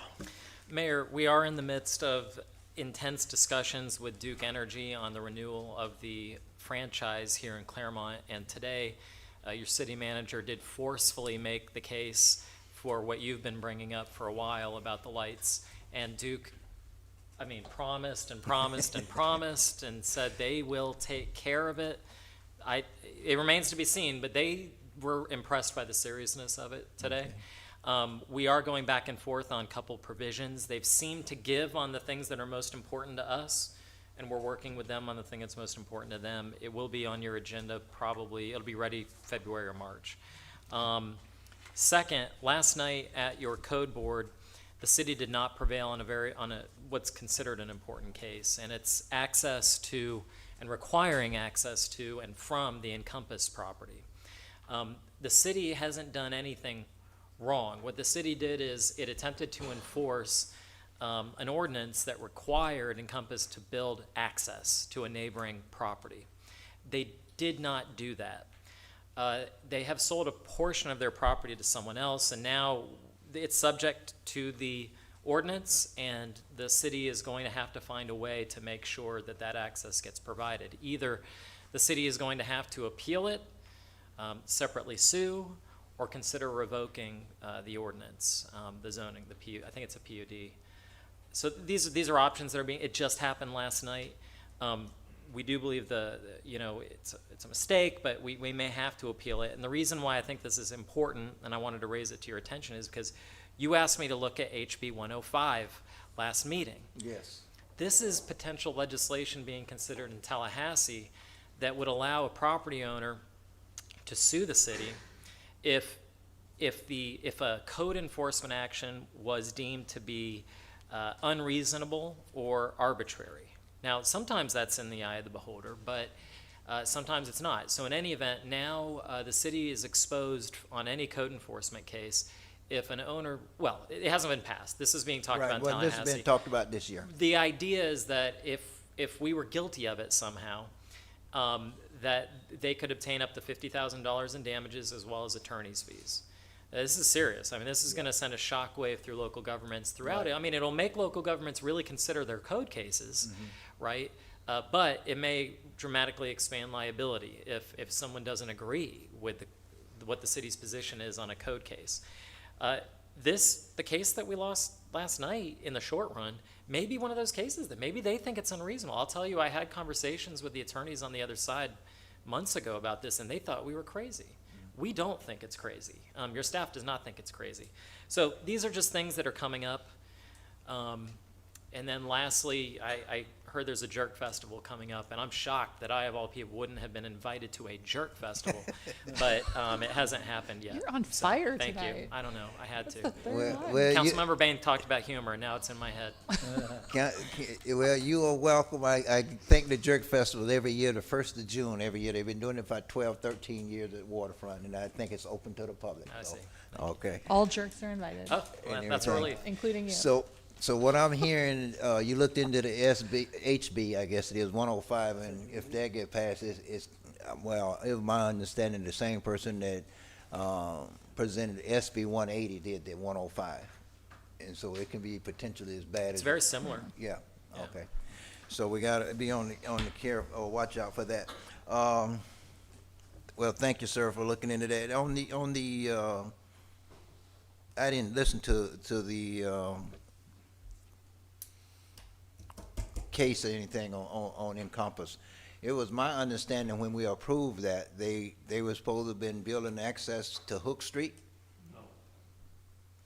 I think that's the access that could happen later. They were donating land. Yeah. They donated land for access from Hook Street, but they couldn't do anything until they built the next 50 beds.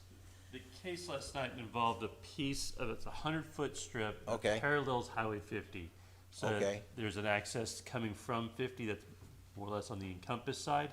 They're supposed to come in there, go down this 100-foot driveway, if you will, Right. to the neighboring property owner, because they only have one access from Right. Highway 50. That's Okay, what it was so about. the interest they have right now is on the other property owners. From Highway 50, that's 50, right. right. It's on the Encompass piece, yes. Right.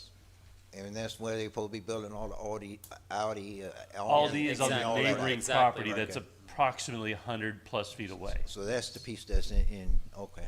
So in exchange for their approval, they were required to give basically a frontage road to the city. Exactly. That's exactly yes.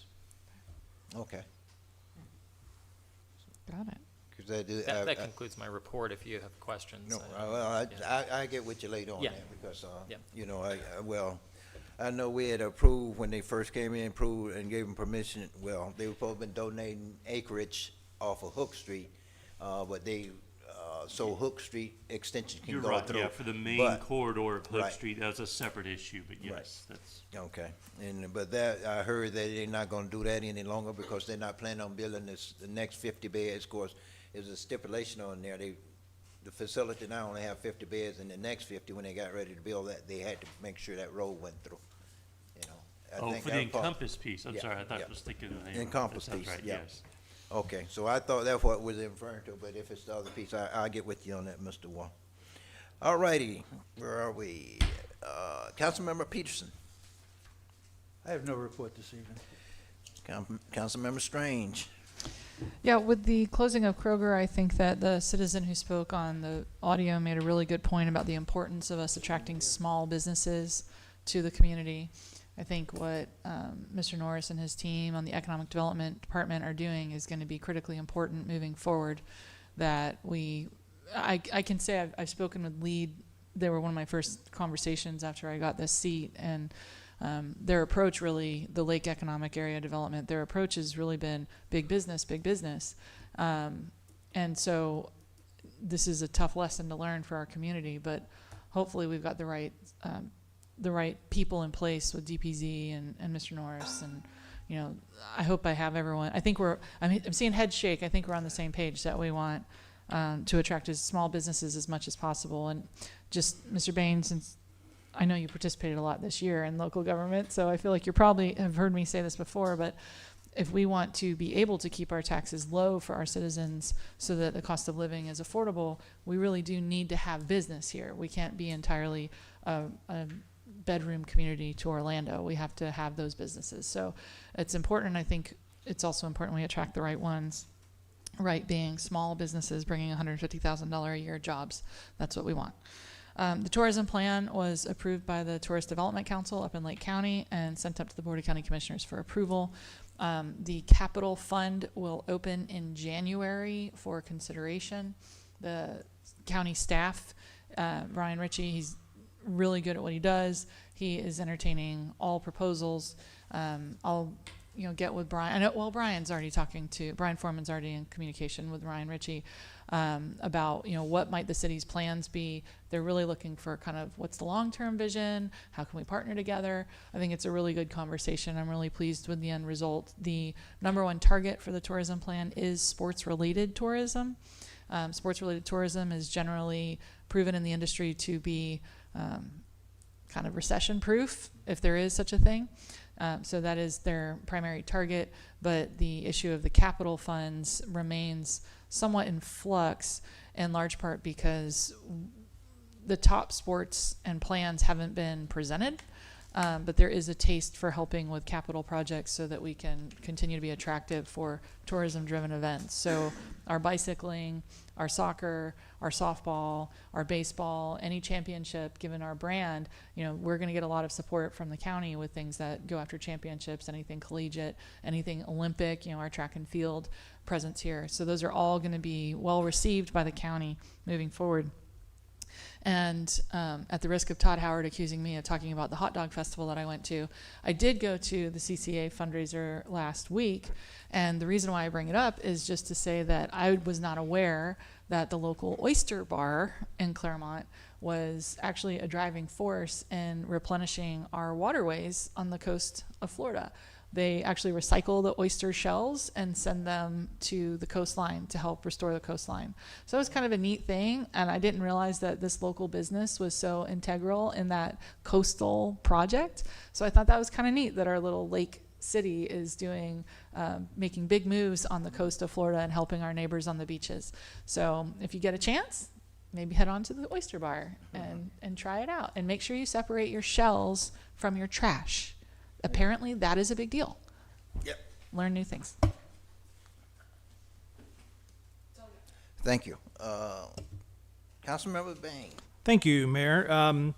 Two things. One, I was actually in City Hall when I saw the notification about the Kroger situation, and I think it speaks volumes to the new staff that we do have, and the seriousness at which they take their role, because the way that was responded to, in the sense of essentially how do we help, even though it's Groveland, but it's our community, it's our larger community. And so I think it goes without saying, but I think the expectation would be there that we as a community and as a city, with our staff, with our resources, with our support, with our love, support our neighbors and our friends, because we have to know that of the, I guess, 1,400 or somewhere ballpark of employees that are affected by this, there are several Clermont residents that are in those numbers. And not only that, but how our residents are going to be affected by the delivery of their services, some of which rely on delivery of those services. So anything we can do to help promote and find new opportunities and just be there for our neighbors and for our friends, I encourage folks to do. And with that, I just wish everyone a safe and happy Thanksgiving. Thank you. I think I talked to you, I mentioned already to you, Mr. Wall, about the e-bike bill. So if we can get on top of that one and find out what's going on with that, because I think with our trail and everything coming through here, that's going to play a big role on us. And we're already having problem with bike cyclists and everything on our roadways already. So, and I think that's what that bill is already. It was mentioned earlier about property taxes. Well, I don't know if you all been keeping up with it, what's going on with in the state. It's my understanding they don't know which one yet, but it's 8 proposals out there for the property tax, to do something with the property tax. And the meeting I was in on Monday, basically they saying they don't know which one it's going to be, but one of the 8 going to be on the ballot next year. They range from a total elimination of a property tax to scaling back to like eliminating increasing homestead each year for 10 years. I mean, it's like Bill 201, 203, 205, but all these bills out there, and they're just trying to figure out which one's going to be there. I have been assigned to the legislative committee for the Florida League of Cities, so I'm assuming that the conference I'm getting ready to go to in December, on December 3rd, 4th, and 5th, that would be one of the things that we discuss in one of the meetings. We'll be discussing this. So there's no right now, there's no replacement for property tax for whatever they decide to do. But anything they do with it, either one of the proposals, it's going to hurt the city tremendously, okay?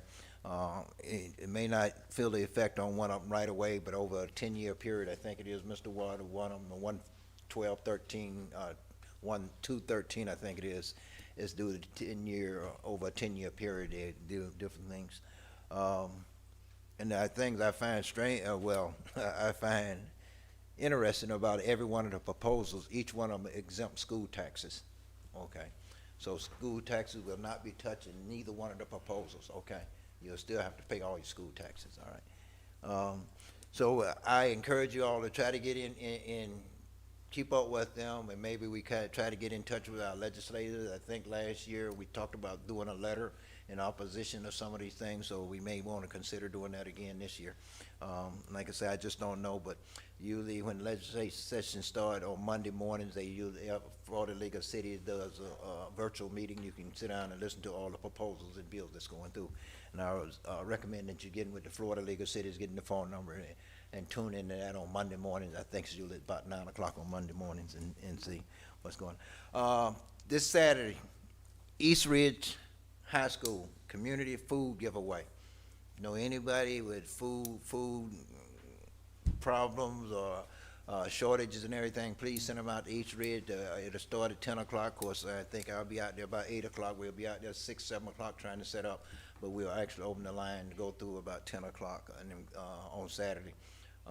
Last year we served over 700 families, so we're expecting that to even be more, but it's the biggest food drop we have in this area, and we do it every year the week before Thanksgiving. So this Saturday at East Ridge High School will be in the East Ridge Park. And if you're not doing anything, want to come out and volunteer, please come on out and help us. I have no problem with that. There was a question earlier about Hancock Road and Wellness Way. Oh, he left.